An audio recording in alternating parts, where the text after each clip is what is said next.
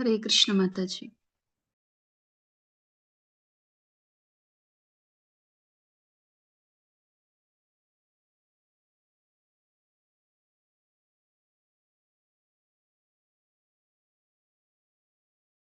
हरे कृष्ण माता जी।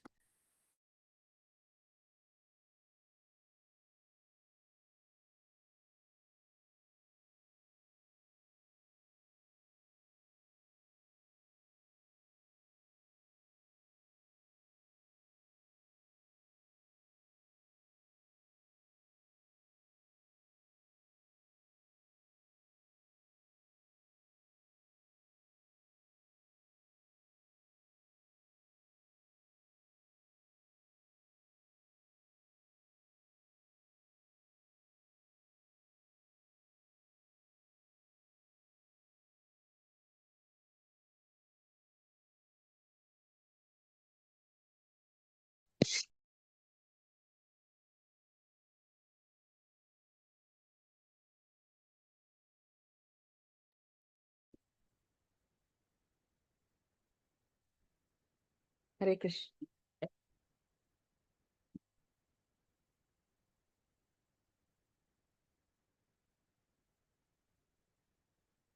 ಹರೇ ಕೃಷ್ಣ ಮಾತಾಜಿಗಳೇ, ಪ್ರಭುಜಿಗಳೇ, ಎಲ್ಲರಿಗೂ ಈ ಕಾರ್ಯಕ್ರಮಕ್ಕೆ ಸ್ವಾಗತವನ್ನ ಕೋರ್ತಾ ಇದ್ದೀನಿ. ಇವತ್ತಿನ ತರಗತಿಯನ್ನು ಶುರು ಮಾಡ್ತೀನಿ. ಓಂ ನಮೋ ಭಗವತೆ ವಾಸುದೇವಾಯ, ಓಂ ನಮೋ ಭಗವತೆ ವಾಸುದೇವಾಯ, ಓಂ ನಮೋ ಭಗವತೆ ವಾಸುದೇವಾಯ.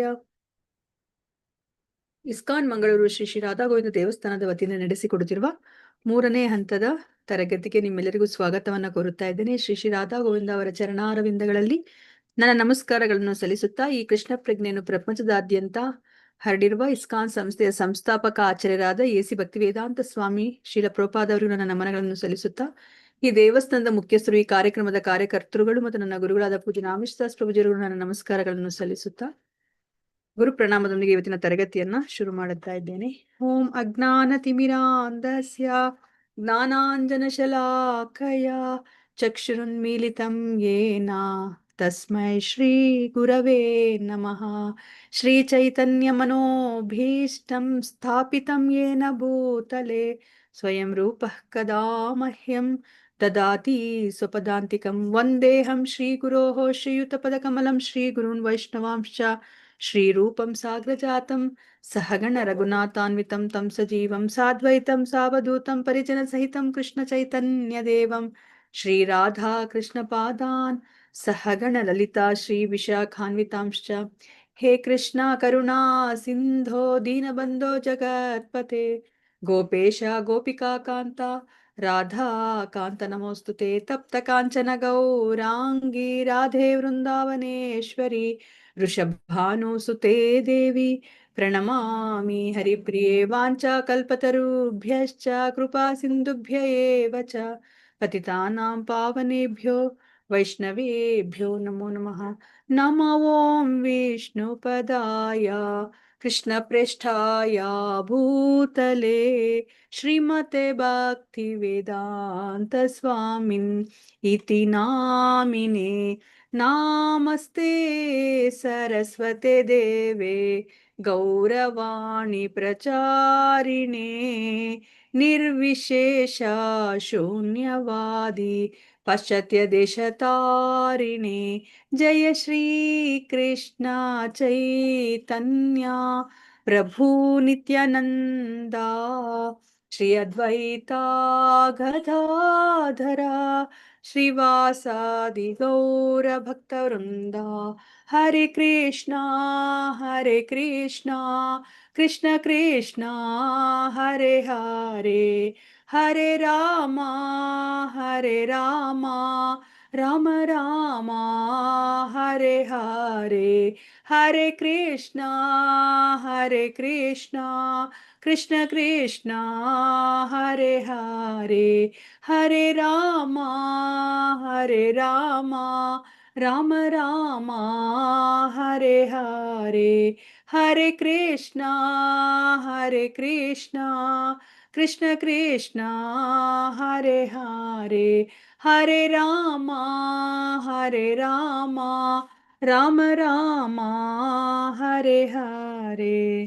ಹರೇ ಕೃಷ್ಣ ಮಾತಾಜಿಗಳ ಪ್ರಭುಜಿಗಳು ಎಲ್ಲರಿಗೂ ಮತ್ತೊಮ್ಮೆ ನಾನು ಈ ಕಾರ್ಯಕ್ರಮಕ್ಕೆ ಸ್ವಾಗತವನ್ನ ಕೋರ್ತಾ ಇದ್ದೀನಿ. ಎಲ್ಲರೂ ಶ್ರೀ ಶ್ರೀ ರಾಧಾ ಗೋವಿಂದರಲ್ಲಿ ಪ್ರಾರ್ಥನೆಯನ್ನ ಮಾಡ್ಕೊಳ್ಳಿ. ಈ ಭಕ್ತಿ ರಸಾಮೃತ ಸಿಂಧುವಿನ ಜ್ಞಾನ ನಿಮ್ಗೆ ಚೆನ್ನಾಗಿ ಅರ್ಥ ಆಗಿ ಅದನ್ನ ನಿಮ್ಮ ಜೀವನದಲ್ಲಿ ಅಳವಡಿಸ್ಕೊಳ್ಳೋ ತರ ಆಗ್ಲಿ ಅಂತ ಹೇಳ್ಬಿಟ್ಟು ನಾನು ಸಹ ಶ್ರೀ ಶ್ರೀ ರಾಧಾ ಗೋವಿಂದರಲ್ಲಿ ಪ್ರಾರ್ಥನೆಯನ್ನ ಮಾಡ್ಕೋತೀನಿ.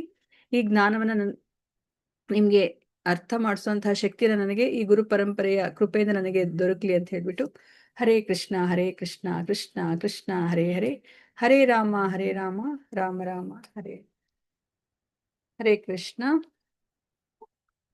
ನಾವೇನನ್ನ ತಿಳ್ಕೊತಾ ಇದೀವಿ ಈಗ?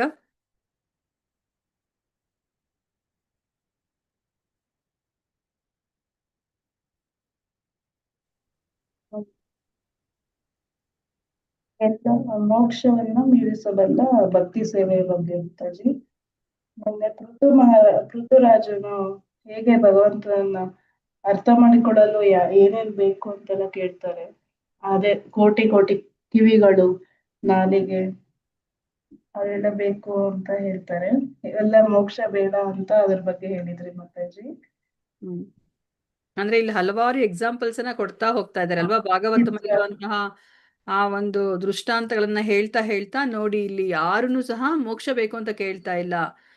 ಎಲ್ಲ ಎಷ್ಟು ಭಕ್ತರು ಪ್ರಾರ್ಥನೆಯನ್ನ ಮಾಡ್ತಾ ಇದಾರೆ ಭಗವಂತನಿಗೆ, ಆದ್ರೆ ಯಾರನ್ನು ಸಹ ಮೋಕ್ಷ ಬೇಕು ಅಂತ ಕೇಳ್ತಾ ಇಲ್ಲ ಅಲ್ವಾ. ಯಾಕಂದ್ರೆ ಈ ಭಕ್ತಿ ಸೇವೆ ಅವರಿಗೆ ಮುಖ್ಯ. ಯಾಕಂದ್ರೆ ಈ ಭಕ್ತಿ ಸೇವೆ ಅನ್ನೋದು ಮೋಕ್ಷವನ್ನು ಸಹ ಮೀರೋ ಅಂತದ್ದು ಅಂತ ಹೇಳ್ಬಿಟ್ಟು ಇಲ್ಲಿ ಹೇಳ್ತಾ ಇದ್ದಾರೆ. ಸೊ ಪೃಥು ಮಹಾರಾಜ ಬಗ್ಗೆ ನಾವು ನೋಡಿದ್ವಿ.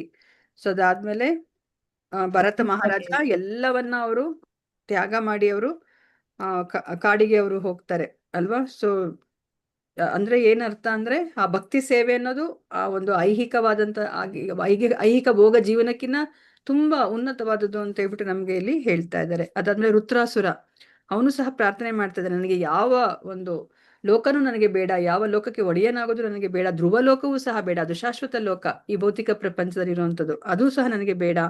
ಮತ್ತೆ ಈ ಅಷ್ಟ ಸಿದ್ಧಿಗಳು ಅದನ್ನು ಸಹ ನನಗೆ ಬೇಡ. ಮತ್ತೆ ನನಗೆ ಈ ಮೋಕ್ಷನೂ ಸಹ ನನಗೆ ಬೇಡ. ನಾನು ನಿನ್ನ ಸಾನ್ನಿಧ್ಯವನ್ನ ಮತ್ತೆ ಶಾಶ್ವತ ಸೇವೆಯನ್ನ ನಾನು ಮಾತ್ರ ಬಯಸ್ತೀನಿ ಅಂತ ಹೇಳ್ಬಿಟ್ಟು ಅವ್ರು ಹೇಳ್ತಾ ಇದ್ದಾರೆ. ಮತ್ತೆ ಇಲ್ಲಿ 6ನೇ ಸ್ಕಂದದಲ್ಲಿ ಏನ್ ಹೇಳಿದ್ರು, ಶಿವ ಸತಿಯನ್ನ ಕುರಿತು ಹೇಳ್ತಾ ಇದ್ದಾರೆ. ಭಕ್ತರು ಅವ್ರು ಎಂತಹ ಒಂದು ಸ್ಥಾನದಲ್ಲಿ ಇದ್ರೂ ಸಹ ಅವರು ಒಂದ್ ಸ್ವಲ್ಪನೂ ಭಯ ಪಡೋದಿಲ್ಲ ಅಲ್ವಾ. ಅಂದ್ರೆ ಭಗವಂತನ ಪಾದ ಕಮಲಗಳಲ್ಲಿ ಅವರ ಆಶ್ರಯವನ್ನ ಪಡೆದಿರ್ತಾರೆ. ಅದಕ್ಕೆ ಅವ್ರಿಗೆ ಅವ್ರಿಗೆ ಭಯ ಅನ್ನೋದೇ ಇರೋದಿಲ್ಲ ಅಂತ ಹೇಳ್ತಾ ಇದ್ದಾರೆ. 6ನೇ ಸ್ಕಂದದಲ್ಲಿ ಇಂದ್ರನು ಸಹ ತನ್ನ ತಾಯಿಯನ್ನ ದಿತಿಯನ್ನ ಕುರಿತು ಅವರು ಕೇಳ್ತಾ ಇದ್ದಾರೆ. ಸೊ ಯಾರು ಈ ಒಂದು ಆತ್ಮ ಉನ್ನತಿ ಮಾಡ್ಕೋಬೇಕು ಅಂತ ಇರ್ತಾರೆ, ಅವ್ರಿಗೆ ಏನನ್ನ ಮಾಡ್ಬೇಕು ಅಂತ ಅವ್ರಿಗೆ ಗೊತ್ತಿರುತ್ತೆ. ಸ್ವಹಿತ ಏನು ಅಂತ ಹೇಳ್ಬಿಟ್ಟು ಅವ್ರಿಗೆ ಗೊತ್ತಿರುತ್ತೆ ಅಂತ ಹೇಳ್ಬಿಟ್ಟು ಇಲ್ಲಿ ಹೇಳ್ತಾ ಇದ್ದಾರೆ. ಮತ್ತೆ 7ನೇ ಸ್ಕಂದದಲ್ಲಿ ಪ್ರಹ್ಲಾದ ಮಹಾರಾಜನು ಹೇಳ್ತಾ ಇದ್ದಾರೆ, ನೀವು ಸಂತೋಷ ಪಡ್ಬೇಕು ಅಂತಂದ್ರೆ ನೀವು ಯಾರನ್ನ ನೀವು ಸಂತೋಷ ಪಡಿಸ್ಬೇಕು ಅಂತಂದ್ರೆ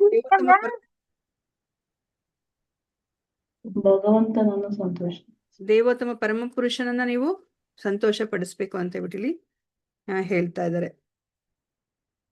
ಸೊ ನೀವು ಭಗವಂತನ ಒಂದು ಮಹಿಮೆಗಳನ್ನ ನೀವು ಯಾವಾಗ್ಲೂ ಸಂಕೀರ್ತನೆ ಮಾಡ್ತಾ ಇದ್ರೆ, ಮತ್ತೆ ಭಗವಂತನ ಪಾದ ಕಮಲಗಳಿರುವಂತಹ ಮಕರಂದ ಆ ನೆಕ್ಟರ್ ಅನ್ನು ನೀವು ಸವಿತಾ ಇದ್ರೆ ನಿಮ್ಗೆ ಆ ವಿಮೋಚನೆ ಮುಕ್ತಿ ಅದನ್ನು ಸಹ ಅಗತ್ಯ ಇದೆ ಅಂತ ನಿಮ್ಗೆ ಅನ್ಸೋದಿಲ್ಲ ಅಂತ ಹೇಳ್ತಾ ಇದ್ದಾರೆ. ಸೊ ಈ ತರ ಅವರು ಎಷ್ಟೊಂದು ಎಕ್ಸಾಂಪಲ್ಸ್ ಅನ್ನ ಕೊಡ್ತಾ ಕೊಡ್ತಾ ನಮ್ಗೆ ಅರ್ಥ ಮಾಡಿಸಿದ್ದಾರೆ. ನೋಡಿ ಎಷ್ಟು ಒತ್ತಿ ನಮ್ಗೆ ಹೇಳ್ತಾ ಇದಾರೆ ಅಲ್ವಾ. ಪ್ರಭುಪಾದರು ಅರ್ಥ ಮಾಡಿಸಿದ್ದಾರೆ, ಮುಕ್ತಿ ಅನ್ನೋದನ್ನ ನೀವು ಯಾವುದೇ ಒಂದು ಸಿಚುಯೇಷನ್ ನೀವು ಕೇಳ್ಕೋಬೇಡಿ ಭಗವಂತನ ಹತ್ರ, ಮುಕ್ತಿ ಬೇಡ ಅಂತ. ಅಂದ್ರೆ ಏನರ್ಥ, ಇಂಡೈರೆಕ್ಟ್ ಆಗಿ ಮುಕ್ತಿಗೋಸ್ಕರ ನಾವು ಯಾವುದೇ ಒಂದು ಕಷ್ಟವನ್ನ ನಾವು ಪಡೋದ್ ಬೇಕಾಗಿಲ್ಲ. ನಾವು ಆ ಭಗವಂತನಿಗೆ ಭಕ್ತಿ ಸೇವೆನ ಮಾಡಿದ್ರೆ ಮುಕ್ತಿ ತಾನಾಗ್ತಾನೆ ಬರುತ್ತೆ ಅಲ್ವಾ. ನಾವು ಈ ಒಂದು ಭೌತಿಕ ಶರೀರವನ್ನ ನಾವು ಮತ್ತೆ ಪಡೆಯೋದಿಲ್ಲ ಅಲ್ವಾ. ನಮ್ಮ ಆಧ್ಯಾತ್ಮಿಕ ಶರೀರವನ್ನ ನಾವು ಪಡಿತೀವಿ ಅಲ್ವಾ. ಎಂತಹ ಆಧ್ಯಾತ್ಮಿಕ ಶರೀರವನ್ನ ಪಡಿತೀವಿ ಅಂದ್ರೆ ನಾವು ಆ ಭಗವಂತನ ಲೋಕಕ್ಕೆ ಹೋಗ್ತೀವಿ. ಅಲ್ಲಿ ಭಗವಂತನ ಸೇವೆಯಲ್ಲಿ ನಮ್ಮನ್ನ ನಾವು ತೊಡಗಿಸ್ಕೋತೀವಿ. ಆ ಬ್ರಹ್ಮ ಜ್ಯೋತಿಯಲ್ಲಿ ನಾವು ಐಕ್ಯ ಆಗೋದು, ಅಲ್ಲಿ ಲೀನ ಆಗೋದು, ಭಗವಂತನ ಆ ಬೆಳಕಿನಲ್ಲಿ ನಾವು ಲೀನ ಆಗೋದನ್ನ ಮಾತ್ರ ನಾವ್ ಯಾವತ್ತೂ ಕೇಳ್ಕೋಬಾರ್ದು ಅಂತ ಹೇಳ್ಬಿಟ್ಟು ನಮ್ಗೆ ಇಲ್ಲಿ ಅರ್ಥ ಮಾಡಿಸ್ತಾ ಇದ್ದಾರೆ. ಸೊ ಮತ್ತೆ ಅದಾದ್ಮೇಲೆ ಗಜೇಂದ್ರನ ಬಗ್ಗೆನೂ ಸಹ ನಾವು ತಿಳ್ಕೊಂಡ್ವಿ. ಕಾಳಿಂಗ ಪತ್ನಿಯರ ಬಗ್ಗೆ ಅವ್ರೂ ಸಹ ಪ್ರಾರ್ಥನೆ ಮಾಡಿದಾಗ ಅವ್ರೂ ಸಹ ಅದನ್ನೇ ಹೇಳಿದ್ರು ಅಲ್ವಾ. ನೋಡಿ ಭಗವಂತನ ಒಂದು ಭಗವಂತನ ಕಾಲಿನಲ್ಲಿರುವಂತಹ ಒಂದು ಧೂಳು ಆಗ್ಬೇಕು ಅಂತ ಹೇಳ್ಬಿಟ್ಟು ಇಲ್ಲಿ ಕೇಳ್ಕೊತಾ ಇದ್ದಾರೆ. ಅವರು ಬೇರೆ ಯಾವ್ದನ್ನು ಅವರು ಕೇಳ್ಕೊಂತಾ ಇಲ್ಲ ಅಲ್ವಾ. ಅವ್ರಿಗೆ ಮುಕ್ತಿ ಯಾವ್ದನ್ನು ಬೇಕು ಅಂತ ಅವರು ಹೇಳ್ತಾ ಇಲ್ಲ. ಸೊ ಮತ್ತೆ ಈಗ ಇವತ್ತಿನ ದಿವಸ ನಾವು ಇಲ್ಲಿ ಶ್ರೀಮದ್ ಭಾಗವತದ 10ನೇ ಸ್ಕಂದದಲ್ಲಿ ಏನನ್ನ ಹೇಳ್ತಾರೆ ಅಂತ ಬಿಟ್ಟು ನಾವು ನೋಡೋಣಂತೆ. ಹರೇ ಕೃಷ್ಣ. ನೋಡೋಣ, ಎಷ್ಟಾಗುತ್ತೋ ಅಷ್ಟು ಓದಿಸ್ತೀನಿ, ಆಮೇಲೆ ನಾನು ಎಕ್ಸ್ಪ್ಲೇನ್ ಮಾಡ್ತೀನಿ. ಮಧ್ಯದಲ್ಲಿ ದಾಮೋದರ ಲೀಲೆ ಬರುತ್ತೆ, ಅದನ್ನ ನಾನು ಎಕ್ಸ್ಪ್ಲೇನ್ ಹಾಗೆ ಮಾಡ್ತೀನಿ. ಹರೇ ಕೃಷ್ಣ. ಇದನ್ನ ಯಾರಾದ್ರೂ ಓದಿ.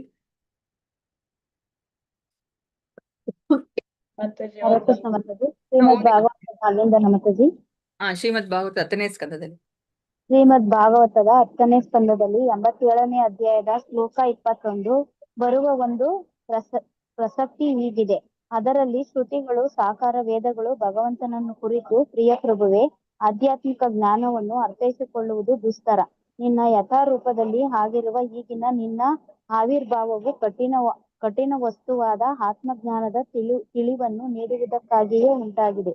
ಹೀಗಾಗಿ ಮುಕ್ತಾತ್ಮರಾದ ಆಚಾರ್ಯರನ್ನು ಸೇರಿಕೊಳ್ಳಲು ತಮ್ಮ ಗೃಹ ಸೌಖ್ಯವನ್ನು ತೊರೆದಿರುವ ಭಕ್ತರು ಇದೀಗ ನಿನ್ನ ಭಕ್ತಿ ಸೇವೆಯಲ್ಲಿ ಪೂರ್ಣ ತನ್ಮಯರಾಗಿದ್ದಾರೆ. ಆದ್ದರಿಂದ ಮುಕ್ತಿ ಎಂಬ ಹೆಸರಿನಲ್ಲಿ ಸಿಗುವುದನ್ನು ಆ ಭಕ್ತರು ಲಕ್ಷ್ಯ ಮಾಡುವುದಿಲ್ಲ ಎಂದಿವೆ. ಹರೇ ಕೃಷ್ಣ ಮಾತಾಜಿ, ಧನ್ಯವಾದಗಳು. ಮಾತಾಜಿ ಧನ್ಯವಾದಗಳು. ಸೊ ಇಲ್ಲಿ ಏನನ್ನ ಹೇಳ್ತಾ ಇದ್ದಾರೆ ಅಂದ್ರೆ, ಇಲ್ಲಿ 10ನೇ ಸ್ಕಂದದಲ್ಲಿ ಏನಾಗುತ್ತೆ ಅಂದ್ರೆ, ಇಲ್ಲಿ ಪರೀಕ್ಷಿತ ಮಹಾರಾಜ ಶುಕಮುನಿಯವರಿಗೆ ಒಂದು ಪ್ರಶ್ನೆಯನ್ನ ಕೇಳ್ತಾರೆ. ಅಂದ್ರೆ ವೇದಗಳಲ್ಲಿರೋದು ಈ 3 ಗುಣಗಳ ಬಗ್ಗೆನೇ ಹೆಚ್ಚಾಗಿ ಇರೋದು ಅಲ್ವಾ.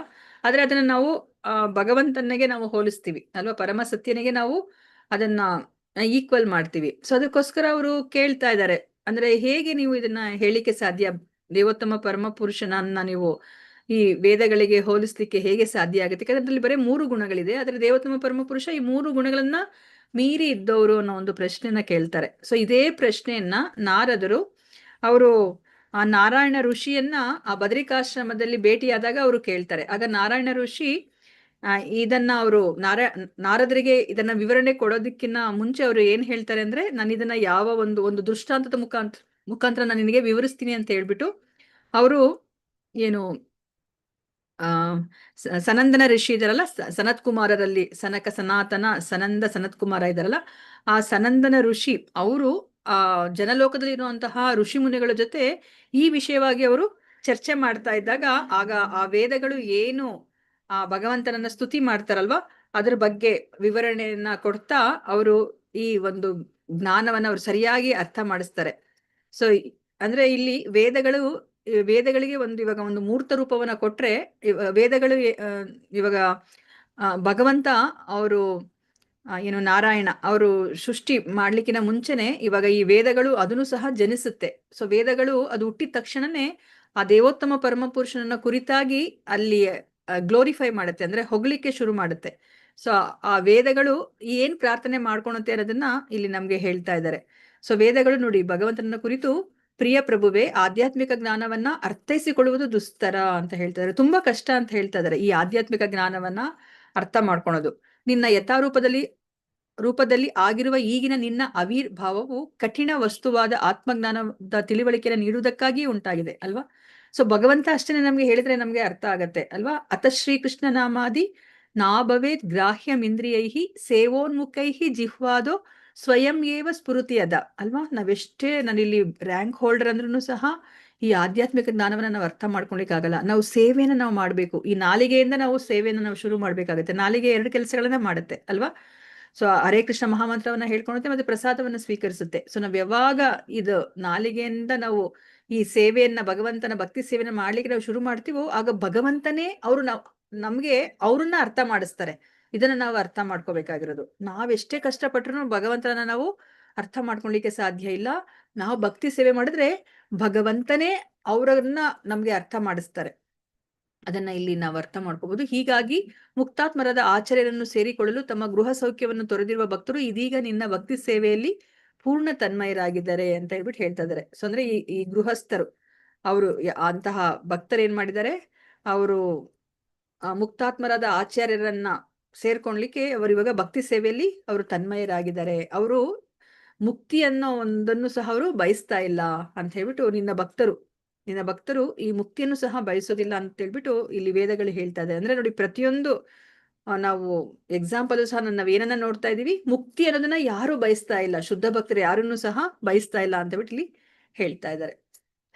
ಹರೇ ಕೃಷ್ಣ. ಇದನ್ನ ಓದಿ ಈ ಶ್ಲೋಕಕ್ಕೆ ವಿವರಣೆ ನೀಡುವ. ಹರೇ ಕೃಷ್ಣ ಮಾತಾಜಿ. ಹೌದು. ಹ್ಮ್ ಈ ಶ್ಲೋಕಕ್ಕೆ ವಿವರಣೆ ನೀಡುವಾಗ ಒಂದು ಸಂಗತಿಯನ್ನು ಗಮನಿಸಬೇಕು. ಆಧ್ಯಾತ್ಮಿಕ ಜ್ಞಾನವೆಂದರೆ ಆತ್ಮನನ್ನು ಮತ್ತು ಪರಮಾತ್ಮನನ್ನು ಅರ್ಥ ಮಾಡಿಕೊಳ್ಳುವುದೇ ಆಗಿದೆ. ವ್ಯಕ್ತಿಗತ ಆತ್ಮ ಹಾಗೂ ಪರಮಾತ್ಮ ಈ ಎರಡೂ ಗುಣಾತ್ಮಕವಾಗಿಯೇ ಒಂದೇ. ಆದ್ದರಿಂದ ಈ ಎರಡು ಬ್ರಹ್ಮನ್ ಅಥವಾ ಆತ್ಮ ಎಂದೇ ಪ್ರಸಿದ್ಧವಾಗಿದೆ. ಆದರೆ ಬ್ರಹ್ಮನ್ ಜ್ಞಾನವು ದಕ್ಕುವುದು ಕಷ್ಟ. ಆತ್ಮವನ್ನು ಅರ್ಥ ಮಾಡಿಕೊಳ್ಳುವ ಕಾರ್ಯದಲ್ಲಿ ಅನೇಕ ತತ್ವಜ್ಞಾನಿಗಳು ನಿರತರಾಗಿದ್ದಾರೆ. ಆದರೆ ಅವರು ಗಣನೀಯ ಪ್ರಗತಿಯನ್ನೇನೂ ಸಾಧಿಸಲಿಲ್ಲ. ಕೋಟಿಗಟ್ಟಲೆ ಜನರಲ್ಲಿ ಎಲ್ಲೋ ಒಬ್ಬನು ಆಧ್ಯಾತ್ಮಿಕ ಜ್ಞಾನವೆಂದರೇನು ಎಂಬುದನ್ನು ತಿಳಿಯಲು ಪ್ರಯತ್ನಿಸಿಯಾನು. ಹೀಗೆ ಪ್ರಯತ್ನಿಸುವ ಎಷ್ಟೋ ಮಂದಿಯಲ್ಲಿ ಒಬ್ಬನೋ ಅಥವಾ ಬೆರಳೆಣಿಕೆಯಷ್ಟು ಮಂದಿಯೋ ದೇವೋತ್ತಮ ಪರಮ ಪುರುಷರನ್ನು ಯಾರೆಂದು ಅರ್ಥ ಮಾಡಿಕೊಳ್ಳಬಹುದು ಎಂದೇ ಆಧ್ಯಾತ್ಮಿಕ ಜ್ಞಾನವನ್ನು ಅರ್ಥೈಸಿಕೊಳ್ಳುವುದು ಕಷ್ಟವೆಂದು ಮತ್ತು ಅದನ್ನು ಸಾಧನೀಯವನ್ನಾಗಿ ಮಾಡಲು ಸ್ವಯಂ ಪರಮ ಪ್ರಭುವೇ ಕೃಷ್ಣನಾಗಿ ಬಂದು ಅರ್ಜುನನಂತಹ ಮಿತ್ರನಿಗೆ ಉಪದೇಶ ಮಾಡುತ್ತಾನೆ ಎಂದು ಈ ಶ್ಲೋಕವು ಹೇಳುತ್ತದೆ. ಜನಸಾಮಾನ್ಯರು ಈ ಉಪದೇಶ ಲಾಭ ಪಡೆಯಲಿ ಎಂಬುದು ಶ್ಲೋಕದ ಇಂಗಿತಾರ್ಥ. ಮುಕ್ತಿ ಎಂದರೆ ಲೌಕಿಕ ಬದುಕಿನ ಎಲ್ಲ ಸುಖಗಳನ್ನು ತ್ಯಜಿಸುವುದು ಎಂದು ಕೂಡ ಈ ಶ್ಲೋಕವು ಸೂಚಿಸುತ್ತದೆ. ಐಹಿಕ ಸಂದರ್ಭಗಳಿಂದ ಮುಕ್ತರಾದ ಮಾತ್ರಕ್ಕೆ ನಿರಾಕಾರವಾದಿಗಳು ತೃಪ್ತಿ ಕಾಣುತ್ತಾರೆ. ಆದರೆ ಭಕ್ತರಾದವರು ಸ್ವತೇವ ಐಹಿಕ ಬದುಕನ್ನು ತೊರೆದು ಭಗವಾನ್ ಶ್ರೀಕೃಷ್ಣನ ಅದ್ಭುತ ಲೀಲಾ ಕಾರ್ಯಗಳ ಶ್ರವಣ ಕೀರ್ತನೆಗಳಲ್ಲಿ ಅಲೌಕಿಕ ಆನಂದವನ್ನು ಪಡೆಯಬಲ್ಲರು. ಹರೇ ಕೃಷ್ಣ ಮಾತಾಜಿ, ಧನ್ಯವಾದ. ಅಲ್ವಾ, ಇಲ್ಲಿ ಏನನ್ನ ಹೇಳ್ತಿದ್ರೆ ನಮ್ಗೆ ಆಧ್ಯಾತ್ಮಿಕ ಜ್ಞಾನ ಅಂದ್ರೆ ಏನು ಅಂತ ಹೇಳ್ಬಿಟ್ಟು ಇಲ್ಲಿ ಹೇಳ್ತಾ ಇದಾರೆ ಅಲ್ವಾ. ಆಧ್ಯಾತ್ಮಿಕ ಜ್ಞಾನ ಅಂದ್ರೆ ಏನು ಅಂತ ನಿಮಗೆ ಗೊತ್ತಾಯ್ತು. ಈಗ ಇಲ್ಲಿ ಡೆಫಿನೇಷನ್ ಅನ್ನ ಕೊಡ್ತಾ ಇದ್ದಾರೆ ಪ್ರಭುಪಾದ್ರು ಅಲ್ವಾ. ನಾವು ಆಧ್ಯಾತ್ಮಿಕ ಮಾರ್ಗದಲ್ಲಿ ನಾವು ಮುನ್ನಡಿಬೇಕು ಅಂತ ನಾವು ಯಾವಾಗ್ಲೂ ಹೇಳ್ತಾ ಇರ್ತೀವಿ. ಅಂದ್ರೆ ಆಧ್ಯಾತ್ಮಿಕ ಮಾರ್ಗ ಅಂದ್ರೆ ಏನು ಅಲ್ವಾ. ಸೊ ಅದಕ್ಕೆ ಇಲ್ಲಿ ಹೇಳ್ತಾ ಇದ್ದಾರೆ ಅಂದ್ರೆ ಆತ್ಮ ಮತ್ತೆ ಪರಮಾತ್ಮನ ಅರ್ಥ ಮಾಡ್ಕೊಳೋದನ್ನೇ ಆಧ್ಯಾತ್ಮಿಕ ಜ್ಞಾನ. ನೋಡಿ, ಇಲ್ಲಿ ಆ ಭಕ್ತಿ ಅನ್ನೋದು ಇದ್ದೇ ಇದೆ ಅಂತ ನಮ್ಗೆ ಇಲ್ಲಿ ಕಾಣಿಸ್ತಿಲ್ಲ ಅಲ್ವಾ. ಆತ್ಮ ಅಂದ್ರೆ ಏನು, ಪರಮಾತ್ಮ ಅಂದ್ರೆ ಏನು ಅಂತ ನಾವು ಅರ್ಥ ಮಾಡ್ಕೊಳೋದು, ಇದೇ ಆಧ್ಯಾತ್ಮಿಕ ಮಾರ್ಗ. ಆಧ್ಯಾತ್ಮಿಕ ಮಾರ್ಗದಲ್ಲಿ ಮುನ್ನಡಿತಾ ನಾವು ಆ ಭಕ್ತಿಯನ್ನ ನಾವು ಮಾಡಿದ್ರೆ, ಅಂದ್ರೆ ಆ ಶುದ್ಧ ಭಕ್ತಿಯನ್ನ ಮಾಡಿದ್ರೆ ನಾವು ಭಗವಂತನ ಲೋಕಕ್ಕೆ ಹೋಗ್ಲಿಕ್ಕೆ ಸಾಧ್ಯ ಆಗತ್ತೆ ಅಲ್ವಾ. ಸೊ ಇವಾಗ ಆಧ್ಯಾತ್ಮಿಕ ಮಾರ್ಗದಲ್ಲಿ ಇರೋರೆಲ್ಲರನ್ನೂ ಸಹ ಭಕ್ತರು ಅಂತ ನಾವು ಅರ್ಥ ಮಾಡ್ಕೊಳಂಗಿಲ್ಲ. ಅದನ್ನ ನಾವಿಲ್ಲಿ ಅರ್ಥ ಮಾಡ್ಕೋಬೇಕು. ಮತ್ತೆ ಇಲ್ಲಿ ಆತ್ಮ ಮತ್ತೆ ಪರಮಾತ್ಮನ ಬಗ್ಗೆ ನಾವು ಭಗವದ್ಗೀತೆಯಲ್ಲಿ ನಾವು ಅರ್ಥ ಮಾಡ್ಕೊಂಡಿದೀವಿ ಅಲ್ವಾ. ಸೊ ಆತ್ಮ ಅಂದ್ರೆ ಏನು, ಪರಮಾತ್ಮ ಅಂದ್ರೆ ಏನು, ಅವರಿಬ್ರು ಕ್ಷೇತ್ರಜ್ಞ ವಿಭಾಗ ಯೋಗದಲ್ಲಿ ಅಲ್ವಾ. ಸೊ ಆ ಒಂದು 13ನೇ ಅಧ್ಯಾಯದಲ್ಲಿ ನಾವು ಅರ್ಥ ಮಾಡ್ಕೊಂಡಿದೀವಿ ಅವರಿಬ್ರು ನಡುವೆ ಏನು ಸಮಾನತೆ ಇದೆ ಮತ್ತೆ ವ್ಯತ್ಯಾಸ ಇದೆ ಅಂತ ಅಲ್ವಾ. ಸೊ ಇಬ್ರು ಸಹ ಈ ದೇಹದಲ್ಲಿ ವಾಸ ಮಾಡ್ತಿದ್ದಾರೆ. ನಮ್ಗೆ ಈ ದೇಹದಲ್ಲಿ ಏನಾಗ್ತಿದೆ ಅಂತ ಗೊತ್ತು, ಆದ್ರೆ ಭಗವಂತನಿಗೆ ನಮ್ಮ ದೇಹದಲ್ಲಿ ಒಂದೇ ಅಲ್ಲ, ಎಲ್ಲ ಜೀವರಾಶಿಗಳಲ್ಲಿ ಏನ್ ನಡೀತಾ ಇದೆ ಅಂತ ಹೇಳ್ಬಿಟ್ಟು ಅವ್ರಿಗೆ ಗೊತ್ತಿದೆ ಅಲ್ವಾ. ಮತ್ತೆ ಗುಣದಲ್ಲಿ ಒಂದೇ ಅಲ್ವಾ. ಇಬ್ರು ಸಹ ಸತ್ಚಿತ್ ಆನಂದ ಸ್ವರೂಪಿಗಳು, ಆದ್ರೆ ಪ್ರಮಾಣದಲ್ಲಿ ಅಗಾಧವಾದ ವ್ಯತ್ಯಾಸ ಇದೆ. ಪ್ರಭುಪಾತ್ರ ಯಾವಾಗ್ಲೂ ಅದಕ್ಕೆ ಹೋಲಿಕೆಯನ್ನ ಕೊಡ್ತಾರೆ ಅಲ್ವಾ. ಸಮುದ್ರದ ನೀರು ಭಗವಂತ ಮತ್ತೆ ಅದರಲ್ಲಿರುವಂತಹ ಒಂದು ಹನಿಗೆ ಆ ಜೀವಿಗಳನ್ನ ಅವರು ಹೋಲಿಸ್ತಾರೆ ಅಲ್ವಾ. ಗುಣದಲ್ಲಿ ಎರಡನ್ನೂ ಸಹ ಉಪ್ಪಾಗೆ ಇರುತ್ತೆ. ಅದೇ ತರ ಗುಣದಲ್ಲಿ ಒಂದೇ, ಆದ್ರೆ ಪ್ರಮಾಣದಲ್ಲಿ ಅಗಾಧವಾದ ವ್ಯತ್ಯಾಸ ಇದೆ. ಅದೇ ತರ ಅವರು ದೊಡ್ಡ ಒಂದು ಬೆಂಕಿಗೆ ಹೋಲಿಸ್ತಾರೆ. ಬೆಂಕಿಗೆ ಪರಮಾತ್ಮನನ್ನ ಹೋಲಿಸ್ತಾರೆ, ಮತ್ತೆ ಅದರಿಂದ ಬರ್ತಿರುವಂತಹ ಕಿಡಿಗಳಿಗೆ ಜೀವಿಗಳನ್ನ ಹೋಲಿಸ್ತಾರೆ ಅಲ್ವಾ. ಗುಣದಲ್ಲಿ ಒಂದೇ, ಆ ಬೆಂಕಿನೂ ಸಹ ಅಥವಾ ಆ ಒಂದು ಆ ಕಣ ಏನಿದೆ, ಆ ಬೆಂಕಿಯಿಂದ ಬರುವಂತಹ ಕಿಡಿ ನಮ್ಮ ಚರ್ಮದ ಮೇಲೆ ಬಿದ್ರೆ ಎರಡನ್ನೂ ಸಹ ಸುಡುತ್ತೆ ಅಲ್ವಾ. ಎರಡಕ್ಕೂ ಸಹ ಬೆಳಕು ಶಾಖ ಇರುತ್ತೆ. ಸೊ ಅಂದ್ರೆ ಗುಣಾತ್ಮಕವಾಗಿ ಒಂದೇ, ಆದ್ರೆ ಅಲ್ಲಿ ಅಗಾಧವಾದ ವ್ಯತ್ಯಾಸ ಪ್ರಮಾಣದಲ್ಲಿ ಇದೆ ಅಲ್ವಾ. ಮತ್ತೆ ಎರಡನ್ನೂ ಸಹ ಬ್ರಹ್ಮನ್ ಅಲ್ವಾ. ಸೊ ಬ್ರಹ್ಮನ್ ಅಂತಂದ್ರೆ ಚೇತನ, ಅಂದ್ರೆ ಅದು ಜಡ ವಸ್ತು ಅಲ್ಲ. ಬ್ರಹ್ಮನ್ ಅಂದ್ರೆ ಚೇತನ. ಸೊ ಭಗವಂತ ಅಂದ್ರೆ ಇಲ್ಲಿ ಏನೇ ಹೇಳ್ತಾ ಇದಾರೆ, ಆತ್ಮ ಮತ್ತೆ ಪರಮಾತ್ಮ, ಜೀವಾತ್ಮ ಮತ್ತೆ ಪರಮಾತ್ಮ. ಸೊ ಇವಾಗ ನಾವು ಬ್ರಹ್ಮನ್ ಅಂತಂದ್ರೆ ಅಂದ್ರೆ ಪರಮಾತ್ಮ ಪರಬ್ರಹ್ಮನ್, ಅದನ್ನ ನಾವು ಅರ್ಥ ಮಾಡ್ಬೇಕು. ಹೌದು, ಇಬ್ರು ಬ್ರಹ್ಮನ್ನೇ, ಆದ್ರೆ ಎಲ್ಲಿ ವ್ಯತ್ಯಾಸ ಆಗ್ತಿದೆ, ನಾವು ಬ್ರಹ್ಮನ್ ಅಷ್ಟೇ, ಭಗವಂತ ಅಂದ್ರೆ ಅವರು ಪರಮಾತ್ಮ ರೂಪಿಯಾಗಿರುವಂತಹ ಭಗವಂತ ಅವರು ಪರಬ್ರಹ್ಮನ್ ಅಂತ ನಾವು ಇಲ್ಲಿ ಅರ್ಥ ಮಾಡ್ಕೋಬೇಕು. ನೋಡಿ, ಈ ಜ್ಞಾನ ಸಿಗೋದು ತುಂಬಾ ಕಷ್ಟ ಅಲ್ವಾ. ತುಂಬಾ ಅದೃಷ್ಟಶಾಲಿಗಳಿಗೆ ಅಷ್ಟೇನೆ ಈ ಒಂದು ಆಧ್ಯಾತ್ಮಿಕ ಜ್ಞಾನ ಸಿಕ್ಲಿಕ್ಕೆ ಸಾಧ್ಯ ಆಗತ್ತೆ. ಇವಾಗ ಜ್ಞಾನಿಗಳು ಏನ್ ಮಾಡ್ತಾ ಇದಾರೆ, ಇದನ್ನ ಅರ್ಥ ಮಾಡ್ಕೊಳೋದ್ರಲ್ಲಿ ಅವರು ತಮ್ಮನ್ನ ತಾವು ತೊಡಗಿಸ್ಕೊಂಡಿದ್ದಾರೆ. ಅವರು ತಮ್ಮ ಜೀವನ ಪೂರ್ತಿ ಈ ಒಂದು ಆತ್ಮ ಪರಮಾತ್ಮನನ್ನ ಅರ್ಥ ಮಾಡ್ಕೊಳ್ಲಿಕ್ಕೆನೆ ಅವರು ತೊಡಗಿಸ್ಕೊಂಡಿದ್ದಾರೆ. ಆದ್ರೆ ಅವರಿಗೆ ತುಂಬಾ ಪ್ರಗತಿ ಆಗ್ತಾ ಇಲ್ಲ. ಅದಕ್ಕೆ ನಮ್ಗೆ ಭಗವದ್ಗೀತೆಯಲ್ಲಿ ಕೃಷ್ಣ ಹೇಳಿರೋ ಹಾಗೆ ಸಹಸ್ರಾರು ಮಂದಿ ಅಲ್ವಾ, ಮನುಷ್ಯಾಣಾಂ ಸಹಸ್ರೇಶು ಕಶ್ಚಿನ್ ಯತತಿ ಸಿದ್ಧಯ್ಯ ಅಲ್ವಾ. ಇವಾಗ ನಮ್ಗೆ ಗೊತ್ತಿರೋ ಮ್ಯಾರಥಾನ್ ಸ್ಟಾರ್ಟ್ ಆದಾಗ ತುಂಬಾ ಜನ ಇರ್ತಾರೆ ಅಲ್ವಾ. ಆದ್ರೆ ಮಾರ್ಗ ಮಧ್ಯದಲ್ಲಿ ಅವರು ದಣಿವಾಗಿ ಅವರು ಬಿಟ್ಟು ಹೋಗ್ತಾರೆ ಅಲ್ವಾ. ಆ ಗುರಿಯನ್ನು ತಲುಪೋರು ತುಂಬಾ ಕೆಲವೇ ಮಂದಿ. ಅದೇ ತರನೇ ಇಲ್ಲಿ ಜ್ಞಾನದ ಮೂಲಕ ಈ ಆತ್ಮ ಪರಮಾತ್ಮನನ್ನ ಯಾರು ಅರ್ಥ ಮಾಡ್ಕೊಳ್ಲಿಕ್ಕೆ ಹೊರಟಿದ್ದಾರೆ ಅವರು ಸಾವಿರಾರು ಮಂದಿ ಇರ್ಬೋದು, ಆದ್ರೆ ಆ ಭಗವಂತನನ್ನ ಅರ್ಥ ಮಾಡ್ಕೊಂಡ್ರವ್ರು ಬೆರಳೆಣಿಕೆ ಅಷ್ಟೇ ಅಂತ ಹೇಳ್ಬಿಟ್ಟು ಇಲ್ಲಿ ಹೇಳ್ತಾ ಇದಾರೆ. ಅದಕ್ಕೇನೆ ಇಲ್ಲಿ ತುಂಬಾ ಕಷ್ಟ. ಇದು ಆಧ್ಯಾತ್ಮಿಕ ಜ್ಞಾನ ಏನಿದೆ ಅದು ತುಂಬಾನೇ ಕಷ್ಟ ಇದೆ ಅಂತ ಬಿಟ್ಟು ಹೇಳ್ತಾ ಇದ್ದಾರೆ. ಅದಕ್ಕೆ ಇಲ್ಲಿ ಆಧ್ಯಾತ್ಮಿಕ ಜ್ಞಾನವನ್ನ ಅರ್ಥ ಮಾಡ್ಕೊಳ್ಳೋದು ಕಷ್ಟ. ಅದನ್ನ ಸಾಧನೀಯವನ್ನಾಗಿ ಮಾಡಲು ಸ್ವಯಂ ಪರಮಪ್ರಭುವೇ ಶ್ರೀಕೃಷ್ಣನಾಗಿ ಬಂದು ಅರ್ಜುನನಂತಹ ಮಿತ್ರನಿಗೆ ಉಪದೇಶ ಮಾಡ್ತಾ ಇದ್ದಾರೆ. ಅದಕ್ಕೆ ಕೃಷ್ಣನೇ ಬರ್ತಾ ಇದ್ದಾರೆ. ಸೊ ಕೃಷ್ಣನೇ ಅವರು ಈ ಜ್ಞಾನವನ್ನ ತನ್ನ ಮಿತ್ರನಿಗೆ ಅವರು ಕೊಡ್ತಾ ಇದ್ದಾರೆ ಅಲ್ವಾ. ಅರ್ಜುನನ ಮುಖಾಂತರ ಅವರು ನಮ್ಮೆಲ್ಲರಿಗೂ ಅವರು ಕೊಡ್ತಾ ಇದ್ದಾರೆ. ಸೊ ನಾವೆಲ್ಲರೂ ಸಹ ಗೀತ ಉಪದೇಶ ಅಥವಾ ಗೀತವನ್ನ ನಾವು ಗೀತಾ ಅನ್ನೋ ಒಂದು ಅಮೃತವನ್ನ ಹಾಲಿಗೆ ಹೋಲಿಸ್ತಾರೆ ಅಲ್ವಾ, ಅದನ್ನ ನಾವು ಪಾನ ಮಾಡ್ತಾ ಇದೀವಿ. ಸೊ ಜನಸಾಮಾನ್ಯರು ಈ ಉಪದೇಶದ ಲಾಭ ಪಡೆಯಲಿ ಎಂಬುದು ಶ್ಲೋಕದ ಇಂಗಿತಾರ್ಥ ಅಲ್ವಾ. ಭಗವಂತನ ಇಚ್ಛೆ ಏನಿತ್ತು, ಎಲ್ಲರನ್ನೂ ಸಹ ಈ ಒಂದು ಭಗವದ್ಗೀತೆಯನ್ನ ಅರ್ಜುನನ ಮುಖಾಂತರ ನಾವೆಲ್ಲರೂ ಸಹ ಅದರ ಉಪಯೋಗವನ್ನ ಪಡ್ಕೊಳ್ಳಿ ಅನ್ನೋದು ಇಚ್ಛೆ ಇದೆ. ಮುಕ್ತಿ ಅಂದ್ರೆ ಲೌಕಿಕ ಬದುಕಿನ ಎಲ್ಲ ಸುಖಗಳನ್ನ ತ್ಯಜಿಸುವುದು ಎಂದು ಕೂಡ ಈ ಶ್ಲೋಕವು ಸೂಚಿಸುತ್ತದೆ. ಅಂದ್ರೆ ಮುಕ್ತಿ ಅಂತಂದ್ರೆ ಏನರ್ಥ, ನಾವು ಈ ಭೌತಿಕ ಪ್ರಪಂಚದ ಈ ಎಲ್ಲ ಸುಖ ಏನಿದೆ ಅದನ್ನ ನಾವು ತ್ಯಜಿಸ್ಬೇಕು ಅಲ್ವಾ. ನಮ್ಗೆ ತ್ಯಜಿಸೋದು ಅಂದ್ರೆ ಏನಂತ ನಾವು ಅರ್ಥ ಮಾಡ್ಕೊಂಡ್ವಿ. 2 ತರದ ತ್ಯಜಿಸುವಿಕೆ ಇದೆ ಅಲ್ವಾ. ಒಂದು ಏನು ಫಲ್ಗು ವೈರಾಗ್ಯ, ಇನ್ನೊಂದು ಯುಕ್ತ ವೈರಾಗ್ಯ. ನಾವು ಫಲ್ಗು ವೈರಾಗ್ಯ ಮಾಡ್ಬೇಕಾ, ಯುಕ್ತ ವೈರಾಗ್ಯವನ್ನ ಮಾಡ್ಬೇಕಾ? ಯುಕ್ತ ವೈರಾಗ್ಯ. ಯುಕ್ತ ವೈರಾಗ್ಯ ಅಂದ್ರೆ ಏನು, ಏನಂತ ತಿಳ್ಕೊಂಡ್ರಿ? ಐಹಿಕ ಕಾಮ್ಯ ಕರ್ಮಗಳಿಂದ ಬಿಡುಗಡೆ ಹೊಂದಬೇಕು ಅಂತ. ಅಂದ್ರೆ ನಾವಿವಾಗ ಎಲ್ಲಾನು ಇದೆ, ಈಗ ಏನನ್ನೂ ನಾವು ಉಪಯೋಗಿಸ್ಕೋಬಾರ್ದು ಅಂತಂದ್ರೆ ಅದು ಎಷ್ಟು ಕಷ್ಟ. ಮತ್ತೆ ಸೃಷ್ಟಿ ಮಾಡಿದ್ದಾದ್ರೂ ಏನಕ್ಕೆ ಭಗವಂತ ಅಲ್ವಾ, ನಮ್ಗ ಪ್ರಶ್ನೆ ಬರುತ್ತೆ ಅಲ್ವಾ. ಈ ಕಣ್ಣು, ಕಿವಿ, ಮೂಗು, ಬಾಯಿ ಎಲ್ಲವನ್ನ ಕೊಟ್ಟಿದ್ದಾನೆ, ಇಂದ್ರಿಯಗಳನ್ನ ಕೊಟ್ಟಿದ್ದಾನೆ. ಮತ್ತೆ ಈ ಭೌತಿಕ ಪ್ರಪಂಚದಲ್ಲಿ ಎಷ್ಟು ಸುಂದರವಾದಂತಹ ಹೂವು, ಹಣ್ಣು ಅಲ್ವಾ. ಮತ್ತೆ ಈ ಪ್ರಕೃತಿಯಲ್ಲಿ ಎಷ್ಟೊಂದು ವಸ್ತುಗಳಿದೆ, ಇವೆಲ್ಲವನ್ನ ಕೊಟ್ಟಿದ್ದಾನೆ. ಏನಕ್ಕಂತ ಸೃಷ್ಟಿ ಮಾಡ್ದ ಅವನು. ಏನನ್ನೂ ಉಪಯೋಗಿಸ್ಕೋಬಾರ್ದು. ನಾವು ಉಪಯೋಗಿಸ್ಕೊಂಡ್ರೆ ನಾವು ಇಲ್ಲಿ ಇಹ ಬಂಧದಲ್ಲಿ ಸಿಕ್ಕಾಕೊಂಡ್ಬಿಡ್ತೀವಿ ಅಂತಂದ್ರೆ ಭಗವಂತ ಏನಕ್ಕೆ ಸೃಷ್ಟಿ ಮಾಡಿದ್ದಾರೆ ಅಲ್ವಾ. ಕೃಷ್ಣ ಪಾದಾರವಿಂದ ಮಾತಾಡ್ತೀನಿ. ಎಲ್ಲವನ್ನು ಸಹ ನಾವು ಭಗವಂತನ ಸೇವೆಗೆ ನಾವು ಉಪಯೋಗಿಸ್ಬೇಕು. ನಾವೇನ್ ಮಾಡ್ತಾ ಇದೀವಿ, ಇಂದ್ರಿಯ ಸುಖವನ್ನ ಮಾಡ್ತಾ ಇದೀವಿ ಅಲ್ವಾ. ಸೊ ನಾವು ಬೆಳಗ್ಗೆ ಎದ್ದ ತಕ್ಷಣ ನಾವ್ ಏನ್ ಯೋಚನೆ ಮಾಡ್ತೀವಿ, ನಾವು ಈ ಸ್ನಾನ ಮಾಡ್ಬೇಕಾದ್ರೂ ಸಹ ನಾವು ಏನಕ್ಕೆ ಮಾಡ್ತಾ ಇದೀವಿ, ನಾನ್ ಫ್ರೆಶ್ ಆಗ್ಬೇಕು ಅಲ್ವಾ. ನಾನು ಎಲ್ಲರ ಮುಂದೆ ಜನರ ಜೊತೆ ಬೆರೆತಾಗ ಅಲ್ವಾ ಎಲ್ಲರೂ ಈ ವ್ಯಕ್ತಿ ಸೊ ಎಷ್ಟು ಶುಚಿಯಾಗಿದ್ದಾನೆ ಅಂತ ಹೇಳ್ಬಿಟ್ಟು ನಮ್ಗೆ ಏನೋ ಒಂದು ಹೆಸರು ಬರಬೇಕು, ಅಥವಾ ನಾವು ಶುಚಿಯಾಗಿ ನಮ್ಮ ಸೆಲ್ಫ್ ಸ್ಯಾಟಿಸ್ಫ್ಯಾಕ್ಷನ್ಗೆ ನಾವು ಶುಚಿಯಾಗ್ಬೇಕು ಅನ್ಕೋತಾ ಇದೀವಿ. ಆದ್ರೆ ಇವಾಗ ನಮ್ಗೇನ್ ಗೊತ್ತಾಯ್ತು, ಸೊ ನಾವು ಅಲ್ಲಿ ಸ್ನಾನ ಮಾಡೋದನ್ನು ಸಹ ಆ ಭಗವಂತನ ಸಂತೋಷಕ್ಕೋಸ್ಕರ. ಅಂದ್ರೆ ನಾನು ಇವಾಗ ಭಗವಂತನಿಗೆ ನಾನು ನೈವೇದ್ಯ ಮಾಡ್ಬೇಕು, ಭಗವಂತನಿಗೆ ನೈವೇದ್ಯವನ್ನು ತಯಾರು ಮಾಡ್ಬೇಕು, ಭಗವಂತನಿಗೆ ಪೂಜೆಯನ್ನ ಮಾಡ್ಬೇಕು, ಅದಕ್ಕೋಸ್ಕರ ನಾನು ಶುಚಿಯಾಗಿರ್ಬೇಕು ಅಲ್ವಾ. ಆ ತರ ಅಂದ್ರೆ ಏನನ್ನೇ ಮಾಡಿದ್ರು ಸಹ ಅದು ನಮ್ಮ ಸಂತೋಷಕ್ಕಲ್ಲ, ಇಂದ್ರಿಯ ಸಂತೋಷಕ್ಕಲ್ಲ, ಭಗವಂತನ ಸಂತೋಷಕ್ಕೆ ಅನ್ನೋ ಒಂದು ಪ್ರಜ್ಞೆಯಲ್ಲಿ ನಾವು ಮಾಡ್ಬೇಕು. ಅದನ್ನ ಯುಕ್ತ ವೈರಾಗ್ಯ ಅಂತ ಹೇಳ್ತಾರೆ ಅಲ್ವಾ. ನೋಡಿ ಎಷ್ಟು ಏನು ಸ್ವಾದಿಷ್ಟವಾದಂತಹ ಅಲ್ಲಿ ಮಾವಿನ ಹಣ್ಣಿರುತ್ತೆ ಅಲ್ವಾ. ಅಯ್ಯೋ ಅಯ್ಯೋ ಬೇಡಪ್ಪ, ಇದು ಭೌತಿಕ ವಸ್ತು, ನಾನು ಇದನ್ನ ಮುಟ್ಕೂಡ್ದು ಅಂತಂದ್ರೆ ಅದು ಫಲ್ಗು ವೈರಾಗ್ಯ ಅಲ್ವಾ. ಸೊ ಭಗವಂತನ ಸೃಷ್ಟಿ ಅದು, ಆ ಭಗವಂತನ ಸೃಷ್ಟಿಯಲ್ಲಿ ಇರೋದು ಎಲ್ಲವನ್ನೂ ಸಹ ನಾವು ಭಗವಂತನಿಗೆ ಬಳಸೋದೇನೆ ಯುಕ್ತ ವೈರಾಗ್ಯ. ನಮ್ಮ ಇಂದ್ರಿಯ ಸಂತೋಷಕ್ಕೆ ಬಳಸ್ತಲೇ ನಾವು ಭಗವಂತನ ಸಂತೋಷಕ್ಕೆ ಬಳಸಿದಾಗ ಅದನ್ನ ಯುಕ್ತ ವೈರಾಗ್ಯ ಅಂತ ಬಿಟ್ಟು ಕರೀತಾರೆ. ಸೊ ಅದಕ್ಕೋಸ್ಕರ ಇದನ್ನ ಮುಕ್ತಿ ಅಂತ ಕರೀತಾ ಇದ್ದಾರೆ. ಸೊ ಲೌಕಿಕ ಬದುಕಿನ ಎಲ್ಲ ಸುಖಗಳನ್ನ ತ್ಯಜಿಸುವುದು ಅಂದ್ರೆ ಏನರ್ಥ, ನಮ್ಗೆ ನಮ್ಮ ಸಂತೋಷಕ್ಕೆ, ಇಂದ್ರಿಯ ಸಂತೋಷಕ್ಕೆ ನಾವು ಉಪಯೋಗಿಸ್ಕೊಂಡಲೇ ಭಗವಂತನಿಗೋಸ್ಕರ ಮಾಡೋದನ್ನೇ ಇಲ್ಲಿ ತ್ಯಾಗ ಅಂತ ಕರೀತಾ ಇದ್ದಾರೆ. ಸೊ ಐಹಿಕ ಸಂದರ್ಭಗಳಿಂದ ಮುಕ್ತರಾದ ಮಾತ್ರಕ್ಕೆ ನಿರಾಕಾರವಾದಿಗಳು ತೃಪ್ತಿ ಕಾಣುತ್ತಾರೆ. ಸೊ ನಿರಾಕಾರವಾದಿಗಳಿಗೆ ಏನು, ಆ ಒಂದು ಬ್ರಹ್ಮಜ್ಯೋತಿಯಲ್ಲಿ ಲೀನ ಆಗ್ಬಿಟ್ರೇನೆ ಅವ್ರಿಗೆ ಸಾಕು. ಯಾಕಂದ್ರೆ ಅವ್ರಿಗೆ ದೇಹ ಅಂದ್ರೆ ಭಯ. ಯಾಕಂದ್ರೆ ಈ ದೇಹ ಇದ್ರೇನೆ ಅಲ್ವಾ ನಾವು ಕಷ್ಟವನ್ನ ಅನುಭವಿಸ್ತೀವಿ ಅಂತ ಹೇಳ್ಬಿಟ್ಟು ನಮ್ಗೆ ಈ ದೇಹ ಅನ್ನೋದೇ ಬೇಡ ಅಂತ ಅವ್ರು ಯೋಚನೆ ಮಾಡ್ತಾರೆ. ಅವ್ರಿಗೆ ಅಷ್ಟೇ ಸಾಕು, ಅವ್ರ ಗುರಿನೇ ಅಷ್ಟು. ಆದ್ರೆ ಇವಾಗ ನಾವು ನೋಡಿರೋ ಹಾಗೇನೆ, ಇವಾಗ ನಾನು ಎಷ್ಟು ಒಂದು 10th ಓದ್ಬಿಟ್ಟು ನಾನು ತುಂಬಾ ಓದಿದ್ದೀನಿ ಅನ್ಕೊಂಡ್ರೆ ಅದು ನಿಜವಾದ ಒಂದು ಜ್ಞಾನ ಅಲ್ಲ ಅಲ್ವಾ. 10th ಅದು ಅಲ್ಟಿಮೇಟ್ ಅಲ್ಲ. ಅದರಿಂದ ಮೇಲೆ ನಾವು ಎಷ್ಟೊಂದು PhD ತನಕನೂ ನಾವು ಓದ್ಬೋದು ಅಲ್ವಾ.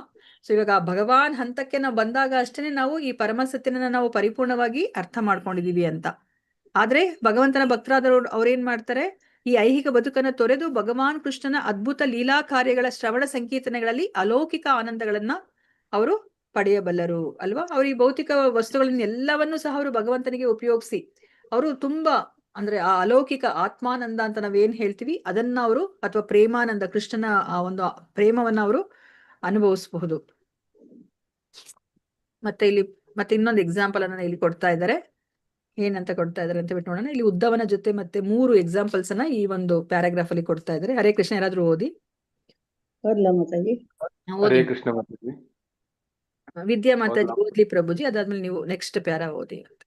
ಶ್ರೀಮದ್ ಭಾಗವತದ 11ನೇ ಸ್ಕಂದದಲ್ಲಿ 20ನೇ ಅಧ್ಯಾಯ ಶ್ಲೋಕ 34.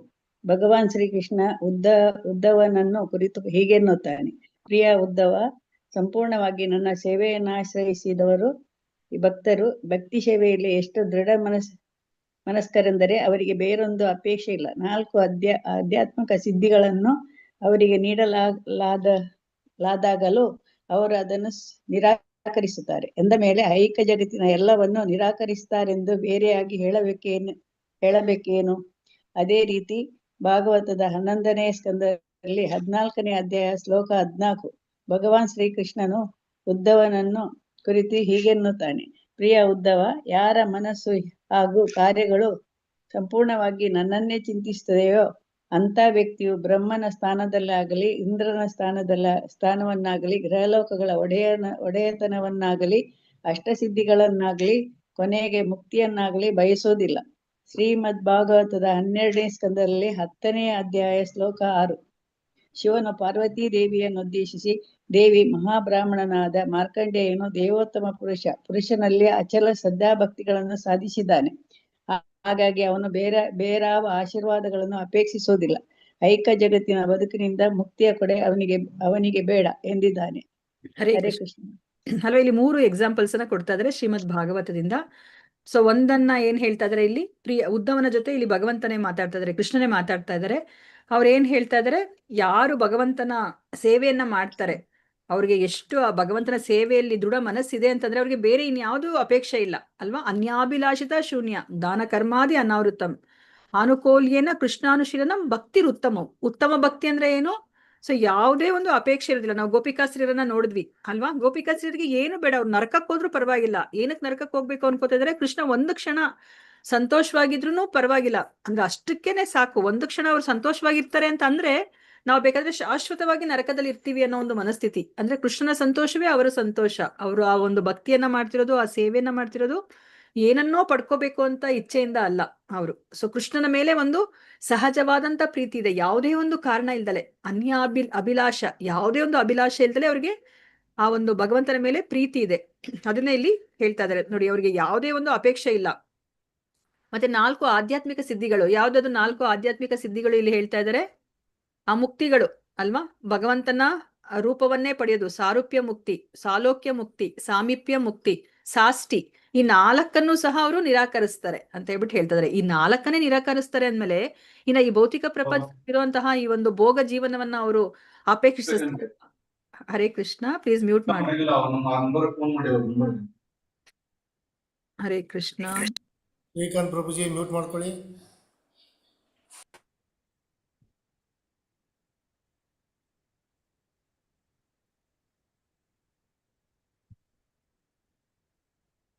One second.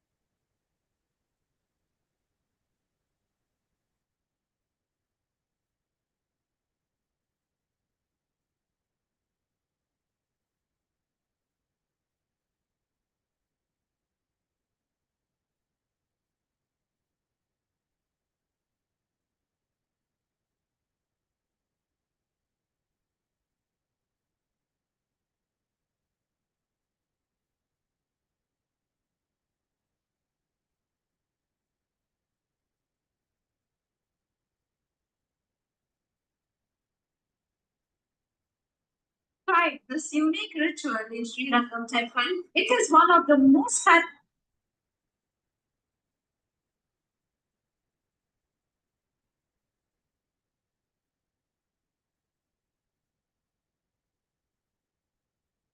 isn't just a ritual, it's deeply symbolic. The 5 Srikanth Prabhuji mute ಮಾಡ್ಕೊಳ್ಳಿ. elements Hare Krishna. air, Srikanth Prabhuji mute ಮಾಡ್ಕೊಳ್ಳಿ.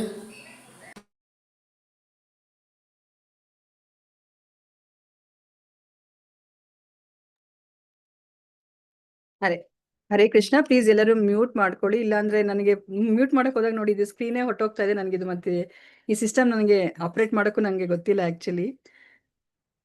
ಹರೇ ಕೃಷ್ಣ. ಎಲ್ಲ ಮ್ಯೂಟ್ ಮಾಡ್ಕೊಂಡ್ರಿ ಮಾತಾಜಿ. ಓಕೆ, ಧನ್ಯವಾದಗಳು ಪ್ರಭುಜಿ. ಹರೇ ಕೃಷ್ಣ.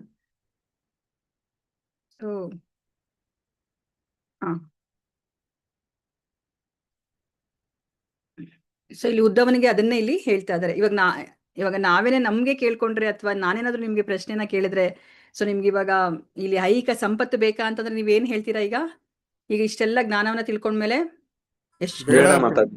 ಎಷ್ಟು ಆಸ್ತಿ ಪಾಸ್ತಿ ಇದೆಲ್ಲ ಬೇಕಾ ಅಂತ ಕೇಳ್ತಾ ಯಾವುದು ಬೇಡ ಮಾತಾಜಿ. ಸ್ವರ್ಗಕ್ಕೆ ಹೋಗ್ಬೇಕಾ ನೀವು? ಬೇಡ ಮಾತಾಜಿ. ಉನ್ನತ ಲೋಕವನ್ನ ಪಡಿಬೇಕಾ? ಬೇಡ ಮಾತಾಜಿ. ಇಂದ್ರ ಚಂದ್ರನ ಸ್ಥಾನವನ್ನ ಪಡಿಬೇಕಾ? ಬ್ರಹ್ಮನ ಸ್ಥಾನವನ್ನ ಯಾವುದು ಬೇಡ ಪಡಿಬೇಕಾ? ಮಾತಾಜಿ. ಯಾವುದು ಬೇಡ. ಬೇಡ ಮಾತಾಜಿ. ಗ್ರಹದ ಒಡೆತನ ಪಡಿಬೇಕಾ? ಯಾವುದು ಬೇಡ ಮಾತಾಜಿ. ಸಿದ್ಧಿ ಅಣಿಮ ಗರಿಮ ಅದೆಲ್ಲ ನಾವು ನೋಡಿದ್ವಲ್ಲ. ಸೊ ಅದ ಪ್ರಾಕ್ಯಾಮ್ಯ ಅವೆಲ್ಲ ಎಲ್ಲ ಸಿದ್ಧಿಗಳನ್ನ ನೀವು ಪಡಿಬೇಕು ಅಂತ ಅನ್ನಿಸ್ತಾ ಇದೆಯಾ? ಇಲ್ಲ ಮಾತಾಜಿ. ಇಲ್ಲ ಮಾತಾಜಿ. ಮತ್ತೆ ಸಾಲೋಕ್ಯ, ಸಾರೂಪ್ಯ, ಮುಕ್ತಿ, ಸಾಮೀಪ್ಯ, ಸಾಷ್ಟಿ, ಮಾತಾಜಿ, ಯಾವುದು ಬೇಡ. ಸಾಯುಜ್ಯ ಮುಕ್ತಿ ಯಾವ್ದಾದ್ರು ಬೇಕನ್ನಿಸ್ತಾ ಇದೆಯಾ? ಇಲ್ಲ ಮಾತಾಜಿ. ಅದನ್ನ ಹೇಳ್ತಾ ಇದ್ದಾರೆ ನೋಡಿ ಇಲ್ಲಿ. ಪ್ರಿಯ ಉದ್ದವ, ಯಾರ ಮನಸ್ಸು ಬುದ್ಧಿ ಎಲ್ಲವೂ ನನ್ನನ್ನೇ ಚಿಂತಿಸ್ತಾ ಇದೆಯೋ ಅವ್ರಿಗೆ ಬ್ರಹ್ಮನ ಸ್ಥಾನ, ಇಂದ್ರನ ಸ್ಥಾನ, ಗ್ರಹ ಲೋಕಗಳ ಒಡೆತನ, ಅಷ್ಟಸಿದ್ಧಿ, ಕೊನೆಗೆ ಮುಕ್ತಿಯನ್ನು ಸಹ ಬಯಸೋದಿಲ್ಲ ಅಂತ ನೋಡಿ. ಎಷ್ಟು ಎಕ್ಸಾಂಪಲ್ಸ್ ಅನ್ನ ಕೊಡ್ತಾ ಇದಾರೆ, ನಮ್ಗೆ ಅರ್ಥ ಮಾಡಿಸ್ತಾ ಇದಾರೆ. ಮುಕ್ತಿ ಅನ್ನೋದನ್ನ ನೀವು ಬಯಸ್ಕೊಡ್ದು ಅಂತ ಹೇಳ್ಬಿಟ್ಟು. ಯಾಕಂದ್ರೆ ನಮ್ಗಿದೇನು ಅನ್ನಿಸ್ತಾ ಇಲ್ಲ. ಯಾಕಂದ್ರೆ ನಾವ್ ಯಾವತ್ತೂ ಮುಕ್ತಿ ಬೇಕು ಅನ್ನೋ ಈ ತರ ನಾವು ಯೋಚನೆ ಮಾಡಿಲ್ಲ. ಅದಕ್ಕೋಸ್ಕರ ನಾವು ಸಾಧನೆಯನ್ನ ನಾವು ಮಾಡ್ತಾ ಇಲ್ಲ. ಆದ್ರೆ ಎಷ್ಟೊಂದು ಜನಗಳು ಅವರು ಮುಕ್ತಿಗೋಸ್ಕರ ಸಾಧನೆಯನ್ನ ಮಾಡ್ತಾ ಇದಾರೆ ಈ ಜ್ಞಾನ ಮಾರ್ಗದಿಂದ. ಅದಕ್ಕೋಸ್ಕರನೇ ಇಲ್ಲಿ ಪ್ರಭುಪಾದರು ಅಷ್ಟು ಅರ್ಥ ಮಾಡಿಸ್ತಾ ಇದ್ದಾರೆ ನಮ್ಗೆ. ನಾವು ಅದೃಷ್ಟವಂತರು, ನಾವು ಒಂದು ಮಾರ್ಗ ನಮ್ಗೆ ಸಿಕ್ಕಿಲ್ಲ. ಇಲ್ಲ ಅಂದಿದ್ರೆ ನಾವು ಆ ಮಾರ್ಗದಲ್ಲಿ ಹೋಗಿದ್ರೆ ನೋಡಿ ಬರೀ ಮುಕ್ತಿಯನ್ನ ಸಾಧಿಸ್ತಾ ಇದ್ವಿ ಅಲ್ವಾ. ನನ್ನ ಕಥೆನ ನಾನು ಹೇಳ್ದೆ ಅಲ್ಲ, ಆ ರಾಜನ ಕಥೆಯನ್ನ ನಿಮ್ಗೆ ಜ್ಞಾಪಕ ಇದೆಯಾ? ಆ ರಾಜ ಭಗವಂತನ ಭಕ್ತನಾಗಿರ್ತಾನೆ, ಅವನಿಗೆ ಭಗವಂತನ ಒಂದು ದರ್ಶನ ಆಗಿರುತ್ತೆ. ರಾಜನಿಗೆ ಏನ್ ಆಸೆ ಇರುತ್ತೆ? ತನ್ನ ಪ್ರಜೆಗಳು ಎಲ್ಲರನ್ನೂ ಸಹ ಭಗವಂತನ ದರ್ಶನವನ್ನ ಪಡಿಬೇಕು ಅಂತ. ಅದ್ ಹೇಳಿದೆ ಅಲ್ಲ ನಾನ್ ನಿಮ್ಗೆ. ನೋಡಿ ಅಲ್ಲಿ ಏನಾಯ್ತು ಅಲ್ಲ ನೋಡಿ, ಆ ರಾಜ ಭಗವಂತನ ದರ್ಶನವನ್ನ ಕೊಡಿಸ್ಲಿಕ್ಕೆ ಅವ್ನು ಕರ್ಕೊಂಡು ಹೋಗ್ತಾ ಇದ್ದಾನೆ. ಆದ್ರೆ ಇವರೆಲ್ಲ ಏನ್ ಮಾಡಿದ್ರು? ಮಾರ್ಗ ಮಧ್ಯದಲ್ಲೇನೆ ಅವ್ರು ಹೊರಟೋದ್ರು ನೋಡಿ. ಅವ್ರಿಗೆ ಆ ಒಂದು ಬಂಗಾರ, ಬೆಳ್ಳಿ, ಆ ಒಂದು ಡೈಮಂಡ್ ಅದೇನೆ ತುಂಬಾ ಶ್ರೇಷ್ಠ ಅನ್ನಿಸ್ತು ಅಲ್ವಾ. ಸೊ ಅವ್ರಿಗೆ ಆ ಒಂದು ಏನು ಪರಮ ಶ್ರೇಷ್ಠ ಯಾವುದು ಅಂತಾನೆ ಅವ್ರಿಗೆ ಗೊತ್ತಿಲ್ಲ. ಅದೆಲ್ಲ ಶ್ರೇಷ್ಠ ಇಲ್ಲ ಅಂತ ಹೇಳ್ತಿಲ್ಲ ಅಲ್ವಾ. ಆ ಪರಮ ಶ್ರೇಷ್ಠ ಸಿಗ್ತಾ ಇದ್ದಾಗ ಅಲ್ವಾ ಇದನ್ನೆಲ್ಲ ಅವರು ಬಯಸ್ತಾ ಇದ್ದಾರೆ ಅಲ್ವಾ. ನಾವು ಅದಕ್ಕೋಸ್ಕರ ಸಾಧನೆನ ನಾವು ಏನು ಮಾಡೋದ್ ಬೇಕಾಗಿಲ್ಲ. ಭಗವಂತನ ಹತ್ರ ಹೋಗ್ಬಿಟ್ರೆ ಸಾಕು ಅಲ್ವಾ, ಎಲ್ಲವೂ ನಮ್ಗೆ ಸಿಗತ್ತೆ ಅಲ್ವಾ. ಯಾವುದಕ್ಕೂ ಅಲ್ಲಿ ಕುಂದು ಕೊರತೆ ಅನ್ನೋದು ಇಲ್ಲ. ಅದನ್ನ ನಮ್ಗೆ ಇಲ್ಲಿ ಅರ್ಥ ಮಾಡಿಸ್ತಾ ಇದ್ದಾರೆ. ಅದೇ ತರನೇ ಇಲ್ಲಿ ಶಿವ ಪಾರ್ವತಿಯನ್ನ ಕುರಿತು ಇಲ್ಲಿ 12ನೇ ಸ್ಕಂದದಲ್ಲಿ ಹೇಳ್ತಾ ಇದ್ದಾರೆ ನೋಡಿ. ಮಾರ್ಕಾಂಡಯ್ಯನ ಬಗ್ಗೆ ಅವರು ಹೇಳ್ತಾ ಇದ್ದಾರೆ ಅಲ್ವಾ. ಅವನು ಚಿರಂಜೀವಿ, ಅವನಿಗೆ ಎಷ್ಟು ಭಗವಂತನಲ್ಲಿ ಭಕ್ತಿ ಇದೆ ಅಂತಂದ್ರೆ ಅವನು ಏನ್ ಆಶೀರ್ವಾದವನ್ನು ಅವರು ಅಪೇಕ್ಷಿಸೋದಿಲ್ಲ. ಅವರು ಈ ಒಂದು ಐಹಿಕ ಜಗತ್ತಿನ ಬದುಕಿನಿಂದ ಮುಕ್ತಿನೂ ಬೇಡ ಅವ್ರಿಗೆ. ಇಲ್ಲೇನೆ ನಾವು ಯಾವುದು ಈಶೋಪನಿಷತ್ತಲ್ಲಿ ನಾವು ನೋಡಿದ್ವಿ ಅಲ್ವಾ. ಸೊ ಯಾವ್ದಾದ್ರು ಒಬ್ಬ ವ್ಯಕ್ತಿ ಅವರು ಈಶಾವಾಸ್ಯ ತತ್ವದಲ್ಲಿ ಅವರು ಜೀವನವನ್ನ ಮಾಡ್ತಿದ್ದಾನೆ ಅಂತಂದ್ರೆ ಈ ಭೌತಿಕ ಪ್ರಪಂಚದಲ್ಲಿ ಅವನು 100 ವರ್ಷಗಳ ಕಾಲ ಬದುಕಬಹುದು. ಯಾಕಂದ್ರೆ ಅವನು ಯಾವುದೇ ಒಂದು ಇಹ ಬಂಧನಕ್ಕೆ ಅವನು ಸಿಕ್ಕಾಕೊಳ್ಳೋದಿಲ್ಲ.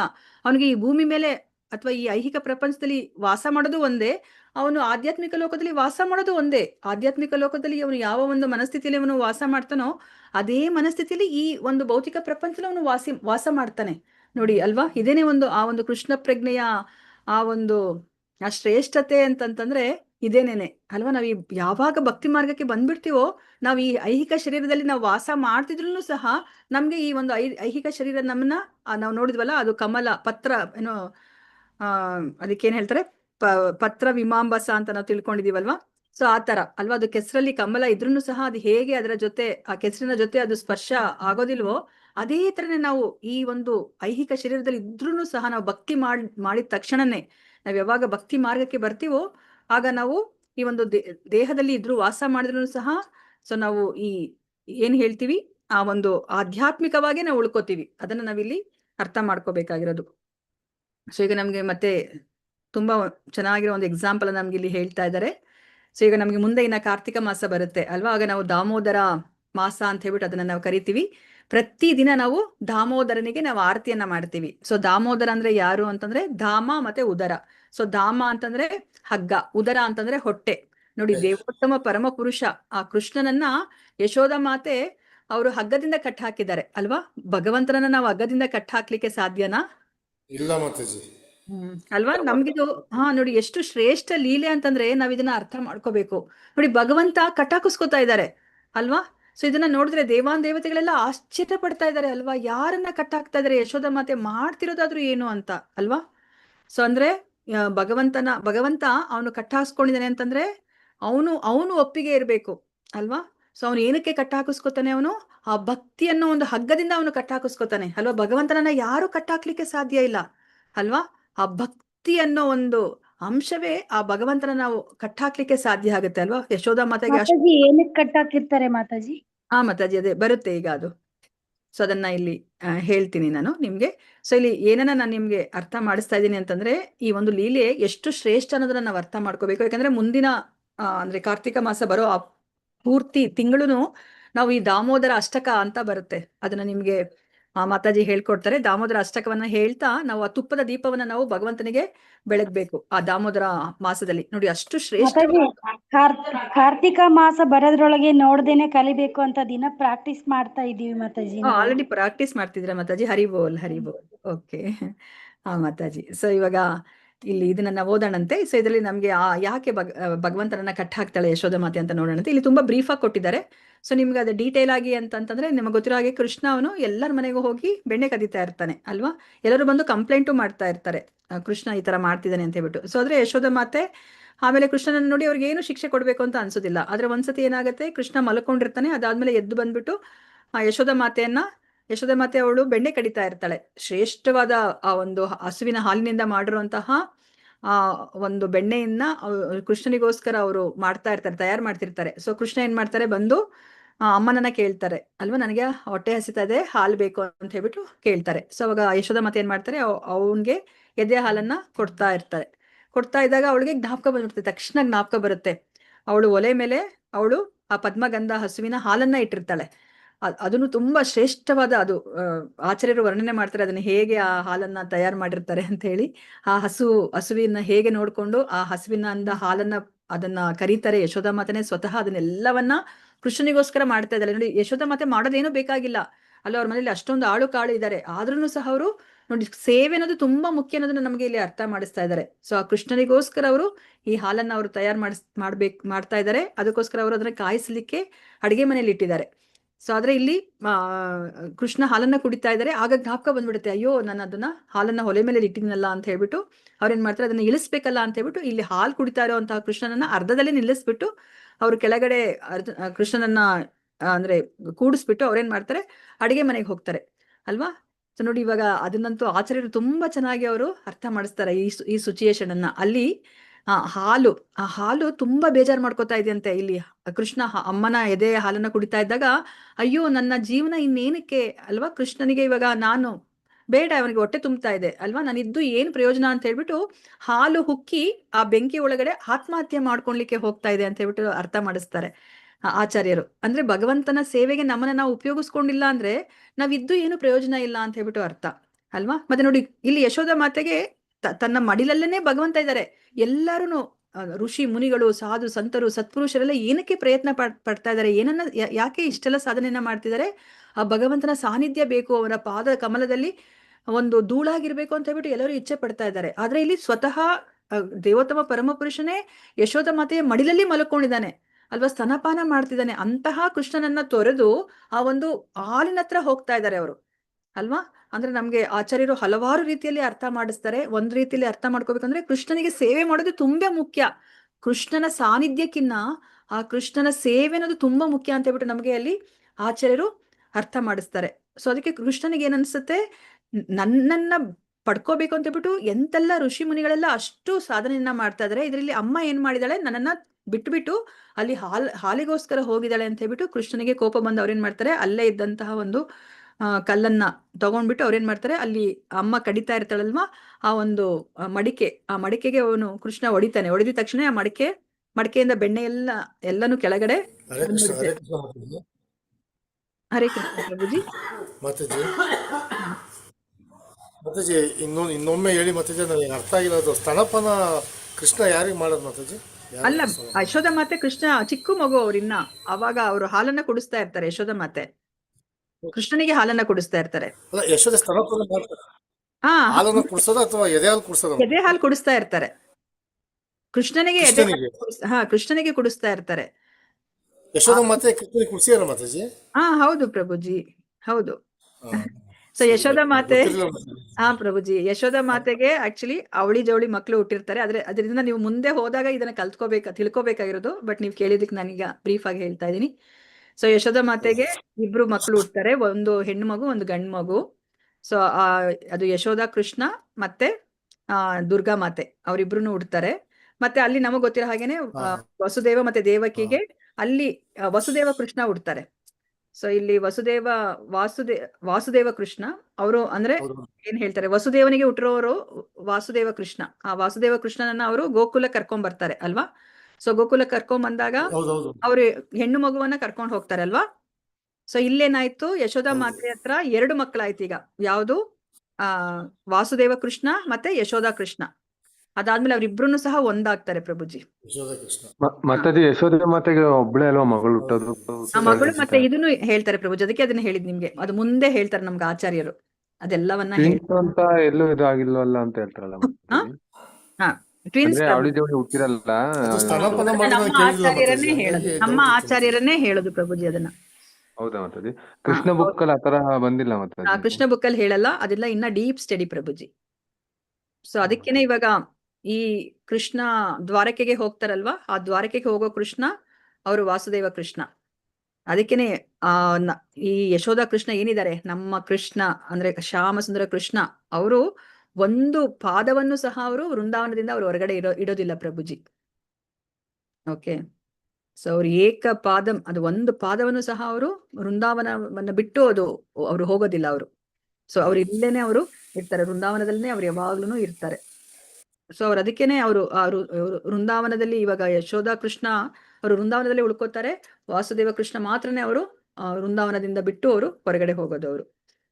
ಸೊ ಅದನ್ನ ಇಲ್ಲಿ ಹೇಳ್ತಾ ಇದಾರೆ. ಸೊ ಇವಾಗ ಇಲ್ಲಿ ಏನನ್ನ ಅರ್ಥ ಮಾಡ್ಕೋಬೇಕಂದ್ರೆ ನೋಡಿ, ಯಶೋಧ ಮಾತೆಗೆ ಎಷ್ಟು ಕೃಷ್ಣ ಹತ್ರದಲ್ಲೇ ಇದ್ದಾರೆ, ಆದ್ರೆ ಆ ಕೃಷ್ಣನನ್ನ ಬಿಟ್ಬಿಟ್ಟು ಆ ಹಾಲನ್ನ ಅವರು ಉಳಿಸ್ಬೇಕು ಅಂತ ಬಿಟ್ಟು ಹೋಗಿದ್ದಾರೆ. ಅದಕ್ಕೆ ಕೃಷ್ಣನಿಗೆ ಇಲ್ಲಿ ಕೋಪ ಬರ್ತಿದೆ ಅಲ್ವಾ. ಎಲ್ಲರನ್ನೂ ಸಹ ನನ್ನನ್ನ ಪಡ್ಕೊಳ್ಳಿಕ್ಕೆ ಅಷ್ಟು ಪ್ರಯತ್ನ ಪಡ್ತಾ ಇದ್ದಾರೆ. ಆದ್ರೆ ಯಶೋಧ ಮಾತೆ ಏನ್ ಮಾಡಿದ್ದಾರೆ, ನನ್ನನ್ನ ಇಲ್ಲಿ ದೂರ ಮಾಡಿ ಆ ಹಾಲಿನ ಹತ್ರ ಹೋಗಿದ್ದಾರೆ ಅಂತ ಹೇಳ್ಬಿಟ್ಟು ಅವ್ರೇನ್ ಮಾಡ್ತಾರೆ, ಆ ಒಂದು ಮಡಿಕೆಗೆ ಕಲ್ಲನ್ನ ತಗೊಂಡು ಹೊಡೆದಾಗ ಅದ್ರಲ್ಲಿರುವಂತಹ ಆ ಒಂದು ಬೆಣ್ಣೆ ಎಲ್ಲನೂ ಸಹ ಹೊರಗಡೆ ಬರುತ್ತೆ. ಸೊ ಕೃಷ್ಣ ಏನ್ ಮಾಡ್ತಾರೆ, ಆ ಬೆಣ್ಣೆನೆಲ್ಲ ತಿಂದ್ಬಿಟ್ಟು ಅವ್ರು ಮತ್ತೆ ಏನ್ ಮಾಡ್ತಾರೆ, ಅಮ್ಮ ಅವಳಿಗೆ ಒಂದ್ ಕ್ಷಣ ಅವ್ರಿಗೆ ಜ್ಞಾಪಕ ಬರುತ್ತೆ, ಅಮ್ಮ ಬಂದ್ರೆ ನನ್ನ ಬೈತಾಳೆ ಅಂತ ಹೇಳ್ಬಿಟ್ಟು ಅವ್ರು ಏನ್ ಮಾಡ್ತಾರೆ, ಬಚ್ಚಿಟ್ಕೊಳ್ಲಿಕ್ಕೆ ಅವರು ಅಲ್ಲಿಂದ ಅವರು ಒಂದು ರೂಮಿಗೆ ಹೋಗ್ತಾರೆ.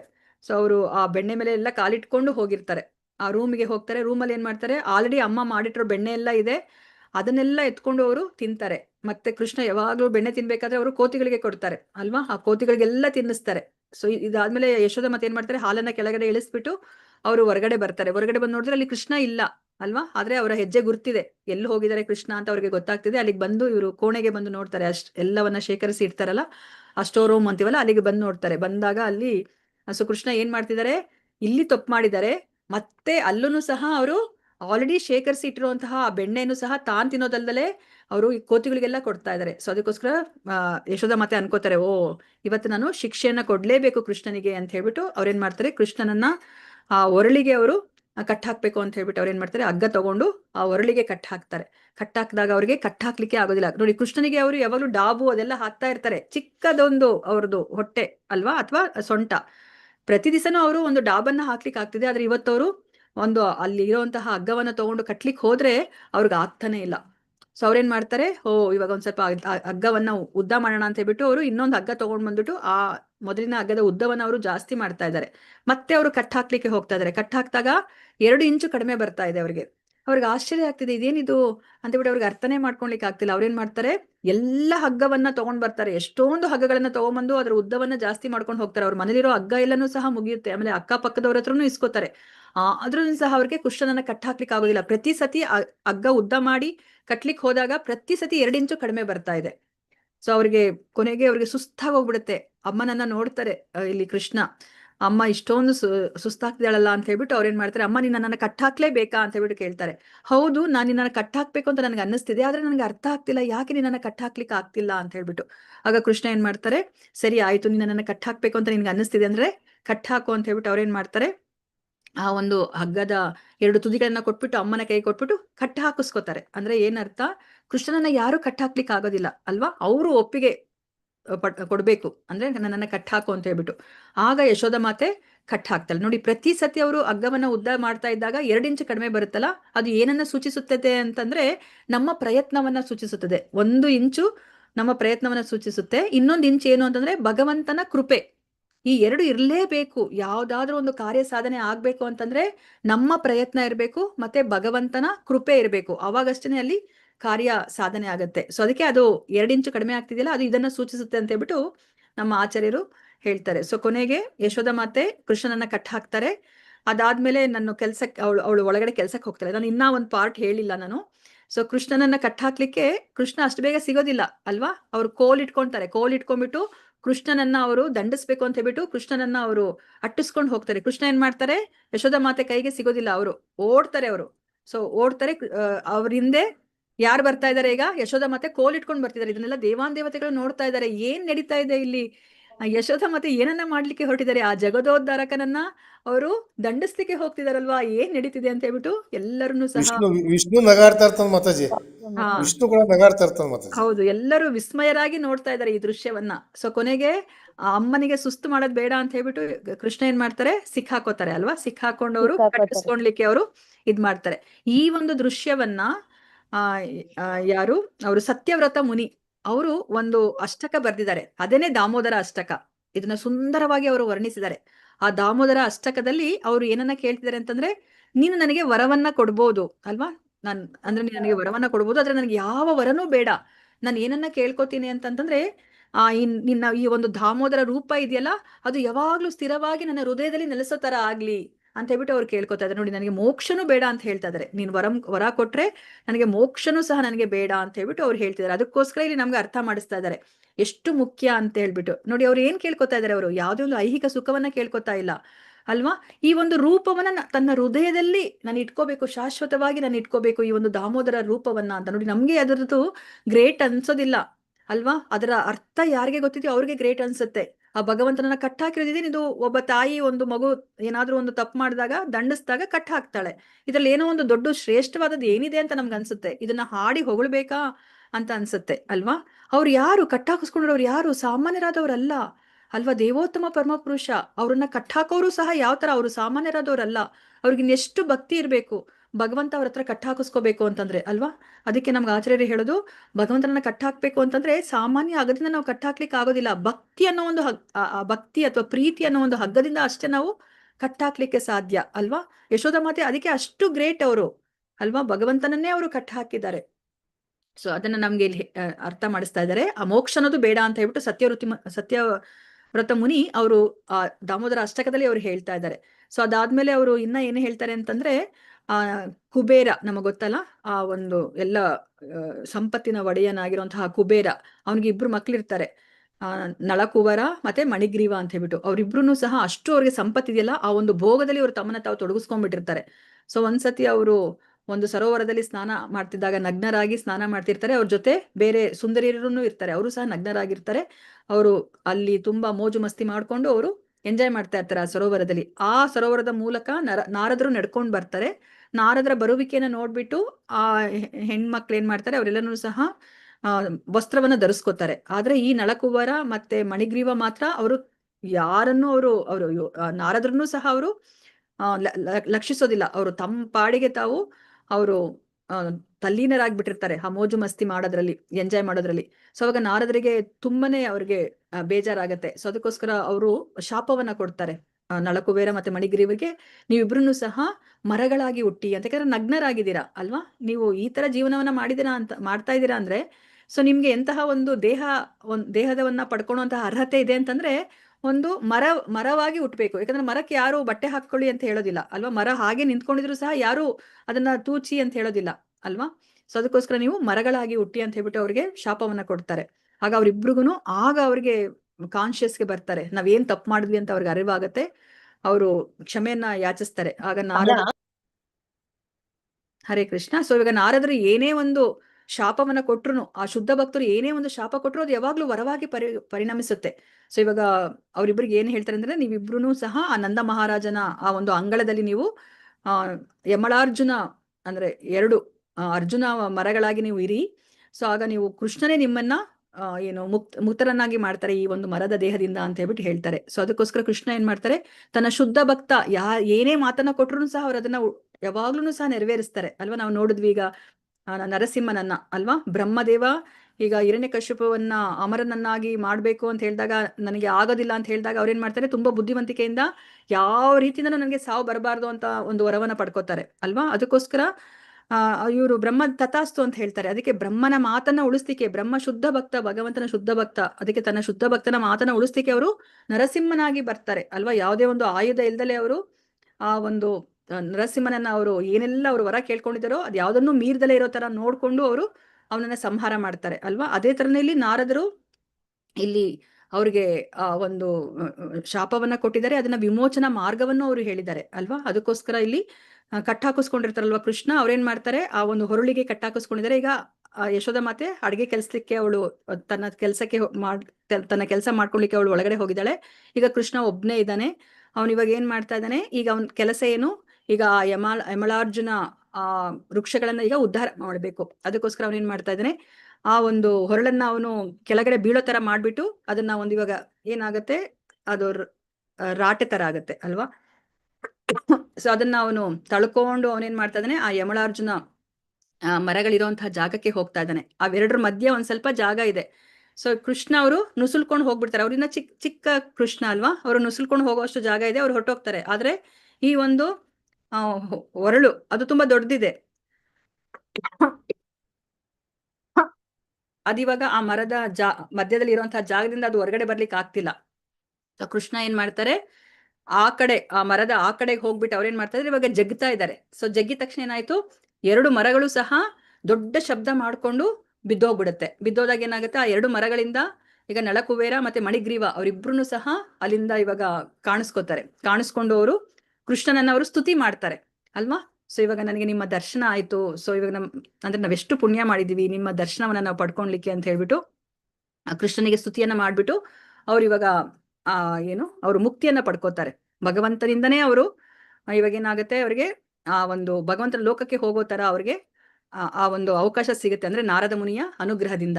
ಅದಕ್ಕೋಸ್ಕರ ಇಲ್ಲಿ ಸತ್ಯ ಋತುಮುನಿ ಕೇಳ್ಕೊತಾ ಇದ್ದಾರೆ ಅಲ್ವಾ, ಹೇಗೆ ನೀನು ಆ ನಳಕುಬೇರ ಮತ್ತೆ ಮಣಿಗ್ರೀವನನ್ನ ಉದ್ಧಾರ ಮಾಡಿದ್ಯಲ್ಲ, ಆ ತರ ನೀನು ನನ್ನನ್ನ ಉದ್ಧಾರ ಮಾಡು ಅಂತ ಬಿಟ್ಟು ಈಗ ಇಲ್ಲಿ 2 ಕೇಳ್ಕೊತಾ ಇದ್ದಾರೆ. ನನಗೆ ಮುಕ್ತಿ ಅನ್ನೋದು ಬೇಡ, ಯಾವುದೇ ವರ ಬೇಡ, ಆ ಒಂದು ನಿನ್ನ ದಾಮೋದರ ರೂಪ ಏನಿದೆ ಅದು ನನ್ನ ಮನಸ್ಸಲ್ಲಿ ಯಾವಾಗ್ಲೂ ಸ್ಥಿರವಾಗಿರ್ಲಿ.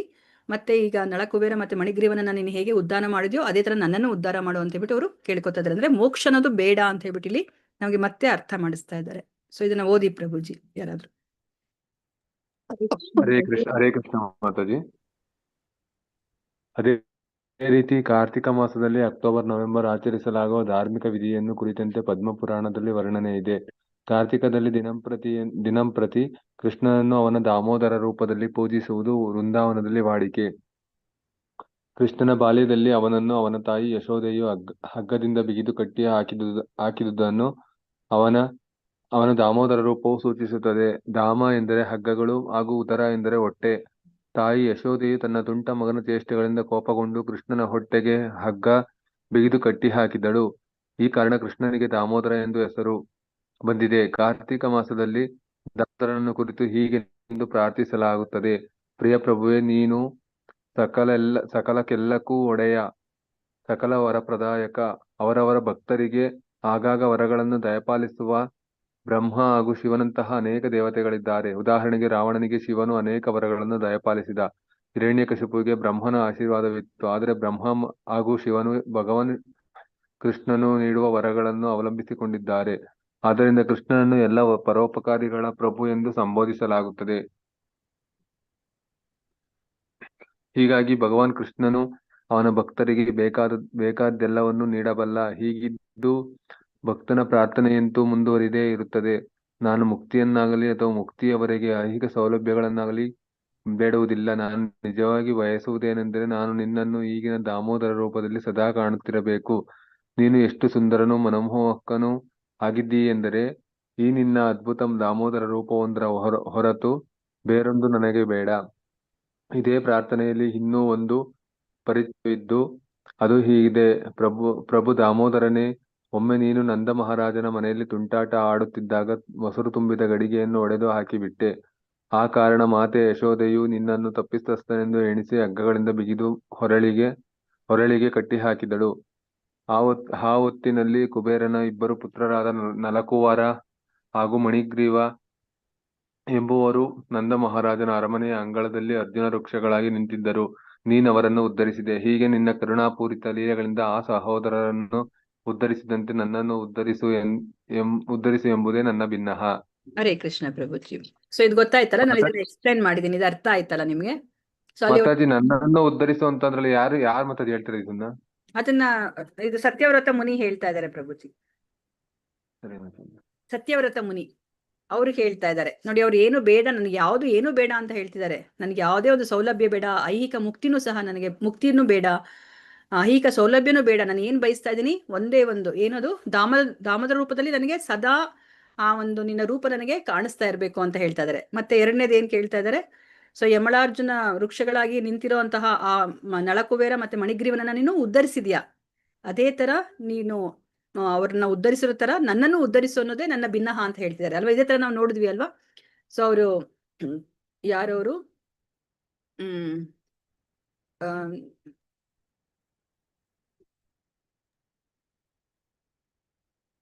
ಯಾರು ಚೈತನ್ಯ ಮಹಾಪ್ರಭುಗಳ ಆ ಲೀಲೆಯಲ್ಲಿ ಒಬ್ಬ ತುಂಬಾ ಬಡವ ಇರ್ತಾನಲ್ವಾ, ಅವ್ರ ಹೆಸರೇನು ನನಗೆ ಜ್ಞಾಪಕನೇ ಬರ್ತಾ ಇಲ್ಲ. ಯಾರಿಗಾದ್ರೂ ಜ್ಞಾಪಕ ಬರ್ತಾ ಇದೆಯಾ? ಕೊಲೆವೆಚ್ಚ ಶ್ರೀಧರ. ಕೋಲವೆಚ್ಚ ಶ್ರೀಧರ ಅಲ್ವಾ? ಸೊ ಕೋಲವೆಚ್ಚ ಶ್ರೀಧರ ಅವ್ರನ್ನು ಸಹ ಹಾಗೆ ಹೇಳಿದ್ರು ಅಲ್ವಾ, ನನಗೆ ಬೇರೆ ಏನು ಬೇಡ, ನಿನ್ಗೆ ಏನ್ ಬೇಕೋ ಕೇಳ್ಕೊ ಅಂತ ಹೇಳಿದ್ರು. ಎಷ್ಟು ಬಡತನ ಇದೆ ಅವ್ರಿಗೆ ಅಲ್ವಾ? ಅವ್ರು ಏನನ್ ಬೇಕಾದ್ರೂ ಕೇಳ್ಕೊಬೋದಾಗಿತ್ತು, ಆದ್ರೆ ಅವ್ರು ಏನ್ ಕೇಳಿದ್ರು, ನನಗೆ ಈ ಒಂದು ನೀನ್ ಹೇಗೆ ಇವಾಗ ನನ್ ಜೊತೆ ಈ ಒಂದು ಲೀಲೆಯನ್ನ ಮಾಡ್ತಾ ಇದೀಯಾ, ಇದ್ ಯಾವಾಗ್ಲೂ ನನ್ಗೆ ಸಿಗೋ ತರ ಆಗ್ಲಿ ಅಂತಾನೆ ಅವ್ರು ಕೇಳ್ಕೊತಾರೆ ಅಲ್ವಾ? ಬೇರೆ ನನ್ಗೆ ಏನು ಬೇಡ ಅಂತಾನೆ ಅವ್ರು ಕೇಳ್ಕೊತಾರೆ ಅಲ್ವಾ? ನಿನ್ನ ಪಾದ ಕಮಲದಲ್ಲಿ ಸೊ ನಾನು ಯಾವಾಗ್ಲೂ ನನ್ನ ಮನಸ್ಸನ್ನ ಇರಿಸೋ ತರ, ಸ್ಥಿರವಾಗಿ ಇರಿಸೋ ತರ ನನಗೆ ಅನುಗ್ರಹಿಸು ಅಂತ ಅವ್ರು ಕೇಳ್ಕೊತಾರೆ ಅಲ್ವಾ? ನೋಡಿ, ಭಕ್ತರಾದವರು ಅವ್ರು ಏನನ್ನೂ ಅವರು ಬಯಸೋದಿಲ್ಲ, ಆ ಭಗವಂತನ ಆ ಒಂದು ಪಾದ ಕಮಲಗಳಲ್ಲಿ ಅವರು ದಾಸರಾಗಿರ್ಲಿಕ್ಕೇನೆ ಅವರು ಬಯಸ್ತಾರೆ ಅಲ್ವಾ? ಅದೇ ತರನೇ ಇಲ್ಲಿ ಸತ್ಯವ್ರತ ಮುನಿನೂ ಸಹ ಅವರು ಕೇಳ್ಕೊತಾ ಇದ್ದಾರೆ. ಹರೇ ಕೃಷ್ಣ. ಇದನ್ನ ಮತ್ತೆ ಯಾರಾದ್ರೂ ಓದಿ. ಹರೇ ಕೃಷ್ಣ ಮಾತಾಜಿ. ಓದಿ ಮಾತಾಜಿ. ಮೇಲಿನ ಶ್ಲೋಕದ ಹಿನ್ನೆಲೆ ಕಥೆ ಹೀಗುಂಟು. ದೇವತೆಗಳ ಖಜಾನೆಯ ಪಾಲಕನಾದ ಕುಬೇರನ ಸಂಪತ್ತಿನಿಂದಾಗಿ ಅವನ ಇಬ್ಬರು ಮಕ್ಕಳು ಗರ್ವದಿಂದ ಬೀಗುತ್ತಿದ್ದರು. ಈ ಮದದಲ್ಲೇ ಒಂದು ದಿನ ಆ ಇಬ್ಬರು ಸ್ವಗ್ರೀಯ ಗ್ರಹಲೋಕವೊಂದರ ಸರೋವರದಲ್ಲಿ ನಗ್ನ ಮಾತಾಜಿ, ನಿಮ್ದು ವಾಯ್ಸ್ ಸರಿಯಾಗಿ ಕೇಳಿಸ್ತಿಲ್ಲ ಮಾತಾಜಿ. ನನಗಂತೂ ಕೇಳಿಸ್ತಾ ಇಲ್ಲ, ಬೇರೆಯವರು ಕೇಳಿಸ್ತಾ ಇದೆಯಾ? ಓಕೆ ಮಾತಾಜಿ, ಇಲ್ಲಿ ಸ್ವಲ್ಪ ನೆಟ್ವರ್ಕ್ ಪ್ರಾಬ್ಲಮ್ ಇದೆ ಮಾತಾಜಿ. ನೆಟ್ವರ್ಕ್ ಪ್ರಾಬ್ಲಮ್ ನನಗೂ ಕೇಳಿಸ್ತಾ ಇಲ್ಲ ಮಾತಾಜಿ. ಓಕೆ, ಬೇರೆ ಯಾರಾದ್ರೂ ಓದಿ. ಸಾರಿ ಶ್ವೇತಾ ಮಾತಾಜಿ. ಹರೇ ಕೃಷ್ಣ ಮಾತಾಜಿ. ನಾವು ಹರೇ ಕೃಷ್ಣ ಮಾತಾಜಿ. ಜಲಕ್ರೀಡೆ ಮೇಲೆ ಆಡುತ್ತಿದ್ದರು. ಮಾತಾಜಿ. ಆ ಹೊತ್ತಿನಲ್ಲಿ ನಾರದ ಮಹಾಮುನಿಗಳು ಆ ಮಾರ್ಗವಾಗಿ ಬಂದವರೇ ಕುಬೇರ ಪುತ್ರರ ಲಜ್ಜೆಗಿಡಿ ವರ್ತನೆಯಿಂದ ದುಃಖಿತರಾದರು. ಅಪ್ಸರೆಯರು ತಮ್ಮ ನಗ್ನ ದೇಹಗಳನ್ನು ವಸ್ತ್ರಗಳಿಂದ ಮರೆಮಾಡಿಕೊಂಡರು. ಆದರೆ ಮದ್ಯವಸನಿಗಳಾಗಿದ್ದ ಆ ಇಬ್ಬರು ಕುಬೇರ ಪುತ್ರರು ನಾಚಿಕೆ ಎಂಬುದನ್ನೇ ತೋರ್ಪಡಿಸಲಿಲ್ಲ. ಆ ಇಬ್ಬರ ವರ್ತನೆಯಿಂದ ಕುಪಿತರಾದ ನಾರದರು ಅವರನ್ನು ಕುರಿತು, ನೀವು ಬುದ್ಧಿಹೀನರು, ಆದ್ದರಿಂದ ನೀವಿಬ್ಬರು ಕುಬೇರನ ಪುತ್ರರಾಗಿರುವುದನ್ನು ಹರೇ ಕೃಷ್ಣ ಮಾತಾಜಿ, ಒಂದ್ ನಿಮಿಷ. ಪುತ್ರರಾಗಿರುವುದರ ಬದಲು ಮರಗಳಾಗುವುದು ಮೇಲು ಎಂದು ಶಪಿಸಿದರು. ಶಾಪ ವಾಕ್ಯವನ್ನು ಕೇಳಿದ ಕುಬೇರ ಪುತ್ರರಿಗೆ ಬುದ್ಧಿ ಬಂದು ತಾವೆಸಗಿದ ಅಪರಾಧವನ್ನು ಮನ್ನಿಸುವಂತೆ ನಾರದರನ್ನು ಪ್ರಾರ್ಥಿಸಿದರು. ಆಗ ನಾರದರು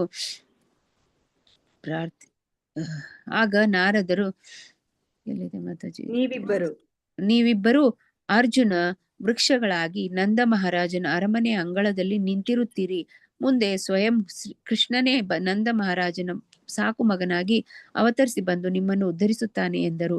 ಬೇರೆ ಮಾತುಗಳಲ್ಲಿ ಹೇಳುವುದಾದರೆ ನಾರದರ ಶಾಪವು ಆ ಇಬ್ಬರು ಕುಬೇರ ಪುತ್ರರಿಗೆ ವರವೇ ಆಯಿತು, ಏಕೆಂದರೆ ಕೃಷ್ಣನ ಅನುಗ್ರಹ ಅವರ ಮೇಲಾಗುವ ವಿಚಾರ ಅವರಿಗೆ ಮೊದಲೇ ತಿಳಿದು ಬಂತು. ತರುವಾಯ ಆ ಇಬ್ಬರು ಕುಬೇರ ಪುತ್ರರು ಅರ್ಜುನ ವೃಕ್ಷಗಳಾಗಿ ನಂದ ಮಹಾರಾಜನ ಅರಮನೆಯ ಅಂಗಳದಲ್ಲಿ ನಿಂತರು. ಹೀಗೆ ಎಷ್ಟು ದೀರ್ಘಕಾಲ ನಿಂತಿದ್ದರೆಂದರೆ ನಾರದರ ಮಾತನ್ನು ಆಗ ಮಾಡಲೆಂದು ದಾಮೋದರನು ತಾಯಿಯ ತನ್ನನ್ನು ಕಟ್ಟಿದ್ದ ಒರಳನ್ನು ಎಳೆದುಕೊಂಡು ಕುಬೇರ ಪುತ್ರರು ಮರಗಳಾಗಿ ನಿಂತಿದ್ದೆಡೆಗೆ ಒಂದು ಮರಗಳನ್ನು ಉರುಳಿಸಿದನು. ಬಂದು ಮರಗಳನ್ನು ಉರುಳಿಸಿದನು. ಇಷ್ಟು ಹೊತ್ತಿಗೆ ಶ್ರೇಷ್ಠ ಪರಮ ಭಕ್ತರಾಗಿದ್ದ ನಲಕುವರ ಹಾಗೂ ಮಣಿಗ್ರುವರು ಮರಗಳಿಂದ ಹೊರಬಂದರು. ಮುಂದಿನ ಓದ್ಲಾ ಮಾತಾಜಿ? ಇಲ್ಲ ಮಾತಾಜಿ, ಯಾರಾದ್ರು ಹೋಗ್ಲಿ, ಬೇರೆಯವ್ರು ಯಾರಾದ್ರು. ಹರೇ Okay, ಹರೇ ಕೃಷ್ಣ. ಧನ್ಯವಾದಗಳು ಮಾತಾಜಿ. ಸೊ ಇವಾಗ ಇದು ಗೊತ್ತಾಯ್ತಲ್ಲ ನಿಮ್ಗೆ. ಸೊ ನಾನು ಬ್ರೀಫ್ ಆಗಿ ಹೇಳಿದೀನಿ. ಸೊ ಇದು ತುಂಬಾ ಸುಂದರವಾಗಿದೆ ಆಕ್ಚುಲಿ. ಇನ್ನ ಅಂದ್ರೆ ಹಿರಿಯ ಭಕ್ತರು ತುಂಬಾ ಚೆನ್ನಾಗಿ ಇದನ್ನ ವರ್ಣನೆಯನ್ನ ಮಾಡ್ತಾರೆ. ಸೊ ನಿಮ್ಗೆ ಕಾರ್ತಿಕ್ ಮಾಸದಲ್ಲಿ ಇದನ್ನ ಆಲ್ಮೋಸ್ಟ್ ಡೈಲಿನೂ ಸಹ ನಾವು ಇದ್ರ ಬಗ್ಗೆ ನಾವು ತಿಳ್ಕೊತಾ ಇರ್ತೀವಿ. ಹರೇ ಕೃಷ್ಣ. ಸೊ ಮತ್ತೆ ಇವಾಗ ಇನ್ನ ಎಕ್ಸಾಂಪಲ್ಸ್ ಅನ್ನ ಕೊಡ್ತಾ ಇದ್ದಾರೆ. ಇನ್ನ ಅಂದ್ರೆ ಎಕ್ಸಾಂಪಲ್ಸ್ ಅನ್ನ ಕೊಡ್ತಾ ಕೊಡ್ತಾ ನಮ್ಗೆ ಆ ಮುಕ್ತಿ ಅನ್ನೋದ್ರು ಅದು ಈ ಭಕ್ತಿಗೆ ಹೋಲಿಸ್ಕೊಂಡ್ರೆ ಅದು ತುಂಬಾ ಕೇವಲ ಅಂತ ಹೇಳ್ಬಿಟ್ಟು ಅದನ್ನ ಮೀರಿರೋದು ಅಂತ ಹೇಳ್ಬಿಟ್ಟು ಹೇಳ್ತಾ ಇದಾರೆ. ಭಕ್ತಿಯನ್ನ ಏನು ಈ ಮುಕ್ತಿಯನ್ನ ಮೀರಿರೋದು ಭಕ್ತಿ ಅಂತ ಹೇಳ್ಬಿಟ್ಟು ನಮ್ಗೆ ಇಲ್ಲಿ ಅರ್ಥ ಮಾಡಿಸ್ತಾ ಇದ್ದಾರೆ. ಹರೇ ಕೃಷ್ಣ. ಯಾರಾದ್ರೂ ಓದಿ ಹರೇ ಕೃಷ್ಣ ಮಾತಾಜಿ. ಓದಿ ಪ್ರಭು. ಅಯಶೀರ್ಷ ಪಂಚರಾತ್ರದಲ್ಲಿ ಒಂದು ಪಾಠ ಕಂಡುಹಿಡಿದು ಅದು ಹೀಗಿದೆ: ಹೇ ಪ್ರಭುವೇ, ಹೇ ದೇವೋತ್ತಮ ಪರಮ ಪುರುಷನೇ, ನನ್ನ ಧಾರ್ಮಿಕ ಬದುಕಿನ ಫಲವಾಗಿ ನನಗೆ ಯಾವ ವರವೂ ಬೇಕಿಲ್ಲ, ಧನ ಸಮೃದ್ಧಿಯೂ ಬೇಡ, ಭೋಗಾಪೇಕ್ಷೆ ನನಗಿಲ್ಲ. ಕೃಷ್ಣಮೂರ್ತಿ ಪ್ರಭುಜಿ, ನಿಮ್ಮ voice ಬ್ರೇಕ್ ನಿನ್ನ ಆಗ್ತಿದೆ. ಪಾದಕಮಲ ಇದೊಂದು ಪ್ಯಾರ ಓದ್ಬಿಡಿ. ನಿತ್ಯ ದಾಸನಾಗಿರಬೇಕೆಂಬುದಷ್ಟೇ ನನ್ನ ಪ್ರಾರ್ಥನೆ. ನನ್ನ ಈ ಕೋರಿಕೆಯನ್ನು ಮನ್ನಿಸಿ ವರ ನೀಡು. ಹರೇ ಕೃಷ್ಣ ಪ್ರಭುಜಿ. ಇಲ್ಲ ಪ್ರಭುಜಿ, ತುಂಬಾ ಬ್ರೇಕ್ ಪ್ರಭುಜಿ. ಕೃಷ್ಣಮೂರ್ತಿ ಪ್ರಭುಜಿ, ಇನ್ನೂ ಒಂದು ಮಾತಿದ್ದು ಅದು ಹೀಗೆ: ಪ್ರಭುಜಿ, ಪ್ರಹ್ಲಾದ ಮಹಾರಾಜನಿಗೆ ಕೃಷ್ಣಮೂರ್ತಿ ಪ್ರಭುಜಿ, ದೇವರು ಇದು ಕೇಳಿಸ್ತಿಲ್ಲ ಪ್ರಭುಜಿ, ತುಂಬಾ ನೆಟ್ವರ್ಕ್ ಇಶ್ಯೂ ಇದೆ. ಬೇರೆ ಯಾರಾದ್ರೂ ಓದ್ಲಿ. ಸೊ ಇಲ್ಲಿ ಇಲ್ಲ ಪ್ರಭುಜಿ, ತುಂಬಾ ಕಟ್ ಆಗ್ತಾ ಇದೆ, ತುಂಬಾ ಬ್ರೇಕ್ ಆಗ್ತಾ ಇದೆ. ಹರೇ ಕೃಷ್ಣ ಮಾತಾಜಿ. ಹರೇ ಕೃಷ್ಣ ಮಾತಾಜಿ. ಒಂದ್ ನಿಮಿಷ ಮಾತಾಜಿ. ಸೊ ಇವಾಗ ಇಲ್ಲಿ ಅಯಶೀರ್ಷ ಪಂಚರಾತ್ರದಲ್ಲಿ ಏನನ್ನ ಹೇಳ್ತಾ ಇದ್ದಾರೆ. ಸೊ ನಾವ್ ಇವಾಗ ನಮ್ಮ ಬದುಕನ್ನ ನಾವು ಧಾರ್ಮಿಕವಾಗಿ ಬದುಕಿದ್ರೆ ಏನಾಗುತ್ತೆ, ನಮ್ಗೆ ಪುಣ್ಯ ಬರುತ್ತೆ. ಸೊ ಅವಾಗ ಅದರಿಂದ ನಾವು ಏನ್ ಬೇಕಾದ್ರೂ ಹೊರ ಪಡ್ಕೋಬಹುದು. ಸೊ ಅದಕ್ಕೆ ಇಲ್ಲಿ ಏನ್ ಹೇಳ್ತಾ ಇದಾರೆ, ಸೊ ಧನ ಸಮೃದ್ಧಿನೂ ಬೇಡ, ಭೋಗಾಪೇಕ್ಷೆನೂ ಬೇಡ, ಸೊ ನನಗೆ ಮುಕ್ತಿನೂ ಸಹ ಬೇಡ ಅಂತ ಹೇಳ್ತಾ ಇದ್ದಾರೆ. ಅಂದ್ರೆ ಅವ್ರಿಗೆ ಏನ್ ಬೇಕು, ಭಗವಂತನ ಪಾದ ಕಮಲಗಳಲ್ಲಿ ನಿತ್ಯ ದಾಸರಾಗಿರಬೇಕು ಅನ್ನೋದೇ ಪ್ರಾರ್ಥನೆ ಅಂತ ಹೇಳ್ಬಿಟ್ಟು ಇಲ್ಲಿ ಹೇಳ್ತಾ ಇದ್ದಾರೆ. ಹರೇ ಕೃಷ್ಣ. ಓದಿ ಮಾತಾಜಿ. ಹರೇ ಕೃಷ್ಣ ಮಾತಾಜಿ. ಅದೇ ಹಯಶೀರ್ಷ ಪಂಚರಾತ್ರದಲ್ಲಿ ಇನ್ನೂ ಒಂದು ಮಾತು, ಅದು ಹೀಗೆ: ಪ್ರಹ್ಲಾದ ಮಹಾರಾಜನಿಗೆ ನೃಸಿಂಹ ದೇವರು ವರ ನೀಡ ಬಯಸಿದನು. ಪ್ರಹ್ಲಾದನಾದರೂ ತನಗೆ ಯಾವ ಐಹಿಕ ವರವೂ ಬೇಡವೆಂದಲ್ಲದೆ ನಿರಂತರ ಪ್ರಭುದಾಸನಾಗಿರುವುದೊಂದೇ ಸಾಕೆಂದನು. ಈ ಸಂಬಂಧದಲ್ಲಿ ಪ್ರಹ್ಲಾದ ಮಹಾರಾಜನು ರಾಮಚಂದ್ರ ಪ್ರಭುವಿನ ನಿರಂತರ ದಾಸನಾದ ಹನುಮಂತನ ದೃಷ್ಟಾಂತವನ್ನು ನೀಡಿ ಅವನ ಭಗವಂತನಿಗೆ ತನಗೆ ಯಾವ ವರವೂ ಬೇಡವೆಂದನ್ನು ಎತ್ತಿ ಹೇಳಿದನು. ಹನುಮಂತನು ಸದಾ ಪ್ರಭು ಸೇವೆಯಲ್ಲಿಯೇ ಇದ್ದು ಬಿಟ್ಟನು. ಅವನ ಆದರ್ಶ ಗುಣ ಆ ಬಗೆಯದು ಎಂದೇ ಭಕ್ತರು ಹನುಮಂತನನ್ನು ಈಗಲೂ ಪೂಜಿಸುತ್ತಾರೆ. ಪ್ರಹ್ಲಾದ ಮಹಾರಾಜನು ಕೂಡ ಹನುಮಂತನಿಗೆ ತನ್ನ ಭಕ್ತಿಪೂರ್ವಕ ನಮಸ್ಕಾರಗಳನ್ನು ಸಮರ್ಪಿಸಿದನು. ಹನುಮಂತನ ಬಾಯಿಂದ ಬಂದ ಒಂದು ಶ್ಲೋಕವಿದ್ದು ಅದರ ಅರ್ಥ ಹೀಗುಂಟು: ಪ್ರಿಯ ಪ್ರಭುವೇ, ನೀನು ಇಷ್ಟಪಟ್ಟಲ್ಲಿ ಈ ಐಹಿಕ ಬಾಳಿನಿಂದ ನನಗೆ ಮುಕ್ತಿಯನ್ನು ಕರುಣಿಸಬಲ್ಲೆ. ನಾನು ನಿನ್ನಲ್ಲಿ ಒಂದಾಗುವಂತೆಯೂ ಮಾಡಬಲ್ಲೆ. ನನಗೆ ಇದೊಂದು ಬೇಡ: ಮುಕ್ತಿ ಸಿಕ್ಕಿದ ಬಳಿಕ ನಿನ್ನೊಡನೆ ನನಗಿರುವ ಒಡೆಯ ದಾಸನ ನಂಟನ್ನು ಸ್ವಲ್ಪ ಮೇಲೆ ತೆಗೆದು ಮಾತಾಜಿ ಮಾಡಿದ್ದೀನಿ. ಕುಗ್ಗಿಸುವ ಯಾವುದು ನನಗೆ ಬೇಡ ಅಂತ ಹೇಳ್ತಾ ಇದ್ದಾರೆ. ಹರೇ ಕೃಷ್ಣ ಮಾತಾಜಿ. ಯಾವುದು ನನಗೆ ಬೇಡ. ಹರೇ ಕೃಷ್ಣ ಮಾತಾಜಿ. ಮಾತಾಜಿ ಧನ್ಯವಾದಗಳು. ಅಲ್ವಾ, ನೋಡಿ ಇಲ್ಲಿ ಏನನ್ನ ಹೇಳ್ತಾ ಇದಾರೆ, ಇಲ್ಲಿ ಅಯಶೀರ್ಷ ಪಂಚರಾತ್ರದಲ್ಲಿ ಏನನ್ನ ಹೇಳ್ತಾ ಇದಾರೆ, ಪ್ರಹ್ಲಾದ ಮಹಾರಾಜನಿಗೆ ಯಾವಾಗ ನರಸಿಂಹ ದೇವರು ಅವರು ಶಾಂತರಾದ್ಮೇಲೆ ಅವರು ಕೇಳ್ತಾರೆ ಪ್ರಹ್ಲಾದ ಮಹಾರಾಜನಿಗೆ, ನೀನೇನಾದ್ರೂ ವರವನ್ನ ಅಂದ್ರೆ ಕೇಳು ಅಂತ ಹೇಳ್ಬಿಟ್ಟು. ಆಗ ಪ್ರಹ್ಲಾದ ಮಹಾರಾಜ ಏನ್ ಹೇಳ್ತಾರೆ, ನನಗೆ ಯಾವ್ದು ವರ ಬೇಡ, ನಾನ್ ನಿನ್ನ ಜೊತೆ ನಾನು ಇಲ್ಲಿ ವ್ಯಾಪಾರ ಮಾಡ್ತಾ ಇಲ್ಲ ಅಲ್ವಾ. ಭಕ್ತಿ ಅನ್ನೋದು ವ್ಯಾಪಾರ ಅಲ್ಲ. ನಾನ್ ನಿನ್ಗೆ ಭಕ್ತಿ ಮಾಡ್ತೀನಿ, ನೀನ್ ಅದಕ್ಕೆ ಏನಾದ್ರೂ ನನಗೆ ರಿಟರ್ನ್ ಕೊಡು ಅಂತ ಹೇಳೋದಿಕ್ಕೆ ಇದು ಯಾವುದೇ ಒಂದು ವ್ಯಾಪಾರ ಅಲ್ಲ, ನನಗೆ ಏನನ್ನೂ ಬೇಡ ಅಂತ ಹೇಳ್ಬಿಟ್ಟು ಹೇಳ್ತಾ ಇದ್ದಾರೆ. ಮತ್ತೆ ಆ ಸಮಯದಲ್ಲಿ ಅವರು ಸೊ ಇಲ್ಲಿ ಹನುಮಂತನ ಒಂದು ಎಕ್ಸಾಂಪಲ್ ಅನ್ನ ಕೊಡ್ತಾ ಇದ್ದಾರೆ ಅಲ್ವಾ. ಸೊ ಹನುಮಂತ ಅವರು ಶ್ರೀರಾಮಚಂದ್ರನಲ್ಲಿ ಅವ್ರು ಏನ್ ಬೇಕಾದ್ರೂ ವರ ಕೇಳ್ಬೋದಾಗಿತ್ತು ಅಲ್ವಾ, ಏನ್ ಬೇಕಾದ್ರೂ ವರವನ್ನ ಕರುಣಿಸ್ಲಿಕ್ಕೆ ಶ್ರೀರಾಮಚಂದ್ರ ರೆಡಿ ಇದ್ರು. ಆದ್ರೆ ಹನುಮಂತ ಏನ್ ಹೇಳ್ತಾ ಇದ್ದಾರೆ ಇಲ್ಲಿ, ನೀನ್ ನನ್ನನ್ನ ಅಂದ್ರೆ ನೀನ್ ಇಷ್ಟಪಟ್ಟಲ್ಲಿ ನನಗೆ ಮುಕ್ತಿನ ನೀನು ಕೊಡ್ತೀಯ ನೀನು, ಮತ್ತೆ ನನಗೆ ನೀನು ನನ್ನನ್ನ ನಿನ್ನಲ್ಲಿ ಒಂದಾಗ ತರನು ಸಹ ನೀನು ಮಾಡಬಲ್ಲೆ. ಆದ್ರೆ ನಾನು ಇದ್ಯಾವ್ದನ್ನು ನನ್ನ ಕೇಳ್ಕೊತಾ ಇಲ್ಲ, ನನಗೇನ್ ಬೇಕು, ನಾನು ನಿನ್ನ ದಾಸ, ನೀನು ಒಡೆಯ, ನಾನು ದಾಸ ಅಲ್ವಾ. ನಮ್ಮ ಸಂಬಂಧ ಏನಿದೆ ಅದನ್ನ ಯಾವ್ದಾದ್ರು ಕುಗ್ಗಿಸುತ್ತೆ ಅಂದ್ರೆ ನನ್ಗೆ ಯಾವ್ದನ್ನು ಬೇಡ ಅಂತ. ಇವಾಗ ಭಗವಂತನಲ್ಲಿ ಒಂದಾಗ್ಬಿಟ್ರೆ ಅಲ್ಲಿ ಅವರು ಏನು ದಾಸಭಾವದಲ್ಲಿ ಈಗ ಅವರು ಭಕ್ತಿಯನ್ನ ಮಾಡ್ತಿದ್ದಾರೆ ಅದನ್ನ ಮಾಡ್ಲಿಕ್ಕೆ ಆಗೋದಿಲ್ಲ ಅಲ್ವಾ. ಸೊ ಇವಾಗ ಮುಕ್ತಿಯನ್ನ ಪಡೆದ್ರೆ ಏನಾಗತ್ತೆ, ಅಲ್ಲಿ ಆ ಬ್ರಹ್ಮಜ್ಯೋತಿಯಲ್ಲಿ ಅವರು ಸುಮ್ಮನೆ ಇರ್ಬೇಕು ಒಂದು ಚಿತ್ಕಣವಾಗಿ, ಅಲ್ಲಿ ಸೇವೆನೇ ಇಲ್ಲ ಅಲ್ವಾ. ಅದಕ್ಕೆ ನನಗಿಂಥದ್ದು ಯಾವುದು ಸಹ ನನಗೆ ಬೇಡ, ನನ್ನ ಜೊತೆ ನಿನ್ನ ಸಂಬಂಧ ಏನಿದೆ ಈ ರಸ ಅದನ್ನ ಕುಗ್ಗಿಸೋ ಅಂಥದ್ದು ನನ್ಗೆ ಯಾವುದು ಬೇಡ ಅಂತ ಹೇಳ್ಬಿಟ್ಟು ಇಲ್ಲಿ ಹನುಮಂತ ಹೇಳ್ತಾ ಇದ್ದಾರೆ. ಇದನ್ನ ಅವರು ಪ್ರಹ್ಲಾದ ಮಹಾರಾಜ ಅವರು ನರಸಿಂಹನ ಮುಂದೆ ಅವರು ಹೇಳ್ತಾ ಇದ್ದಾರೆ. ಸೊ ಅದೇ ತರ ಇಲ್ಲಿ ನಾರದ ಪಂಚರಾತ್ರದಲ್ಲೂ ಸಹ ಒಂದು ವಾಕ್ಯ ಇದೆ. ಹರೇ ಕೃಷ್ಣ, ಇದನ್ನ ಯಾರಾದ್ರೂ ಓದಿ, ಸ್ವಲ್ಪ ಬೇಗ ಓದಿ, ಯಾಕಂದ್ರೆ 8:58 ಆಯ್ತು. ಹರೇ ಕೃಷ್ಣ ಮಾತಾಜಿ.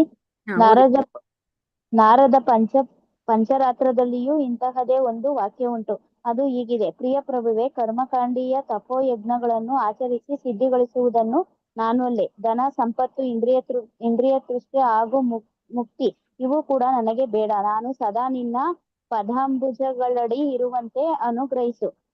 ಸಾಲೋಕ್ಯ, ನೀನಿರುವ ಗ್ರಹಲೋಕವಾಸ ಮುಕ್ತಿಯಾಗಲಿ, ಇಲ್ಲವೇ ಸಾರೂಪ್ಯ, ನಿನ್ನ ದೇಹ ಲಕ್ಷಣವನ್ನೇ ನಾನು ಹೊಂದಿರುವುದು ಮುಕ್ತಿಯಾಗಲಿ ನನಗೆ ಬೇಡ. ನಾನು ಸದಾ ನಿನ್ನ ಪ್ರೇಮ ಸೇವೆಯಲ್ಲಿ ತೊಡಗಿರುವಂತೆ ಅನುಗ್ರಹಿಸು. ಅಷ್ಟೇ ಸಾಕು. ಧನ್ಯವಾದಗಳು ಮಾತಾಜಿ. ಹರೇ ಕೃಷ್ಣ ಮಾತಾಜಿ, ಧನ್ಯವಾದಗಳು. ಅಲ್ವಾ ನೋಡಿ, ನಮ್ಗೆ ಮೊದಲು ಅವ್ರು ಪ್ರಭುಪಾದ್ರು ಏನ್ ಮಾಡಿದ್ರು, ನಮ್ಗೆ ಭಾಗವತಮಲ್ಲಿ ಬಂದಿರುವಂತಹ ಆ ದೃಷ್ಟಾಂತಗಳನ್ನೆಲ್ಲ ಹೇಳಿದ್ರು, ಎಕ್ಸಾಂಪಲ್ ಕೊಟ್ಕೊಂಡು ಬಂದ್ರು. ಅದಾದ್ಮೇಲೆ ಈಗ ಹಯಶೀರ್ಷ ಪಂಚರಾತ್ರದಲ್ಲಿ ಏನನ್ನ ಹೇಳಿದ್ರು ಅಂತ ಹೇಳಿದ್ರು. ಈಗ ನಾರದ ಪಂಚರಾತ್ರದಲ್ಲಿ ಅಂದ್ರೆ ಒಂದೇ ನಮ್ಮ ಧರ್ಮಗ್ರಂಥ ಅಲ್ಲ, ಹಲವಾರು ಧರ್ಮಗ್ರಂಥಗಳನ್ನ ನೀವು ಓದಿದ್ರು ಸಹ ಅಲ್ಲಿ ಎಲ್ಲ ಶುದ್ಧ ಭಕ್ತರು ಸಹ ಅವ್ರು ಯಾವುದೇ ಒಂದು ಐಹಿಕ ಸುಖವನ್ನ, ಐಹಿಕ ಭೋಗಗಳನ್ನ ಅವ್ರು ಇಚ್ಛೆ ಪಡ್ತಾ ಇಲ್ಲ ಅಲ್ವಾ. ಮುಕ್ತಿಯನ್ನು ಸಹ ಅವರು ಇಚ್ಛೆ ಪಡ್ತಾ ಇಲ್ಲ. ಅವ್ರು ಕೇಳ್ಕೊತಾ ಇರೋದೇನು, ಆ ಭಗವಂತನ ಆ ಒಂದು ಭಕ್ತಿ ಸೇವೆಯನ್ನ ಮಾತ್ರ, ಅವರು ಪ್ರೇಮ ಸೇವೆಯನ್ನ ಮಾತ್ರ ಅವ್ರು ಕೇಳ್ಕೊತಾ ಇದ್ದಾರೆ. ನೋಡಿ ಇಲ್ಲಿ ಸಾಲೋಕ್ಯ, ಸಾರೂಪ್ಯ, ಎಂತಹ ಮುಕ್ತಿನೂ ನಮ್ಗೆ ಬೇಡ, ಈ 5 ತರದ ಮುಕ್ತಿಗಳು ಸಹ ನಮ್ಗೆ ಬೇಡ ಅಂತ ಹೇಳ್ಬಿಟ್ಟು ಅವರು ಕೇಳ್ಕೊತಾ ಇದಾರೆ ಅಂತ ಹೇಳ್ಬಿಟ್ಟು ಅರ್ಥ ಮಾಡಿಸ್ತಾ ಇದ್ದಾರೆ. ಹರೇ ಕೃಷ್ಣ. ಮತ್ತಿದನ್ನ ಯಾರಾದ್ರೂ ಓದಿ. ಹರೇ ಕೃಷ್ಣ ಮಾತಾಜಿ, ಓದ್ಲಾ? ಅದೇ ರೀತಿ ಶ್ರೀಮದ್ ಭಾಗವತದ 6ನೇ ಸ್ಕಂದ 14ನೇ ಅಧ್ಯಾಯ 5ನೇ ಶ್ಲೋಕದಲ್ಲಿ ಮಹಾರಾಜ ಪರೀಕ್ಷಿತನು ಶುಕದೇವ ಗೋಸ್ವಾಮಿ ಅವರನ್ನು ಹೀಗೆ ಪ್ರಶ್ನಿಸಿದನು: ಹೇ ಬ್ರಾಹ್ಮಣರೇ, ವೃತಾಸುರ ರಾಕ್ಷಸನು ರಜೋಗುಣ ತಮೋಗುಣಗಳ ಆದೇಶವುಳ್ಳವನಾಗಿ ಪಾಪಿಯಾಗಿದ್ದನು. ಹೀಗಿರುವಾಗ ವೃತಾಸುರನು ದೇವೋತ್ತಮ ಪುರುಷನಾದ ನಾರಾಯಣನ ಬಗ್ಗೆ ಅಂತಹ ಸಿದ್ಧಿಯ ಹಂತವನ್ನು ಹೇಗೆ ತಾನೇ ಸಂಪಾದಿಸಿಕೊಂಡನು? ಕಠಿಣ ನೇಮನಿಷ್ಠೆಯ ಬದುಕಿಗೆ ಅರ್ಪಿಸಿಕೊಂಡ ಮತ್ತು ಸಂಪೂರ್ಣ ಜ್ಞಾನ ಹೊಂದಿ ಮುಕ್ತಿ ಪಡೆದ ಶ್ರೇಷ್ಠ ವ್ಯಕ್ತಿಗಳು ಭಗವಂತನ ಭಕ್ತರಾಗಲು ಶ್ರಮಿಸಬೇಕೆಂದು ಹೇಳಿರುವೆ. ಅಂತಹ ವ್ಯಕ್ತಿಗಳು ತೀರಾ ಅಪರೂಪ ಮತ್ತು ಕಾಣಲು ವಿರಳ ಎಂದೇ ಹೇಳಬಹುದು. ಆದರೆ ವ್ರತಾಸುರನು ಅಂತಹ ಭಕ್ತನಾದು ನನಗೆ ಅಚ್ಚರಿ ಉಂಟು ಮಾಡಿದೆ. ಮೇಲಿನ ಶ್ಲೋಕದಲ್ಲಿ ನಾವು ಬಹು ಮುಖ್ಯವಾಗಿ ಗಮನಿಸಬೇಕಾದ ಅಂಶವೇನೆಂದರೆ, ಬ್ರಹ್ಮನ್ ಅಸ್ತಿತ್ವದೊಂದಿಗೆ ಮಿಲನವಾಗಿರುವ ಅನೇಕ ಮುಖ್ಯ ವ್ಯಕ್ತಿಗಳು ಇರಬಹುದು, ಆದರೆ ದೇವೋತ್ತಮ ಪರಮಪುರುಷ ನಾರಾಯಣನ ಭಕ್ತರು ತುಂಬಾ ವಿರಳ. ಮುಕ್ತರಾದ 10 ಲಕ್ಷ ವರ್ಷಗಳ ವ್ಯಕ್ತಿಗಳಲ್ಲಿ ಭಕ್ತರಾಗುವ ಅದೃಷ್ಟ ಒಬ್ಬರಿಗೆ ಮಾತ್ರ. ಹರೇ ಕೃಷ್ಣ. ಹರೇ ಕೃಷ್ಣ ಮಾತಾಜಿ. ಅಲ್ವಾ, ಇದಕ್ಕಿಂತ ಮುಂಚೆ ನಾವು ಇದನ್ನ ಚರ್ಚೆ ಮಾಡಿದೀವಲ್ವಾ, ರುದ್ರಾಸುರ ಹೇಗೆ ಅವನು ಆ ಒಂದು ರಾಕ್ಷಸ ಜನ್ಮವನ್ನ ಪಡಿತಾರೆ ಅಂತ ಹೇಳ್ಬಿಟ್ಟು. ರುದ್ರಾಸುರ ಇಂದಿನ ಜನ್ಮದಲ್ಲಿ ಅವ್ರು ಏನಾಗಿರ್ತಾರೆ? ಚಿತ್ರಕೇತು ಮಹಾರಾಜ ಮಾತಾಜಿ. ಚಿತ್ರಕೇತು ಮಹಾರಾಜ ಆಗಿರ್ತಾರೆ ಅಲ್ವಾ. ಸೊ ಪಾರ್ವತಿ ಮಾತೆಯ ಶಾಪಗ್ರಸ್ತರಾಗೋದ್ರಿಂದ ಅವರು ಈ ರಾಕ್ಷಸ ಜನ್ಮವನ್ನ ಅವರು ಪಡಿತಾರೆ ಅಲ್ವಾ. ಆದ್ರೆ ಅವ್ರು ಏನನ್ನ ಅವ್ರು ಕೇಳ್ಕೊತಾರೆ ಪಾರ್ವತಿ ಮಾತೆ ಹತ್ರ, ನನ್ಗೆ ಎಂತಹ ಒಂದು ಜನ್ಮ ಬಂದ್ರು ಪರವಾಗಿಲ್ಲ, ಏನನ್ನ ಕೇಳ್ಕೊತಾರೆ? ಭಕ್ತಿ ಮಾತ್ರ ಇಲ್ದಿರ ಭಕ್ತಿ, ನಾನು ಯಾವಾಗ್ಲೂ ನಾನು ಕೃಷ್ಣನ ಭಕ್ತನಾಗೆ ನಾನು ಇರ್ಬೇಕು ಅಂತ ಅವ್ರು ಕೇಳ್ಕೊತಾರೆ ಅಲ್ವಾ. ಅದಕ್ಕೆ ನೋಡಿ ಇಲ್ಲಿ ರಾಕ್ಷಸ ಅಂದ್ರೆ ಅವರು ತಮೋಗುಣ ರಜೋಗುಣವನ್ನ ಹೊಂದಿರೋರು. ಅದಕ್ಕೆ ಇಲ್ಲಿ ಇಂದ್ರನಿಗೆ ಆಶ್ಚರ್ಯ ಆಗ್ತಿದೆ, ಹೇಗೆ ಸಾಧ್ಯ, ಇವನು ರುದ್ರಾಸುರ ಅವನು ಈ ತರ ಅವರು ಪ್ರಾರ್ಥನೆಯನ್ನ ಮಾಡ್ತಾ ಇದ್ದಾರೆ. ಮತ್ತೆ ಇಂದ್ರನಿಗೆ ಹೇಳ್ತಾ ಇದಾರೆ ಅವರು, ನೀನು ಯಾಕೆ ನನ್ನನ್ನ ಬೇಗ ಸಾಯಿಸ್ತಾ ಇಲ್ಲ, ಬೇಗ ಸಾಯಿಸು ನನ್ನನ್ನ ಅಲ್ವಾ. ಯಾಕಂದ್ರೆ ಅವರು ಭಗವಂತನ ಬಳಿಗೆ ಹೋಗ್ಬೇಕು, ಅವರು ನನ್ಗೆ ಯಾಕಿನ್ನ ತಡ ಮಾಡ್ತಾ ಇದೆಯಾ ಅಂತ ಹೇಳ್ಬಿಟ್ಟು ಅವರು ಇಂದ್ರನಿಗೆ ಅವರು ಜ್ಞಾನವನ್ನ ಕೊಡ್ತಾ ಇದ್ದಾರೆ ಅವರು. ಅದಕ್ಕೋಸ್ಕರ ಇಂದ್ರನಿಗೆ ಆಶ್ಚರ್ಯ ಆಗ್ತಿದೆ, ಹೇಗೆ ಸಾಧ್ಯ ಈ ತರ ರುದ್ರಾಸುರ ಅವನು ರಾಕ್ಷಸ, ಇವನಲ್ಲಿ ಇಂತಹ ಒಂದು ದೈವಿ ಗುಣಗಳು ಇರ್ಲಿಕ್ಕೆ ಹೇಗೆ ಸಾಧ್ಯ ಅಂತ ಅವ್ರು ಆಶ್ಚರ್ಯ ಪಡ್ತಿದ್ದಾರೆ. ಅದಕ್ಕೆ ನಮ್ಗೆ ಇಲ್ಲಿ ಪ್ರಭುಪಾದ್ರು ಅರ್ಥ ಮಾಡಿಸ್ತಾ ಇದ್ದಾರೆ. ಸೊ ಇವಾಗ ಈ ಮುಕ್ತಿಯನ್ನ ಪಡಿಲಿಕ್ಕೆ ಪ್ರಯತ್ನ ಪಡ್ತಾ ಇರೋರಲ್ಲಿ ಹಲವಾರು ವ್ಯಕ್ತಿಗಳಿರ್ಬೋದು, ಆದ್ರೆ ಆ ಶುದ್ಧ ಭಕ್ತರು ತುಂಬಾ ವಿರಳ ಅಂತ ಹೇಳ್ತಿದ್ದಾರೆ ಅಲ್ವಾ. ಸೊ ಮನುಷ್ಯಾಣಾಂ ಸಹಸ್ರೇಶು ಕಶ್ಚಿನ್ ಯತತಿ ಸಿದ್ಧಯ್ಯ ಅಂತ ಹೇಳ್ಬಿಟ್ಟು ಏನನ್ನ ಹೇಳಿದರೆ ಅದನ್ನ ನಮ್ಗೆ ಇಲ್ಲಿ ಪ್ರಭುಪಾದರು ಅರ್ಥ ಮಾಡಿಸ್ತಾ ಇದ್ದಾರೆ. ಹರೇ ಕೃಷ್ಣ. ಇದನ್ನ ಓದಿ ಯಾರಾದ್ರು. ಅದೇ ರೀತಿ ಶ್ರೀಮದ್ ಭಾಗವತದ ಮೊದಲನೆಯ ಸ್ಕಂದದಲ್ಲಿ 8ನೆಯ ಅಧ್ಯಾಯ ಶ್ಲೋಕ 20 ಒಂದು ಪ್ರಸಂಗವಿದೆ. ಅದು ಹೀಗೆ: ಕೃಷ್ಣನು ಕುಂತಿದೇವಿಯನ್ನು ಅಗಲಿ ಹೊರಟು ನಿಂತ ಸಮಯದಲ್ಲಿ ಆಕೆಯು ಅವನಲ್ಲಿ ಹೀಗೆಂದು ಭಿನ್ನವಿಸಿಕೊಳ್ಳುತ್ತಾಳೆ. ಪ್ರಿಯ ಕೃಷ್ಣ, ಮಹನೀಯರಾದ ಘನ ವಿದ್ವಾಂಸರ ಹಾಗೂ ಪರಮಹಂಸರ ಸಂಪೂರ್ಣ ಮುಕ್ತಾತ್ಮರು ಪಾಲಿಗೆ ನೀನು ಅನೂಹ್ಯನು. ಹೀಗಿರುವಲ್ಲಿ ಆದರೆ ಐಹಿಕ ಬದುಕಿನ ಎಲ್ಲ ಫಲ ಪರಿಣಾಮಗಳಿಗೂ ಅತೀತರಾದ ಮಹಾಮುನಿಗಳೇ ನಿನ್ನನ್ನು ಅರಿಯಲು ಅಸಮರ್ಥರಾಗಿರುವಾಗ ಕಡಿಮೆ ಬುದ್ಧಿವಂತಿಕೆಯ ನಮ್ಮಂತಹ ಶ್ರೀವರ್ಗವು ನಿನ್ನ ಮಹಿಮಾತೀಶಗಳನ್ನು ಅರಿಯುವುದು ಸಾಧ್ಯವೆಂತು? ನಿನ್ನನ್ನು ಅರ್ಥ ಮಾಡಿಕೊಳ್ಳುವುದು ನಮಗೆ ಸಾಧ್ಯವೇ? ವಿಶೇಷವಾಗಿ ನೆನಪಿನಲ್ಲಿಟ್ಟುಕೊಳ್ಳಬೇಕಾದ ಸಂಗತಿಯೊಂದು ಈ ಶ್ಲೋಕದಲ್ಲಿದೆ. ಅದೆಂದರೆ ದೇವೋತ್ತಮ ಪರಮಪುರುಷನು ಶ್ರೇಷ್ಠ ಮುಕ್ತಾತ್ಮರು ಕೂಡ ಅರ್ಥ ಮಾಡಿಕೊಳ್ಳಲಾರರು. ನಮ್ಮ ಭಕ್ತರಾದ ನಮ್ರ ಭಕ್ತರಾದ ಕುಂತಿದೇವಿಯಂತಹವರು ಮಾತ್ರ ಅವನನ್ನು ಅರ್ಥ ಮಾಡಿಕೊಳ್ಳಬಲ್ಲರು. ಕುಂತಿದೇವಿಯು ಸ್ತ್ರೀಯಾಗಿದ್ದು ಗಂಡಸರಿಗಿಂತ ಕಡಿಮೆ ಬುದ್ಧಿಮತೆಯವಳು ಎಂದು ಪರಿಗಣಿಸಲಾಗಿದ್ದರೂ ಕೃಷ್ಣನ ಮಹಿಮಾತಿಶಯಗಳನ್ನು ಅರ್ಥ ಕೊಂಡಳು ಎಂಬುದೇ ಪ್ರಸ್ತುತ ಶ್ಲೋಕದ ಭಾವಾರ್ಥ. ಹರೇ ಕೃಷ್ಣ, ಧನ್ಯವಾದಗಳು. ಸೊ ಇಲ್ಲಿ ಏನನ್ನ ಹೇಳ್ತಿದ್ದಾರೆ, ನಮ್ಮ ಮೊದಲನೇ ಸ್ಕಂದದ 8ನೇ ಅಧ್ಯಾಯ ಅಲ್ಲಿ ಕುಂತಿ ಸ್ತುತಿ ಅಂತ ಬರುತ್ತೆ. ತುಂಬಾ ಸುಂದರವಾಗಿರುವಂತಹ ಕುಂತಿ ಸ್ತುತಿ. ಸೊ ಇವಾಗ ನಮ್ಗೆ ಅದರ್ವೈಸ್ ಗೊತ್ತಿರೋ ತರ ಏನು ಅಂತಂದ್ರೆ ಅಂದ್ರೆ ಸ್ತ್ರೀಯರಿಗೆ ಕಡಿಮೆ ಬುದ್ಧಿ ಇರುತ್ತೆ ಅಂತ ಹೇಳ್ಬಿಟ್ಟು, ಅಂದ್ರೆ ಅವ್ರಿಗಷ್ಟು ಜ್ಞಾನ ಇರೋದಿಲ್ಲ ಅಂತ ಹೇಳ್ಬಿಟ್ಟು. ಆದ್ರೆ ಕುಂತಿ ಮಾತೆ ಅಷ್ಟು ಅವಳು ಭಗವಂತನನ್ನ ಕುರಿತಾಗಿ ಅವಳು ಅಷ್ಟು ಚೆನ್ನಾಗಿರುವಂತಹ ಒಂದು ಪ್ರಾರ್ಥನೆಯನ್ನ ಅವಳು ಮಾಡ್ತಾಳೆ. ಸೊ ಇಲ್ಲಿ ಕುಂತಿ ಮಾತೆ ಏನ್ ಹೇಳ್ತಾರೆ ಅಂತಂದ್ರೆ, ನಿನಗೆ ಪರಮಹಂಸರು ಅಲ್ವಾ,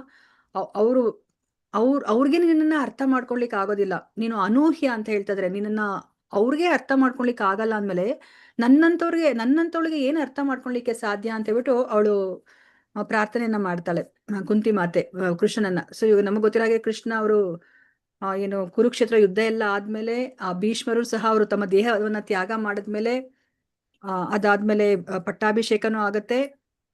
ಯುಧಿಷ್ಠಿರ ಮಹಾರಾಜಂದು ಅವರು ರಾಜಸೂಯ ಯಜ್ಞವನ್ನು ಮಾಡ್ತಾರೆ. ಅದೆಲ್ಲ ಆದ್ಮೇಲೆ ಕೃಷ್ಣ ಅವರು ದ್ವಾರಕೆಗೆ ಹೊರಟು ನಿಲ್ತಾರೆ ಅಲ್ವಾ. ನೋಡಿ, ಕೃಷ್ಣನ ಜೊತೆ ಇವಾಗ ಇಷ್ಟು ದಿನಗಳ ಕಾಲ ಅವರೆಲ್ಲರೂ ಸಹ ಹಲವಾರು ತಿಂಗಳ ಕಾಲ ಇವರೆಲ್ಲ ಪಾಂಡವರೆಲ್ಲರೂ ಸಹ ಜೊತೆಲಿದ್ದಾರೆ. ಕುಂತಿ ಮಾತೆಗೆ ಕೃಷ್ಣನ ಆ ಒಂದು ಅಗಲಿಕೆಯನ್ನೇ ಅವಳಿಗೆ ಸಹಿಸ್ಲಿಕ್ಕೆ ಆಗೋದಿಲ್ಲ. ಅವಳು ಅವಾಗ ಕೃಷ್ಣನನ್ನ ಕುರಿತಾಗಿ ಅವಳು ಪ್ರಾರ್ಥನೆಯನ್ನ ಮಾಡ್ತಾಳೆ. ಅವ್ರಿನ್ನೇನು ಹೊರಟುತ್ತಾ ಇರ್ತಾರೆ ಅವರು ದ್ವಾರಕೆಗೆ, ಆ ಸಮಯದಲ್ಲಿ ಕುಂತಿ ಮಾತೆ ಪ್ರಾರ್ಥನೆಯನ್ನ ಮಾಡ್ತಾಳೆ. ಸೊ ಅದು ತುಂಬಾ ಸುಂದರವಾಗಿರುವಂತಹ ಪ್ರಾರ್ಥನೆಗಳು. ನೋಡಿ, ಆ ಪ್ರಾರ್ಥನೆ ಎಷ್ಟು ಚೆನ್ನಾಗಿದೆ ಅಂತಂದ್ರೆ ಅವಳು ಅನ್ಕೋತಾ ಇದ್ದಾಳೆ, ನನಗೆ ನಿನ್ನನ್ನ ಅರ್ಥ ಮಾಡ್ಕೊಳ್ಲಿಕ್ಕೆ ಸಾಧ್ಯ ಇಲ್ಲ. ಯಾಕಂದ್ರೆ ಆ ಏನು ಮುಕ್ತಾತ್ಮರಿಗೇನೆ ಅರ್ಥ ಮಾಡ್ಕೊಳ್ಲಿಕ್ಕೆ ಸಾಧ್ಯ ಇಲ್ಲ ಅಂದ್ಮೇಲೆ, ಪರಮಹಂಸರಿಗೆ ಅರ್ಥ ಮಾಡ್ಕೊಳ್ಲಿಕ್ಕೆ ನಿನ್ನನ್ನ ಸಾಧ್ಯ ಇಲ್ಲ ಅಂದ್ಮೇಲೆ, ನಾನು ಸಾಮಾನ್ಯ ಸ್ತ್ರೀ, ನಾನೇ ನಿನ್ನನ್ನ ಅರ್ಥ ಮಾಡ್ಕೊಳ್ಲಿಕ್ಕೆ ಸಾಧ್ಯ ಅಂತ ಹೇಳ್ಬಿಟ್ಟು ಕುಂತಿ ಮಾತೆ ಹೇಳ್ತಾ ಇದ್ದಾಳೆ.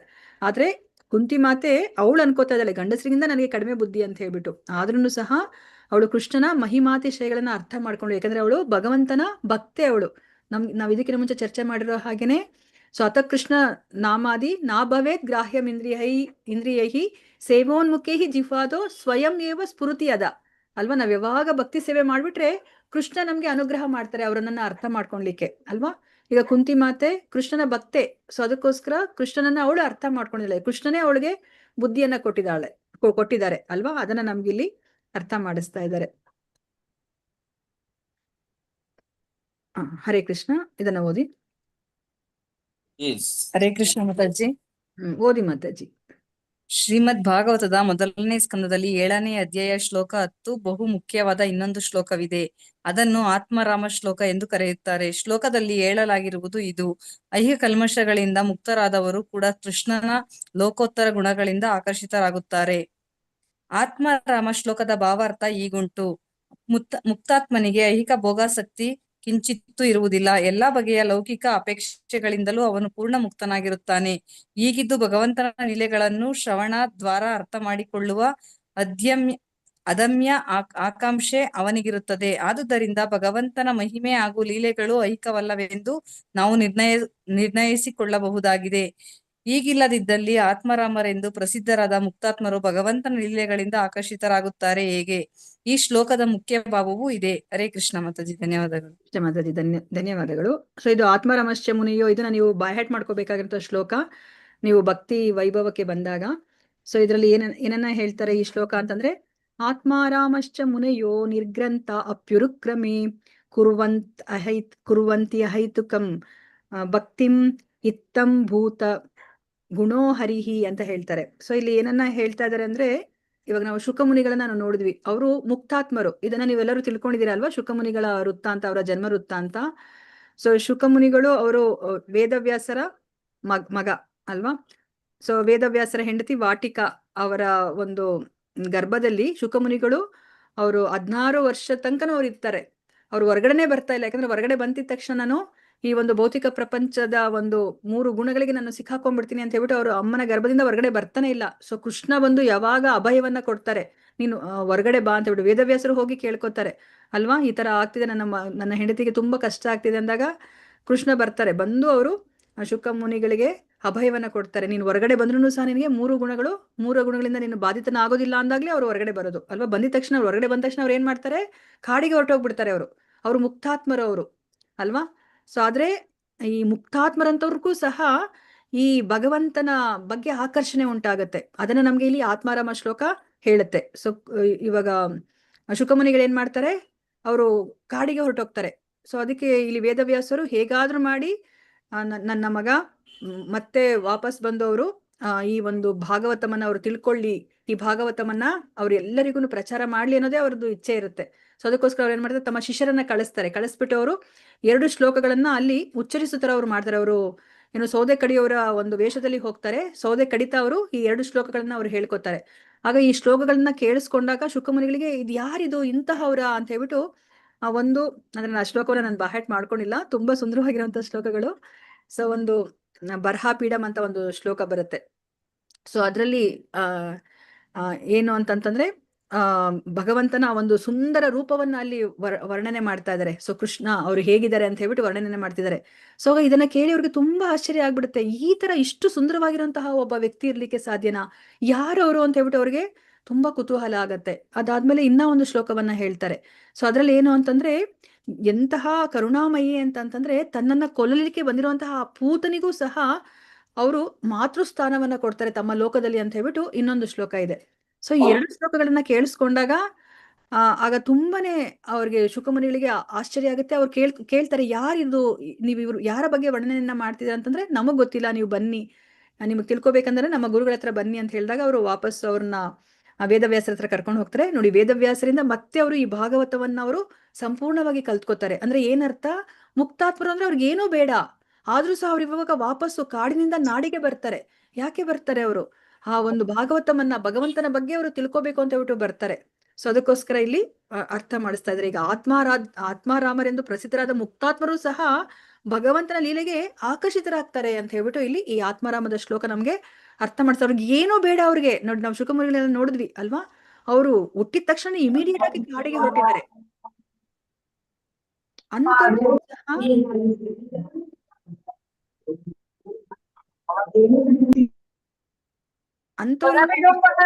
ಹರೇ ಕೃಷ್ಣ, ಪ್ಲೀಸ್ ಮ್ಯೂಟ್ ಮಾಡ್ಕೊಳ್ಳಿ ಗೀತಾ ಮಾತಾಜಿ. ಅಂತವ್ರಿಗೂ ಸಹ ನೋಡಿ, ಭಗವಂತನಿಂದ ಅವರು ಆಕರ್ಷಿತರಾಗ್ತಾರೆ. ಅಂದ್ರೆ ಆ ಮುಕ್ತಿನೂ ಸಹ ಅದು ಅಂದ್ರೆ ಅಂತಿಮ ಅಲ್ಲ ಅಲ್ವಾ, ಅದಕ್ಕಿಂತ ಶ್ರೇಷ್ಠವಾದದ್ದು ಈ ಭಕ್ತಿ ಅಂತ ಇದೆ ಅಂತ ಹೇಳ್ಬಿಟ್ಟು ಇಲ್ಲಿ ಹೇಳ್ತಾ ಇದ್ದಾರೆ. ಹರೇ ಕೃಷ್ಣ. ನೆಕ್ಸ್ಟ್ ಪ್ಯಾರವನ್ನ ಓದಿ. ಹರೇ ಕೃಷ್ಣ ಮಾತಾಜಿ. ಓದಿ ಮಾತಾಜಿ. ಹರೇ ಕೃಷ್ಣ ಮಾತಾಜಿ. ಮಾತಾಜಿ ಪ್ರಭುಜಿ ಓಕೆ, ಯಾರಾದ್ರೂ ಒಬ್ರು ಓದಿ. 5 ಬಗೆಯ ಮುಕ್ತಿಯ ಘಟ್ಟವನ್ನು ಅಪೇಕ್ಷಿಸುವುದಿಲ್ಲವೆಂಬುದು ಮೇಲಿನ ಹೇಳಿಕೆಯಿಂದ ಹೊರಹೊಡುವ ಅಂಶವಾಗಿದೆ. ಈಗಾಗಲೇ ಹೇಳಲಾಗಿರುವಂತೆ ಮುಕ್ತಿಯಲ್ಲಿ 5 ಬಗೆಯುಂಟು. 1, ಭಗವಂತನಲ್ಲಿ ಒಂದಾಗುವುದು. 2, ಪ್ರಭುವು ವಾಸಿಸುವ ಗೃಹಲೋಕದಲ್ಲಿ ವಾಸ ಮಾಡುವುದು. 3, ಪ್ರಭುವಿಗಿಂತಹ ದೇಹ ಲಕ್ಷಣಗಳನ್ನು ಪಡೆದಿರುವುದು. 4, ಪ್ರಭುವಿನಷ್ಟೇ ಸಂಪತ್ ವೃದ್ಧನಾಗಿರುವುದು. ಮತ್ತು 5 ಸದಾ ಪ್ರಭು ಸಂಪರ್ಕದಲ್ಲಿರುವುದು. ಈ 5 ಮುಕ್ತಿಯ ಘಟ್ಟಗಳಲ್ಲಿ ಸಾಯುಜ್ಯ ಪ್ರಭುವಿನಲ್ಲಿ ಒಂದಾಗುವುದು ಎಂದು ಕರೆಯಲಾಗುವುದು. ಒಂದನ್ನು ಭಕ್ತನು ಪಡೆಯಲು ಬಯಸುವುದಿಲ್ಲ. ಉಳಿದ 4 ಬಗೆಯ ಮುಕ್ತಿಗಳನ್ನು ಭಕ್ತರು ಅಪೇಕ್ಷಿಸುವುದಿಲ್ಲವಾದರೂ ಅವು ಭಕ್ತಿಯ ಆದರ್ಶಗಳಿಗೆ ಹೊರತಾದುವಲ್ಲ. ಈ 4 ಬಗೆಯ ಮುಕ್ತಿ ಘಟ್ಟಗಳನ್ನು ಸಾಧಿಸಿಕೊಂಡಿರುವರು ಮುಕ್ತಾತ್ಮರು ಕೂಡ ಕೃಷ್ಣನಲ್ಲಿ ಪ್ರೇಮ ಭಾವವನ್ನು ಗಳಿಸಿಕೊಳ್ಳಬಹುದಾಗಿದೆ. ತನ್ಮೂಲಕ ಆಧ್ಯಾತ್ಮಿಕ ವ್ಯೂಮದ ಗೋಲೋಕ ವೃಂದಾವನಕ್ಕೆ ಉನ್ನತಿ ಪಡೆಯಬಹುದಾಗಿದೆ. ಬೇರೆಯ ಮಾತುಗಳಲ್ಲಿ ಹೇಳುವುದಾದರೆ ವೈಕುಂಠ ಗ್ರಹಲೋಕಗಳಿಗೆ ಈಗಾಗಲೇ ಉನ್ನತಿ ಪಡೆದಿದ್ದು, ಮೇಲೆ ಹೇಳಲಾದ 4 ಮುಕ್ತಿಘಟ್ಟಗಳನ್ನು ಸಾಧಿಸಿರುವ ಜನರು ಕೂಡ ಕೃಷ್ಣನ ಪ್ರೇಮಲೋಕವನ್ನು ಗಳಿಸಿಕೊಂಡು ಕೃಷ್ಣಲೋಕಕ್ಕೆ ಪಯಣಿಸಬಹುದಾಗಿದೆ. ಹರೇ ಕೃಷ್ಣ. ಧನ್ಯವಾದಗಳು ಪ್ರಭುಜಿ. ಹರೇ ಕೃಷ್ಣ ಮಾತಾಡಿ. ಸೊ ಇಲ್ಲಿ ಏನನ್ನ ಹೇಳ್ತಾ ಇದ್ದಾರೆ, ನಮಗೆ ಗೊತ್ತಿರೋ ಹಾಗೆ 5 ತರದ ಮುಕ್ತಿಗಳಿದೆ ಅಲ್ವಾ. ಒಂದು ಭಗವಂತನಲ್ಲಿ ಒಂದಾಗೋದು, ಅದನ್ನ ಏನಂತ ಕರೀತಾರೆ? ಭಗವಂತನಲ್ಲಿ ಒಂದಾಗೋ ಮುಕ್ತಿಯನ್ನ ಏನಂತ ಕರೀತಾರೆ? ಸಾಯುಜ್ಯ ಮುಕ್ತಿ. ಸಾಯುಜ್ಯ ಮುಕ್ತಿ. ಹರಿಬೋಲ್ ಪ್ರಭುಜಿ. ಮತ್ತೆ ಪ್ರಭುವು ವಾಸಿಸುವ ಗ್ರಹ ಲೋಕದಲ್ಲೇ ವಾಸ ಮಾಡುವುದು, ಅದಕ್ಕೇನಂತ ಕರೀತಾರೆ? ಸಾಮೀಪ್ಯ ಮುಕ್ತಿ. ಇಲ್ಲ ಪ್ರಭುಜಿ, ಸಾಲೋಕ್ಯ. ಸೇಮ್ ಸಾಲೋಕ್ಯ.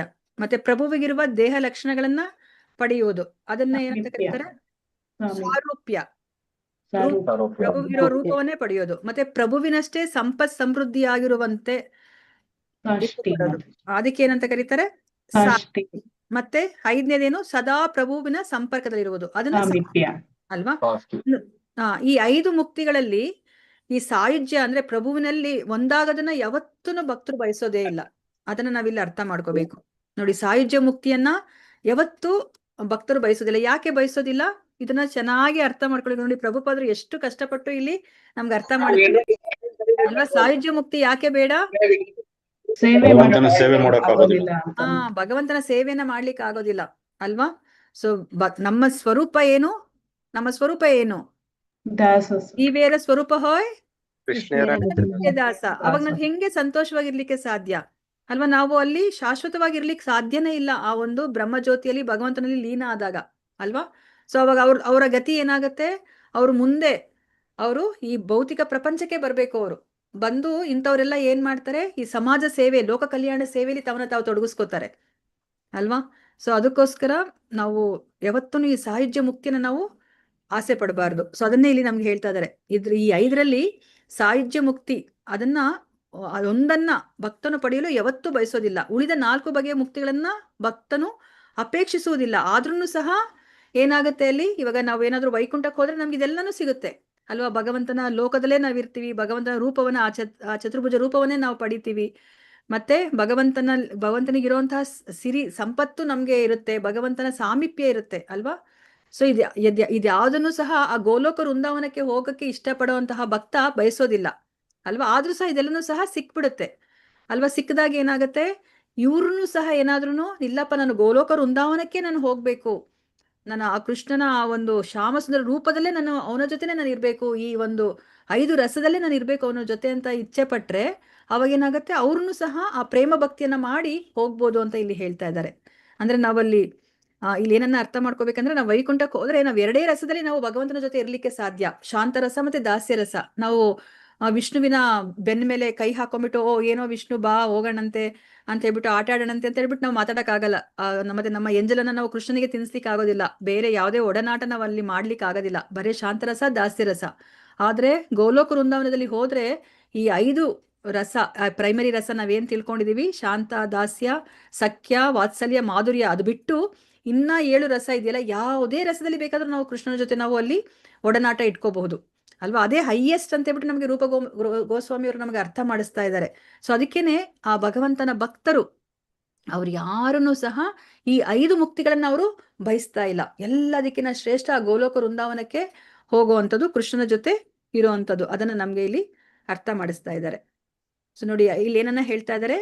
ಸೊ ಅಕಸ್ಮಾತ್ ಈ 4 ಬಗೆಯ ಮುಕ್ತಿ ಘಟ್ಟಗಳನ್ನ ಸಾಧಿಸಿಕೊಂಡಿರುವಂತಹ ಮುಕ್ತಾತ್ಮರು ಕೂಡ ಕೃಷ್ಣನಲ್ಲಿ ಪ್ರೇಮ ಭಾವವನ್ನ ಗಳಿಸಿಕೊಳ್ಳಬಹುದಾಗಿದೆ. ತನ್ಮೂಲಕ ಆಧ್ಯಾತ್ಮಿಕ ವ್ಯೋಮದ ಗೋಲೋಕ ವೃಂದಾವನಕ್ಕೆ ಉನ್ನತಿ ಪಡೆಯಬಹುದಾಗಿದೆ ಅಂತ ಹೇಳ್ತಾರೆ. ಅಂದ್ರೆ ವೈಕುಂಠಕ್ಕಿನ್ನ ನಾವು ಅವರು ಪ್ರೇಮ ಭಕ್ತಿಯನ್ನ ಮಾಡಿ ಅವರು ವೈಕುಂಠವನ್ನ ಬಿಟ್ಟು ಅವರು ಆ ಗೋಲೋಕ ವೃಂದಾವನಕ್ಕೆ ಅವರು ಉನ್ನತಿ ಪಡಿಬಹುದು ಅಂತ ಹೇಳ್ಬಿಟ್ಟು ಇಲ್ಲಿ ಹೇಳ್ತಾ ಇದ್ದಾರೆ. ಸೊ ಅದಕ್ಕೋಸ್ಕರ ಈ 4 ಮುಕ್ತಿ ಘಟಗಳನ್ನ ಸಾಧಿಸಿರುವ ಜನರು ಸಹ ಕೃಷ್ಣನ ಪ್ರೇಮವನ್ನ ಗಳಿಸ್ಕೊಂಡವರು ಕೃಷ್ಣ ಲೋಕಕ್ಕೆ ಪ್ರಯಾಣ ಮಾಡಬಹುದು ಅಂತ ಹೇಳ್ಬಿಟ್ಟು ಇಲ್ಲಿ ಹೇಳ್ತಾರೆ. ಆದ್ರೆ ಈ 5 ಮುಕ್ತಿಯಲ್ಲಿ ಯಾವತ್ತೂ ಸಹ ಅವರು ಸಾಯುಜ್ಯ ಮುಕ್ತಿಯನ್ನ ಅವರು ಇಚ್ಛೆ ಪಡೋದಿಲ್ಲ ಅನ್ನೋದನ್ನ ನಾವು ಇಲ್ಲಿ ಅರ್ಥ ಮಾಡ್ಕೋಬೇಕಾಗಿರೋದು.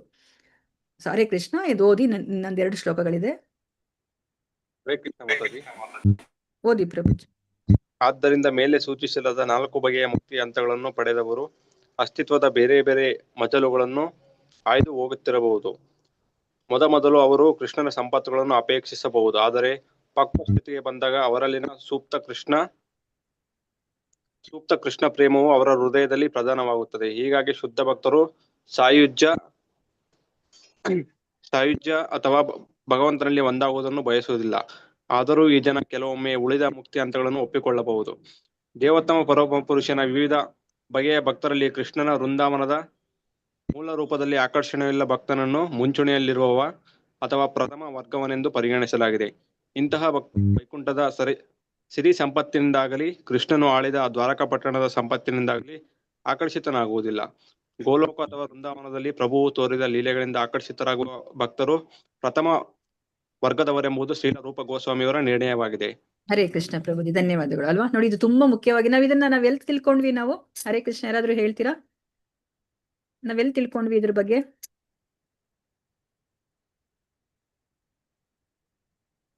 ವೈಕುಂಠ ಜನಿತೋ ಪರ ಮಧುಪುರಿ, ಎಲ್ಲಿ ತಿಳ್ಕೊಂಡ್ವಿ ನಾವು?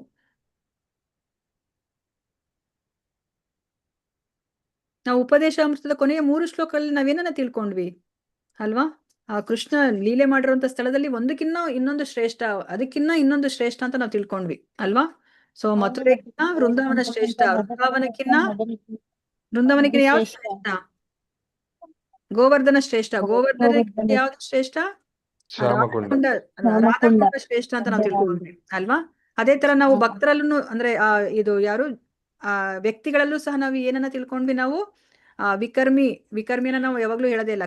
ಕರ್ಮಿಗಿನ್ನ ಕರ್ಮಕಾಂಡಿ ಶ್ರೇಷ್ಠ, ಕರ್ಮಕಾಂಡಿಗಿನ್ನ ಜ್ಞಾನಿ ಶ್ರೇಷ್ಠ, ಜ್ಞಾನಿಗಿನ್ನ ಭಕ್ತ ಶ್ರೇಷ್ಠ. ಸೊ ಆ ಭಕ್ತರಲ್ಲಿ ಗೋಪಿಕಾ ಸ್ತ್ರೀಯರು ತುಂಬಾ ಶ್ರೇಷ್ಠ, ಗೋಪಿಕಾ ಸ್ತ್ರೀಯರಲ್ಲಿ ಶ್ರೀಮತಿ ರಾಧಾರಾಣಿ ಶ್ರೇಷ್ಠ ಅಂತ ನಾವು ತಿಳ್ಕೊಂಡ್ವಿ ಅಲ್ವಾ? ಸೊ ಕೊನೆಗೆ ನಮ್ಗೆ ಆ ರಾಧಾಕುಂಡದ ಮಹಿಮೆನ ನಮ್ಗೆ ಅರ್ಥ ಮಾಡಿಸಿದ್ರು ಅಲ್ವಾ? ಯಾರಿಗೆ ಆ ಒಂದು ಗೋಲೋಕ ವೃಂದಾವನಕ್ಕೆ ಹೋಗ್ಬೇಕಂತ ಇರುತ್ತೋ ಅವರು ಶ್ರೀಮತಿ ರಾಧಾರಾಣಿ ಅಥವಾ ಗೋಪಿಕಾ ಸ್ತ್ರೀಯರ ಆ ಒಂದು ಹೆಜ್ಜೆನೆ ನಾವು ಅನುಸರಿಸ್ಬೇಕು ಅಂತ ಹೇಳಿದ್ರು ಅಲ್ವಾ? ಸೊ ಅಂದ್ರೆ ನಾವ್ ಇಲ್ಲಿ ಏನನ್ನ ಅರ್ಥ ಮಾಡ್ಕೋಬೇಕಂದ್ರೆ ನಮ್ಗೆ ಆ ಶ್ಯಾಮ ಸುಂದರ ರೂಪ ಇರುವಂತಹ ಕೃಷ್ಣನೇ ಬೇಕು ಅಂತಂದ್ರೆ ನಾವು ಈ ಗೋಪಿಕಾ ಸ್ತ್ರೀಯರ ಜಾಡನ್ನೇ ನಾವು ಅನುಸರಿಸ್ಬೇಕು. ಇಲ್ಲಾಂದ್ರೆ ನೋಡಿ ಏನಾಗುತ್ತೆ, ನಾವ್ ಇವಾಗ ವೈಕುಂಠಕ್ಕೆ ಹೋಗ್ತೀವಿ. ನಾವು ಇವಾಗ ಈ ತರ ಭಕ್ತಿಯನ್ನ ಮಾಡಿದಾಗ, ಸೊ ನಾವ್ ಇವಾಗ ನಾರಾಯಣ ಅಥವಾ ಬೇರೆ ಇನ್ ಯಾವುದೇ ಒಂದು ರೂಪದಲ್ಲಿ ನಾವು ಭಕ್ತಿಯನ್ನ ಮಾಡಿದಾಗ ನಾವು ವೈಕುಂಠಕ್ಕೆ ಹೋಗ್ತೀವಿ. ನಾವು ಗೋಲಕ ವೃಂದಾವನಕ್ಕೆ ಹೋಗ್ಲಿಕ್ಕೆ ಸಾಧ್ಯ ಆಗೋದಿಲ್ಲ ಅಲ್ವಾ? ಸೊ ನಮ್ಗೆ ಇವಾಗ ಇಲ್ಲಿ ರೂಪ ಗೋಸ್ವಾಮಿಯವರು ಅರ್ಥ ಮಾಡಿಸ್ತಾ ಇದ್ದಾರೆ, ಯಾರು ಆ ಗೋಲಕ ವೃಂದಾವನಕ್ಕೆ ಹೋಗ್ತಾರೆ ಅವರನ್ನೇ ಉತ್ತಮವಾದಂತವ್ರು ಎಲ್ಲದಕ್ಕೆ. ನೋಡಿ ಇದೇನನ್ನ ಹೇಳ್ತಾ ಇದ್ರೆ, ಅವರು ಪ್ರಥಮ ಶ್ರೇಣಿಯ ಭಕ್ತರು ಅಂತ ಹೇಳ್ಬಿಟ್ಟು ಹೇಳ್ತಾ ಇದ್ದಾರೆ ಅಲ್ವಾ? ಅದರಲ್ಲೂ ನಮ್ಗೆ ಏನನ್ನ ಅರ್ಥ ಮಾಡಿಸಿದ್ರೆ, ಶಾಂತ, ದಾಸ್ಯ, ಸಖ್ಯ, ಮಾಧುರ್ಯ, ವಾತ್ಸಲ್ಯ, ಮಾಧುರ್ಯ. ಆ ಮಾಧುರ್ಯದಲ್ಲೂ ಸಹ ನಾನು ಇದಕ್ಕಿಂತ ಮುಂಚೆ ಹೇಳಿದೆ ಅಲ್ವಾ, 2 ತರ ಇದೆ. ಸೊ ಅದ್ರಲ್ಲಿ ಪರಕೀಯ ಮತ್ತೆ ಸ್ವಕೀಯ ಅಲ್ವಾ? ಅದ್ರಲ್ಲಿ ಪರಕೀಯವೇ ಎಲ್ಲದಕ್ಕಿಂತ ಶ್ರೇಷ್ಠ ಅಂತ ಹೇಳ್ಬಿಟ್ಟು ಅಲ್ವಾ? ಆ ಪರಕೀಯ ರಸದಲ್ಲಿ ಭಗವಂತನ ಜೊತೆ ಒಂದು ಭಾವ ಸಂಬಂಧವನ್ನ ಇಟ್ಕೊಂಡೇ ಎಲ್ಲದಕ್ಕಿಂತ ಹೈಯೆಸ್ಟ್ ಪ್ರಥಮ ಶ್ರೇಣಿ ಅಂದ್ರೇನೆ ಅದೇನೆ ಅಲ್ವಾ? ಅದನ್ನ ನಮ್ಗೆ ರೂಪ ಗೋಸ್ವಾಮಿ ಅವರು ಅರ್ಥ ಮಾಡಿಸ್ತಾ ಇದ್ದಾರೆ ಇಲ್ಲಿ. ಸೊ ನೋಡಿ, ಇಲ್ಲಿ ದೇವೋತ್ತಮ ಪರಮ ಪುರುಷನ ವಿವಿಧ ಬಗೆಯ ಭಕ್ತರಲ್ಲಿ ಕೃಷ್ಣನ ವೃಂದಾವನದ ಮೂಲ ರೂಪದಲ್ಲಿ ಆಕರ್ಷಣೆಯುಳ್ಳ ಭಕ್ತನನ್ನ ಮುಂಚೂಣಿಯಲ್ಲಿರುವ ಅಥವಾ ಪ್ರಥಮ ವರ್ಗದವನೆಂದು ಪರಿಗಣಿಸಲಾಗಿದೆ. ನಮಗೆ ಗೊತ್ತಿರೋ ಹಾಗೇನೆ ಸೇಮ್ ಕೃಷ್ಣನೇ. ಅವ್ರೇನ್ ಮಾಡ್ತಾರೆ, ಅವರು ಎಲ್ಲಿಗೆ ಹೋಗ್ತಾರೆ? ಮಥುರಾಗ್ ಹೋಗ್ತಾರೆ. ಅದಾದ್ಮೇಲೆ ಅವರು ದ್ವಾರಕಾಗ್ ಹೋಗ್ತಾರೆ ಅಲ್ವಾ? ಇವಾಗ ನಮ್ಗೆ ಗೊತ್ತಿರೋ ಹಾಗೇನೆ ದ್ವಾರಕಾ ಕೃಷ್ಣ, ಮಥುರಾ ಕೃಷ್ಣ. ಇವಾಗ ನೀವೇನಾದ್ರೂ ದ್ವಾರಕಾ ಕೃಷ್ಣ ಅಷ್ಟು ವೈಭವ ಇದೆ ಆ ದ್ವಾರಕಾ ಪಟ್ಟಣ ಅಂತ ಹೇಳ್ಬಿಟ್ಟು ನಮ್ಗೆ ಅಂತಹ ಕೃಷ್ಣನೇ ಇಷ್ಟ ಅಂತಂದ್ರೆ ನಾವು ಅಲ್ಲಿ ದ್ವಾರಕೆಗೆ ಹೋಗ್ತೀವಿ. ನಾವು ಆ ಒಂದು ಆಧ್ಯಾತ್ಮಿಕ ಪ್ರಪಂಚದಲ್ಲಿ ಅಲ್ಲಿ ದ್ವಾರಕಾ ಪಟ್ಟಣ ಇದೆ, ಮತ್ತೆ ಮಥುರಾ ಪಟ್ಟಣ ಇದೆ. ನನಗೆ ಶ್ರೀರಾಮಚಂದ್ರನೇ ಬೇಕು ಅಂತಂದ್ರೆ ಅಲ್ಲಿ ಸಾಕೇತ ಧಾಮ ಇದೆ. ಇಲ್ಲ ನನಗೆ ನರಸಿಂಹ ರೂಪದಲ್ಲೇ ನನಗೆ ಭಗವಂತ ಇಷ್ಟ ಅಂತಂದ್ರೆ ಆ ಒಂದು ಧಾಮ ಇದೆ. ಈ ತರ ಅದನ್ನ ನಾವಿಲ್ಲಿ ಅರ್ಥ ಮಾಡ್ಕೋಬೇಕು. ಆದ್ರೆ ಎಲ್ಲದಕ್ಕಿನ್ನ ಆ ಮುಂಚೂಣಿ ಅಥವಾ ಪ್ರಥಮ ಶ್ರೇಣಿ ಭಕ್ತ ಅಂತಂದ್ರೆ ಆ ಶ್ಯಾಮ ಸುಂದರ ರೂಪ, ಆ ದ್ವಿಭುಜ ರೂಪ ಇದೆಯಲ್ಲ, ಅದು ಮೂಲ ರೂಪ, ಕೃಷ್ಣನ ಮೂಲ ರೂಪ. ನಮಗೆ ಗೊತ್ತಿರೋ ಹಾಗೇನೆ ಆ ಕೃಷ್ಣನಿಂದ ಬಲರಾಮ ಬರ್ತಾರೆ, ಬಲರಾಮರಿಂದ ವಾಸುದೇವ, ಸಂಕರ್ಷಣ, ಪ್ರದ್ಯುಮ್ನ ಅವರು ಬರ್ತಾರೆ ಅಲ್ವಾ. ಅದ್ರಲ್ಲಿ ಆ ವಾಸುದೇವ ಅನ್ನೋದು ನೋಡಿ ಎಲ್ಲಿಂದ ಬರ್ತಾ ಇದೆ, ಆ ವಾಸುದೇವ ಕೃಷ್ಣನೇ ಈಗ ಮಥುರಾ ಮತ್ತೆ ದ್ವಾರಕದಲ್ಲಿ ಇರೋದು ಅಲ್ವಾ. ನೋಡಿ ಇವಾಗ ನಮ್ಗೆ ಅಲ್ಲಿ ಮೂಲ ಕೃಷ್ಣ ಅಲ್ಲ, ಅದು ಮೂಲ ಕೃಷ್ಣನಿಂದ ಬಲರಾಮ ಬರ್ತಿದ್ದಾರೆ, ಬಲರಾಮನಿಂದ ಇಲ್ಲಿ ಇವ್ರು ಬರ್ತಾ ಇದ್ದಾರೆ, ವಾಸುದೇವ, ಸಂಕರ್ಷಣ, ಪ್ರದ್ಯುಮ್ನ, ಅನಿರುದ್ಧ ಬರ್ತಾ ಇದ್ದಾರೆ ಅಲ್ವಾ. ಅದಕ್ಕೆ ಆ ಮೂಲ ಕೃಷ್ಣನೇ ಬೇಕು ಅಂತಂದ್ರೆ ನಾವೇನನ್ನ ಮಾಡ್ಬೇಕು, ಆ ಶ್ರೀಮತಿ ರಾಧಾರಾಣಿ ಅಥವಾ ಗೋಪಿಕಾ ಸ್ತ್ರೀಯರ ಹೆಜ್ಜೆ ಜಾಡನ್ನೇ ನಾವು ಅನುಸರಿಸಬೇಕು. ಅವರೇನೆ ಪ್ರಥಮ ಶ್ರೇಣಿಯವರ ಭಕ್ತರು ಅಂತ ಬಿಟ್ಟು ಹೇಳ್ತಾ ಇದ್ದಾರೆ. ನೋಡಿ ಇಂತಹ ಭಕ್ತರು ವೈಕುಂಠದ ಸಿರಿ ಸಂಪತ್ತಿನಿಂದಾಗಲಿ, ಕೃಷ್ಣನು ಆಳಿದ ದ್ವಾರಕಾಪಟದ ಸಂಪತ್ತಿನಿಂದಾಗಲಿ ಆಕರ್ಷಿತನಾಗೋದಿಲ್ಲ ಅಂತ ಹೇಳ್ಬಿಟ್ಟು ಅರ್ಥ ಮಾಡಿಸ್ತಾ ಇದ್ದಾರೆ ನಮ್ಗೆ. ನೋಡಿ ಇಂತಹ ಭಕ್ತರಿಗೆ ಬೇರೆ ಏನು ಬೇಡ ಅಲ್ವಾ, ಕೃಷ್ಣನ ಜೊತೆ ಆ ಒಡನಾಟವೇ ಬೇಕು. ಆ ಯಾವುದೇ ನೀವು ರಸದಲ್ಲಿ ಬೇಕಂದ್ರೂ ನೀವು ಒಡನಾಟ ಇಟ್ಕೋಬಹುದು. ಅವರಿಗೆ ಯಾವುದೇ ಒಂದು ಸಿರಿ ಸಂಪತ್ತನ್ನ ನೋಡಿ ಅವರು ಆಕರ್ಷಿತರಾಗೋದಿಲ್ಲ. ವೈಕುಂಠದ್ದೇ ಆಗ್ಲಿ ಅಥವಾ ದ್ವಾರಕಾಪಟ್ಟಣದ ಸಿರಿ ಸಂಪತ್ತನ್ನ ನೋಡಿ ಅವರು ಆಕರ್ಷಿತರಾಗೋದಿಲ್ಲ. ಅವರು ಗೋಕುಲ ಅಥವಾ ವೃಂದಾವನದಲ್ಲಿ ಪ್ರಭುವು ತೋರಿದ ಲೀಲೆಗಳಿಂದ ಅವರು ಆಕರ್ಷಿತರಾಗ್ತಾರೆ ಅಂತ ಹೇಳ್ತಾರೆ. ಪ್ರಭುವಿನ ಆ ಲೀಲೆಗಳಂದ್ರೆ ಅವರಿಗೆ ತುಂಬಾ ಇಷ್ಟ. ಇವಾಗ ನಮ್ಗೆ ಗೊತ್ತಿರೋ ಹಾಗೆ ನೋಡಿ, ಈಗ ಕಾರ್ತಿಕ ಮಾಸದಲ್ಲಿ ಪ್ರತಿ ದಿನ ನಾವು ಆ ಒಂದು ದಾಮೋದರ ಅಷ್ಟಕವನ್ನ ನಾವು ಹೇಳ್ಕೊತೀವಿ. ಕೃಷ್ಣನಿಗೆ ಆ ತುಪ್ಪದ ಆರತಿಯನ್ನ ನಾವು ಬೆಳಗ್ತೀವಿ ಅಲ್ವಾ. ಅದೇ ಒಂದು ಲೀಲೆನ ನಾವು ಹೇಳ್ತೀವಿ. ಆದ್ರೂ ಸಹ ಪ್ರತಿ ಸತಿ ನಮ್ಗೆ ಕೇಳಿದಾಗ್ಲೂ ಸಹ ಅದರ ಆಕರ್ಷಣೆ ಯಾವತ್ತೂ ನಮ್ಗೆ ಕಡಿಮೆ ಆಗೋದಿಲ್ಲ. ಅದನ್ನ ಪ್ರತಿ ಸತಿ ನಮ್ಗೆ ಹೇಳ್ಕೋಬೇಕು, ಕೇಳಬೇಕು ಅಂತ ನಮ್ಗೆ ಅನ್ನಿಸ್ತಾ ಇರುತ್ತೆ. ನೋಡಿ ಇಂತಹ ಪ್ರಭುವು ಮಾಡಿರುವಂತಹ ಲೀಲೆಗಳಿಂದ ಆಕರ್ಷಿತರಾಗಿರುವಂತಹ ಭಕ್ತರು ಪ್ರಥಮ ವರ್ಗದವರೆಂಬುದು ಶ್ರೀಲ ರೂಪ ಗೋಸ್ವಾಮಿಯವರ ನಿರ್ಣಯವಾಗಿದೆ ಅಂತ ಹೇಳ್ತಾರೆ. ನೋಡಿ ನಿಮ್ಮ ನಿರ್ಣಯ ಅದು ತುಂಬಾ ಮುಖ್ಯ ಅಲ್ಲ, ರೂಪ ಗೋಸ್ವಾಮಿಯವರ ನಿರ್ಣಯ ತುಂಬಾ ಮುಖ್ಯ ಅಲ್ಲ. ನಮ್ಗೆ ಅವರು ದಾರಿ ತೋರಿಸ್ತಾ ಇದ್ದಾರೆ.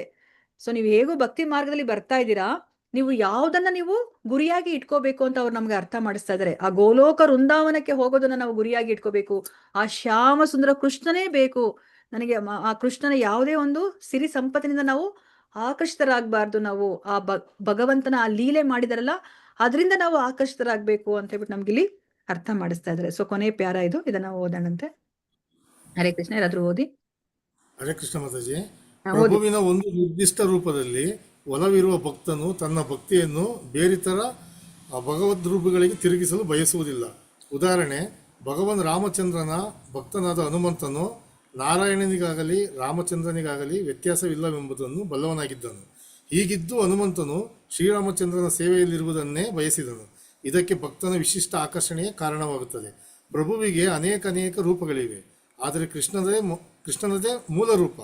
ಬೇರೆ ಬೇರೆ ಭಗವದ್ ರೂಪಗಳ ಬೇರೆ ಬೇರೆ ಭಕ್ತರೆಲ್ಲರೂ ಒಂದೇ ವರ್ಗಕ್ಕೆ ಸೇರುತ್ತಾರಾದರೂ ಭಗವಾನ್ ಕೃಷ್ಣನ ಜನರು ಭಕ್ತರ ಪಟ್ಟಿಕೆಯಲ್ಲಿ ಮೊದಲ ಸ್ಥಾನ ಗಳಿಸುತ್ತಾರೆ ಎಂದು ಹೇಳಲಾಗಿದೆ. ಹರೇ ಕೃಷ್ಣ ಮಾತಾಜಿ. ಹರೇ ಕೃಷ್ಣ ಪ್ರಭುಜಿ. ಅರ್ಥ ಆಯ್ತಲ್ಲ ನಿಮ್ಗಿದು? ಇದೇ ತುಂಬಾ ಮುಖ್ಯ. ಹೌದು, ಇದೆಲ್ಲನೂ ಸಹ ಸೇಮ್. ಭಗವಂತನಿಗೆ ಅನೇಕ ನಾಮಗಳಿದೆ ಅಲ್ವಾ. ಎಲ್ಲ ನಾಮಗಳಲ್ಲೂ ಸಹ ಭಗವಂತ ತನ್ನ ಶಕ್ತಿಯನ್ನ ಇಟ್ಟಿದ್ದಾರೆ. ಏನು ವ್ಯತ್ಯಾಸ ಇಲ್ಲ ಅಲ್ಲಿ, ಏನು ಅಭಿನ್ನ ಅವೆಲ್ಲನೂ ಸಹ ಅಲ್ವಾ. ಆದ್ರೂ ಸಹ ಈ ಪಟ್ಟಿಯಲ್ಲಿ ಸೊ ಆ ಮೂಲ ರೂಪ, ಕೃಷ್ಣನ ಮೂಲ ರೂಪ, ಶ್ಯಾಮಸುಂದರ ರೂಪನೇ ಮೊದಲನೇದು, ಅದೇನೇ ಮೂಲ ರೂಪ. ಸೊ ಅದಕ್ಕೋಸ್ಕರ ನಾವು ಅದು ಹೈಯೆಸ್ಟ್, ಅದು ಬಿಟ್ರೆ ಇನ್ನೇನು ಇಲ್ಲ, ಅದೇ ಪರಮ. ಅದನ್ನ ನಾವು ಪಡ್ಕೋಬೇಕು ಅಂತ ಹೇಳ್ಬಿಟ್ಟು ನಾವು ಸಾಧನೆಯನ್ನ ಮಾಡ್ಬೇಕು ಅಂತ ನಮಗೆ ಇಲ್ಲಿ ರೂಪ ಗೋಸ್ವಾಮಿ ಅವರು ಅರ್ಥ ಮಾಡಿಸಿದ್ದಾರೆ. ಅದಕ್ಕೆ ಒಂದು ಎಕ್ಸಾಂಪಲ್ ಅನ್ನ ಕೊಡ್ತಾ ಇದ್ರೆ ಹನುಮಾನ್ ಅಲ್ವಾ. ಹನುಮಾನಿಗೆ ಜ್ಞಾನ ಇದೆ ಅಲ್ವಾ. ಎಲ್ಲರೂ ಒಂದೇ ಅಂತ ಗೊತ್ತು ಅವ್ರಿಗೆ. ಶ್ರೀರಾಮಚಂದ್ರನು ಮತ್ತೆ ಕೃಷ್ಣ, ನಾರಾಯಣ ಅವರೆಲ್ಲರನ್ನೂ ಸಹ ಒಂದೇ ಅಂತ ಗೊತ್ತು. ಆದ್ರೂ ಸಹ ಅವ್ರಿಗೆ ಅವ್ನಿಗೆ ಎಂತಹ ಆಕರ್ಷಣೆ ಅಂದ್ರೆ ಆ ಶ್ರೀರಾಮಚಂದ್ರನಿಂದ ಅವರು ಆಕರ್ಷಿತರಾಗಿದ್ದಾರೆ. ಅವ್ರಿಗೆ ಆ ರೂಪ ಬಿಟ್ರೆ ಅವ್ರಿಗೆ ಬೇರೆ ಇನ್ಯಾವುದನ್ನು ಸಹ ಅವ್ರಿಗೆ ಆಗೋದಿಲ್ಲ ಅಲ್ವಾ. ಏನು ಹನುಮಾನು ಸಹ ಯಾರು ಕೃಷ್ಣ ಅವರು ಚೈತನ್ಯ ಮಹಾಪ್ರಭುವಾಗಿ ಬಂದಾಗ ಅವ್ರೂ ಸಹ ಬರ್ತಾರೆ. ಸೊ ಬಂದಾಗ್ಲೂ ಸಹ ಅವ್ರಿಗೆ ಅವರು ಕೃಷ್ಣನ ಹೆಸರನ್ನ ಅವ್ರಿಗೆ ಹೇಳ್ಕೊಳಕ್ಕೆ ಆಗೋದಿಲ್ಲ. ಅವರು ರಾಮ ಅಂತಾನೆ ಅವ್ರು ಹೇಳ್ಕೊತಾರೆ ಅಲ್ವಾ. ಅವ್ರಿಗೆ ಎಷ್ಟು ಹೇಳಿದ್ರು ಸಹ ಅವರು ಇಲ್ಲ, ಅವ್ರಿಗೆ ಸಾಧ್ಯನೇ ಆಗೋದಿಲ್ಲ. ಅವ್ರಿಗೆ ಆ ರಾಮವನ್ನ ಬಿಟ್ಟು ಅವರು ಕೃಷ್ಣನಾಮವನ್ನ ಹೇಳ್ಕೊಳ್ಲಿಕ್ಕೆ ಆಗೋದೇ ಇಲ್ಲ ಅಲ್ವಾ. ನೋಡಿ ಇವಾಗ ಹಂಗಂತ ಹೇಳ್ಬಿಟ್ಟು ಅವ್ರನ್ನ ನಾವು ಆ ಭಕ್ತರ ಪಟ್ಟಿಯಿಂದ ನಾವು ತೆಗ್ದು ಹಾಕ್ತಾ ಇಲ್ಲ ಅಲ್ವಾ. ಅಂದ್ರೆ ಇಲ್ಲಿ ಏನನ್ನ ನಮ್ಗೆ ರೂಪ ಗೋಸ್ವಾಮಿಯವರು ಅರ್ಥ ಮಾಡಿಸ್ತಾರೆ ಅಂತಂದ್ರೆ, ನೀವು ಆ ಹೈಯೆಸ್ಟ್ ಏನಿದೆ ಆ ಪಟ್ಟಿಯಲ್ಲಿ ಅದನ್ನ ನೀವು ಪಡ್ಕೊಳ್ಲಿಕ್ಕೆ ನೀವು ಪ್ರಯತ್ನ ಪಡ್ಬೇಕು. ನಿಮ್ಮ ಸಾಧನೆ ಅದಕ್ಕೆ ಅನುಗುಣವಾಗಿ ಇರ್ಬೇಕು ಅಂತ ಹೇಳ್ಬಿಟ್ಟು ನಮ್ಗಿಲ್ಲಿ ಅರ್ಥ ಮಾಡಿಸ್ತಾ ಇದ್ದಾರೆ. ಹರೇ ಕೃಷ್ಣ. ಸೊ ಭಕ್ತಿ ರಸಾಂಶ ಸಿಂಧು ಗ್ರಂಥ ಮಹಾರಾಜ್ ಕಿ ಜೈ, ಶಿಲ ಪ್ರಭುಪಾದ್ ಕಿ ಜೈ, ಶಿಲ ಗುರುದೇವ್ ಕಿ ಜೈ, ಷಡ್ ಗೋಸ್ವಾಮಿ ಕಿ ಜೈ, ರೂಪ ಗೋಸ್ವಾಮಿ ಕಿ ಜೈ, ಚೈತನ್ಯ ಮಹಾಪ್ರಭು ಕಿ ಜೈ, ಇಲ್ಲಿ ನೆರೆದಿರುವ ಅನಂತ ಕೋಟಿ ವೈಷ್ಣವ ಭಕ್ತರೊಂದಿಗೆ ಕಿ ಜೈ. ವಾಂಚಾ ಕಲ್ಪತರುಭ್ಯಶ್ಚ ಕೃಪಾ ಸಿಂಧು ಬೇವಚ ಪತಿತನಾಂ ಪಾವನೇಭ್ಯೋ ವೈಷ್ಣವೇಭ್ಯೋ ನಮೋ ನಮಃ. ಹರೇ ಕೃಷ್ಣ ಕೃಷ್ಣ ಕೃಷ್ಣ ಹರೇ ಹರೇ, ಹರೇ ರಾಮ ರಾಮ ರಾಮ ಹರೇ ಹರೇ. ಸೊ ನಮ್ಗೆ ಇವಾಗ ಏನ್ ಗೊತ್ತಾಯ್ತು? ಸೊ ಈ ಭಕ್ತಿ ಸೇವೆ ಅನ್ನೋದು ಆ ಮುಕ್ತಿಯನ್ನ ಮೀರಿದ್ದು ಅಂತ ಹೇಳ್ಬಿಟ್ಟು ನಾವ್ ಇವಾಗ ಅರ್ಥ ಮಾಡ್ಕೊಂಡ್ವಿ. ಹರೇ ಕೃಷ್ಣ. ಪ್ರತಿಕ್ಷಣವು ಕೃಷ್ಣನ ನಾಮಸ್ಮರಣೆಯನ್ನ ಮಾಡ್ತಾ ಇರಿ, ಒಂದು ಕ್ಷಣ ಕೃಷ್ಣನನ್ನ ಮರೆತು ಇರಬೇಡಿ. ಹರೇ ಕೃಷ್ಣ. ಯಾರಿಗಾದ್ರೂ ಏನಾದ್ರು ಡೌಟ್ ಇದ್ರೆ ಕೇಳಿ, ನನಗೆ ಗೊತ್ತಾಗಿರೋ ಅಷ್ಟು ನಾನು ಹೇಳಿದೀನಿ. ನಿಜವಾಗ್ಲೂ ಕಷ್ಟ ಇದೆ ಧನ್ಯವಾದಗಳು ಮಾತಾಜಿ. ಅರ್ಥ ಮಾಡ್ಕೊಳೋದು. ಸೊ ನಾಳೆ ನಿಮ್ಗೆ 5ನೇ ಚಾಪ್ಟರ್ ಅನ್ನ ನಾಗವೇಣಿ ಮಾತಾಜಿ ಅವ್ರು ಮಾಡ್ತಾರೆ. ಭಕ್ತಿ ಸೇವೆಯ ಪವಿತ್ರತೆ, ತುಂಬಾ ಚೆನ್ನಾಗಿರುವಂತಹ ಚಾಪ್ಟರ್. ಅದನ್ನ ನೀವು ತಿಳ್ಕೊತೀರಾ. ಹರೇ ಕೃಷ್ಣ ಮಾತಾಜಿ. ಹರೇ ಕೃಷ್ಣ ಮಾತಾಜಿ. ಹೇಳಿ ಮಾತಾಜಿ. ಮಾತಾಜಿ, ಹಯಶ್ರೀಷ ಪಂಚರಾತ್ರ ಅದು ಯಾರು ಬರ್ದಿರೋದು ಮಾತಾಜಿ? ನನಗೂ ತುಂಬಾ ಡೀಟೇಲ್ ಆಗಿ ನಂಗೆ ಗೊತ್ತಿಲ್ಲ ಮಾತಾಜಿ ಅದ್ರ ಬಗ್ಗೆನೇನು. ಇವಾಗ ನಮ್ಗೆ ನಾರದ ಪಂಚರಾತ್ರ ಬಗ್ಗೆ ನಮ್ಗೆ ಯಾವಾಗ್ಲೂ ಹೇಳ್ತಾ ಇರ್ತಾರೆ. ಸೊ ನಾರದ ಮುನಿಗಳು ಕೊಟ್ಟಿರುವಂತದ್ದು ನಾರದ ಪಂಚರಾತ್ರ ವಿಧಿ. ಸೊ ನಮ್ಗೆ ಭಾಗವತ ವಿಧಿ ಮತ್ತೆ ನಾರದ ಪಂಚರಾತ್ರ ವಿಧಿ ಅಂತ ಎರಡಿದೆ. ಅದು ಏನಂದ್ರೆ ಈ ಭಕ್ತಿ ಮಾರ್ಗದಲ್ಲಿ ಮುನ್ನಡಿಲಿಕ್ಕೆ ನಮ್ಗೆ ಆ ರೈಲಿನ 2 ಹಳಿಗಳ ತರ. ಭಾಗವತ ವಿಧಿ ಅಂತಂದ್ರೆ ನಮ್ಗೆ ಇವಾಗ ಚಾಂಟಿಂಗ್ ಮಾಡ್ಕೊಳೋದು, ABCD ಆಫ್ ಕೃಷ್ಣ ಕಾನ್ಶಿಯಸ್ ನಲ್ಲಿ ನಮ್ಗೆ ಇವಾಗ ಚಾಂಟಿಂಗ್ ಮಾಡ್ಕೊಳೋದು, ಭಗವದ್ಗೀತೆ ಭಾಗವತ ಓದೋದು ಅದೆಲ್ಲ ಇದೆಯಲ್ಲ, ಅದು ಭಾಗವತ ವಿಧಿಗೆ ಬರುತ್ತೆ. ಪಂಚರಾತ್ರ ವಿಧಿಯಲ್ಲಿ ನಾವು ಭಗವಂತನ ಆ ಒಂದು ಸೇವೆ ಏನ್ ಮಾಡ್ತೀವಿ ಆ ವಿಗ್ರಹಕ್ಕೆ, ಅರ್ಚ ವಿಗ್ರಹಕ್ಕೆ, ಅದೆಲ್ಲನೂ ಸಹ ನಾರದ ಪಂಚರಾತ್ರ ವಿಧಿಗೆ ಬರುತ್ತೆ ಮಾತಾಜಿ. ಸೊ ಎರಡನ್ನೂ ಸಹ ಬೇಕು. ಸೊ ನಾವು ಭಕ್ತಿಯಲ್ಲಿ ಮುಂದುವರಿಲಿಕ್ಕೆ ಅಂತ ಹೇಳ್ಬಿಟ್ಟು, ಯಾಕಂದ್ರೆ ನಮಗೆ ಆ ಶ್ರದ್ಧೆ ಅಂತ ಬರೋದು ನಾವು ಆ ಭಗವಂತನ ವಿಗ್ರಹಕ್ಕೆ ನಾವು ಅರ್ಚನೆ ಅಂದ್ರೆ ಪೂಜೆಯನ್ನ ಮಾಡ್ದಾಗ್ಲೇನೆ, ನಮಗೆ ಆರಾಧನೆಯನ್ನ ಮಾಡ್ದಾಗ್ಲೇನೆ ಅದು ಬರೋದು ಮಾತಾಜಿ. ಎಲ್ಲವೂ ಸಹ ಸರಿಯಾಗಿ ಏನ್ ಹೇಳ್ತಾರೆ, ನಾವ್ ಇವಾಗ ಪಜಲ್ ನ ಜೋಡಿಸ್ಬೇಕಾದ್ರೆ ಸರಿಯಾದ ಜಾಗದಲ್ಲಿ ಕುತ್ಕೋಬೇಕು. ಅದು ಅವಾಗ್ಲೇ ಒಂದು ಚಿತ್ರ ಮೂಡೋದು ಅಲ್ವಾ. ಸೊ ನಾವ್ ಯಾವಾಗ ಇಲ್ಲಿ ಪಂಚರಾತ್ರ ವಿಧಿಯನ್ನ ಮಾಡ್ಲಿಕ್ಕೆ ಶುರು ಮಾಡ್ತೀವೋ ಎಲ್ಲವೂ ಸಹ ಸರಿಯಾದ ಜಾಗದಲ್ಲಿ ಹೋಗಿ ಕುತ್ಕೊಂಡ್ಬಿಡುತ್ತೆ. ನೋಡಿ, ನಾನು ಇವಾಗ ಸ್ನಾನ ಮಾಡ್ಕೊಂತೀನಿ, ನಾನು ಹಾಗೆ ದೇವ್ರ ಮನೆಗೆ ಹೋಗ್ಲಿಕ್ಕೆ ಆಗೋದಿಲ್ಲ. ನಾನು ಶುಚಿಯಾಗಿರುವಂತಹ ಬಟ್ಟೆಗಳನ್ನ ಧರಿಸ್ಬೇಕು ಅಲ್ವಾ. ಹರೇ ಕೃಷ್ಣ. ಧನ್ಯವಾದಗಳು. ಮಾತಾಜಿ. ಸೊ ಅದು ಎಲ್ಲವೂ ಸಹ ಸರಿ ಹೋಗ್ಬಿಡುತ್ತೆ ಮಾತಾಜಿ. ಅದಕ್ಕೇನೆ ಮತ್ತೆ ನಮಗೆ ಭಗವಂತನ ಜೊತೆ ನಮ್ಗೆ ಇವಾಗ ಆ ಒಂದು ಅರ್ಚ ವಿಗ್ರಹಕ್ಕೆ ನಾವು ಎಲ್ಲಾ ಸೇವೆಯನ್ನ ಮಾಡಿದಾಗ ಸೊ ನಮ್ಗೆ ಏನಾಗುತ್ತೆ, ಆ ಪ್ರೀತಿ ಅನ್ನೋದು ಮೂಡುತ್ತೆ ಮಾತಾಜಿ. ಇವಾಗ ನಾವು ನೋಡಿದ್ವಲ್ಲ, ಮಕ್ಕಳು ಒಂದು ಬೊಂಬೆ ಇಟ್ಕೊಂಡೆ ಒಂದು ಆಟ ಆಡ್ತಿದ್ದಾಗ ಅವ್ರಿಗೆ ಎಷ್ಟು ಪ್ರೀತಿ ನೋಡಿ ಆ ಬೊಂಬೆ ಮೇಲೆ ಅಲ್ವಾ. ನಾವು ಭಗವಂತನಿಗೆ ಆ ಒಂದು ಸೇವೆ, ಆ ಷೋಡಶೋಪಚಾರ ಸೇವೆ ಮಾಡಿದಾಗ ನಮ್ಗೆ ಭಗವಂತನಲ್ಲಿ ಭಕ್ತಿ ಇನ್ನ ಹೆಚ್ಚೆಚ್ಚಾಗ್ತಾ ಹೋಗುತ್ತೆ ಮಾತಾಜಿ. ಹರೇ ಕೃಷ್ಣ ಮಾತಾಜಿ. ಹರೇ ಕೃಷ್ಣ ಪ್ರಭುಜಿ. ಹೇಳಿ ಪ್ರಭುಜಿ. ಮಾತಾಜಿ, ಭಗವಂತನ ರೂಪಗಳು ಬೇರೆ ಬೇರೆ ಆದರೂ ಕೂಡ ಮೂಲ ರೂಪ ಕೃಷ್ಣನದಿ ಅಂತ ಹೇಳಿದ್ರಲ್ಲ ಇದರಲ್ಲಿ. ಹೌದು ಪ್ರಭು. ಮೂಲ ರೂಪ ಕೃಷ್ಣನದಿ ಅಂದ್ರೆ ಈಗ ವಿಷ್ಣುವಿಗೂ ಕೃಷ್ಣನಿಗೂ ಏನ್ ವ್ಯತ್ಯಾಸ ಮಾತಾಜಿ? ಪ್ರಭುಜಿ ನೋಡಿ, ಇವಾಗ ನಿಮ್ಗೆ ಗೊತ್ತಿರೋ ಹಾಗೇನೆ ವಿಷ್ಣು ಯಾವಾಗ ಬರ್ತಾ ಇದಾರೆ ಪ್ರಭುಜಿ, ಈ ಭೌತಿಕ ಪ್ರಪಂಚ ಸೃಷ್ಟಿ ಮಾಡೋ ಆ ಕಡೆಗೆ ಬರ್ತಾ ಇದಾರೆ ಅವರು. ನೋಡಿ, ಕೃಷ್ಣ ಮೂಲ ರೂಪ, ಅದಾದ್ಮೇಲೆ ಬರ್ತಾ ಇರೋದು ಬಲರಾಮ. ಬಲರಾಮನಿಂದ ಮೊದಲ ಚತುರ್ವ್ಯೂಹ ಅಂದ್ರೆ ಯಾರ್ಯಾರು ವಾಸುದೇವ, ಪ್ರದ್ಯುಮ್ನ, ಸಂಕರ್ಷಣ, ಅನಿರುದ್ಧ ಬರ್ತಾ ಇದಾರೆ. ಅದಾದ್ಮೇಲೆ ಮೊದಲ ಸಂಕರ್ಷಣದಿಂದ ನಾರಾಯಣ ಬರ್ತಾ ಇದಾರೆ. ನಾರಾಯಣನಿಂದ ಮತ್ತೆ 2ನೇ ಚತುರ್ವ್ಯೂಹ ಬರ್ತಾ ಇದಾರೆ. ಮತ್ತೆ ವಾಸುದೇವ, ಪ್ರದ್ಯುಮ್ನ, ಅನಿರುದ್ಧ, ಸಂಕರ್ಷಣ ಬರ್ತಾ ಇದಾರೆ. 2ನೇ ಸಂಕರ್ಷಣದಿಂದ ಮಹಾವಿಷ್ಣು ಬರ್ತಾ ಇದಾರೆ ಪ್ರಭುಜಿ. ಮಹಾವಿಷ್ಣುವಿನಿಂದ ಗರ್ಭೋದಕಶಾಹಿ ವಿಷ್ಣು ಬರ್ತಾ ಇದಾರೆ. ಗರ್ಭೋದಕಶಾಹಿ ವಿಷ್ಣುವಿನಿಂದ ಕ್ಷೀರೋದಕಶಾಹಿ ವಿಷ್ಣು ಬರ್ತಾ ಇದಾರೆ. ಕ್ಷೀರೋದಕಶಾಹಿ ವಿಷ್ಣು ಅವರು ಪರಮಾತ್ಮನಾಗಿ ಎಲ್ಲರ ಹೃದಯದಲ್ಲಿ ಇದ್ದಾರೆ, ಮತ್ತೆ ಜಡವಸ್ತುವಿನಲ್ಲೂ ಸಹ ಇದ್ದಾರೆ ಪ್ರಭುಜಿ. ನೋಡಿ, ವಿಷ್ಣು ಎಲ್ಲಿಗೆ ಬರ್ತಾ ಇದ್ದಾರೆ, ಅವರು ಈ ಒಂದು ಭೌತಿಕ ಪ್ರಪಂಚದ ಸೃಷ್ಟಿ ಆಗ್ಬೇಕು ಅಂದಾಗ ಬರ್ತಾ ಇದ್ದಾರೆ ಅವರು. ಪ್ರಭುಜಿ. ಆದ್ರೆ ಆಧ್ಯಾತ್ಮಿಕ ಪ್ರಪಂಚಕ್ಕೆ ಸಂಬಂಧಪಟ್ಟಿರೋರೆಲ್ಲ ಇವರು. ನಾವು ಆ 24 ಕೇಶವ ನಾಮ ಏನ್ ಹೇಳ್ತೀವೋ ಅದೆಲ್ಲನೂ ಸಹ ವೈಕುಂಠ ಲೋಕದಲ್ಲಿ ಇರುವಂತದ್ದು. ಮೂಲನೇ ಕಾರಣ ಕೃಷ್ಣ ಅಲ್ವಾ ಪ್ರಭುಜಿ. ಮೂಲ ಅವರು, ಅದನ್ನ ನಮ್ಗೆ ಇಲ್ಲಿ ಅರ್ಥ ಮಾಡಿಸ್ತಾ ಇದಾರೆ. ಸೊ ಕೃಷ್ಣ ವಿಷ್ಣುವಿಗೆ ಏನು ವ್ಯತ್ಯಾಸ ಇಲ್ಲ. ಇವಾಗ ನಾನ್ ಮನೇಲಿರ್ತೀನಿ, ಮತ್ತೆ ನಾನೇನೆ ಕೆಲ್ಸಕ್ಕೆ ಹೋಗ್ತೀನಿ ಅಲ್ವಾ. ಆದ್ರೆ ಇವಾಗ ನನ್ ಮಗಳೇ ಆಗ್ಲಿ ಅಲ್ಲಿ ಕೆಲಸ ಮಾಡೋ ಕಡೆ ನನ್ ಜೊತೆ ತುಂಬಾ ಅವಳು ಕ್ಲೋಸ್ ಆಗಿರ್ಲಿಕ್ಕೆ ಬಿಹೇವ್ ಮಾಡ್ಲಿಕ್ಕೆ ಆಗಲ್ಲ ಅಲ್ವಾ, ಆ ಒಂದು ವಾತಾವರಣದಲ್ಲಿ. ಅದೇ ಮನೆಗ್ ಬಂದಾಗ ನನ್ ಜೊತೆ ಹೇಗ್ ಬೇಕಾದ್ರೂ ಇರ್ಬೋದು, ಸಲುಗೆಯಿಂದ ಇರ್ಬೋದು ಅಲ್ವಾ. ಸೊ ಅಗ್ಗ ಮಾಡ್ಕೋಬಹುದು, ಕೈ ಭುಜದ ಮೇಲೆ ಹಾಕೋಬಹುದು, ಊಟ ಮಾಡಿಸ್ಬೋದು ಅಲ್ವಾ. ಅದೆಲ್ಲ ನನ್ನ ಆಫೀಸಲ್ಲಿ ಮಾಡಕ್ ಆಗೋದಿಲ್ಲ ಅಲ್ವಾ.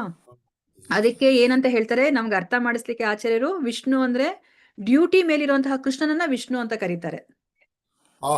ಈಗ ಅರ್ಥ ಆಯ್ತು ಮಾತಾಜಿ.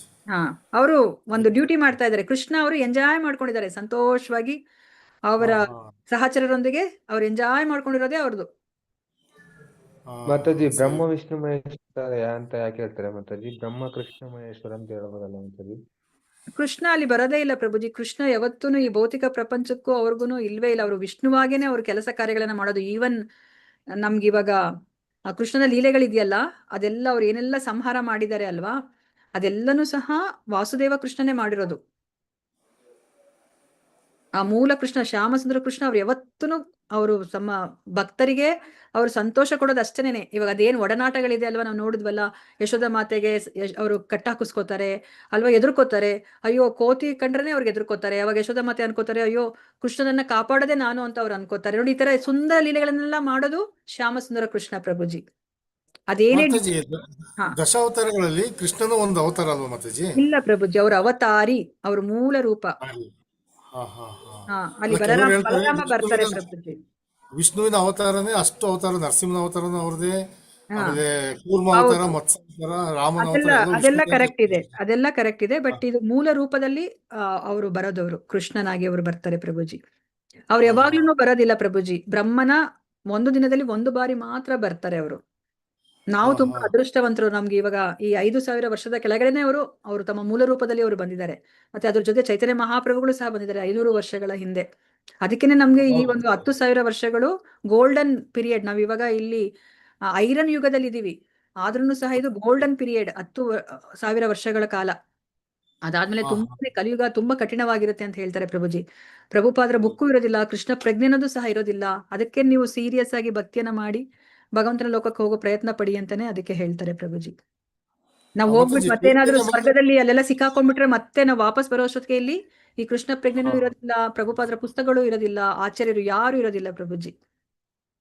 ಚೈತನ್ಯ ಮಹಾಪ್ರಭು ಬಂದು 5,000 ವರ್ಷ ಆಯ್ತಲ್ಲ ಮಾತಾಜಿ? 500 ವರ್ಷಗಳು ಪ್ರಭುಜಿ, 500 ವರ್ಷಗಳಿಗೆ ಇರೋದು ಅವರು. ಅವರು ಕೃಷ್ಣನೇ ಅಲ್ವಾ ಮಾತಾಜಿ? ಹೌದು, ಅವರು ಕೃಷ್ಣನೇ. ಚೈತನ್ಯ ಮಹಾಪ್ರಭು ಬೇರೆ ಯಾರು ಅಲ್ಲ, ಕೃಷ್ಣನೇ.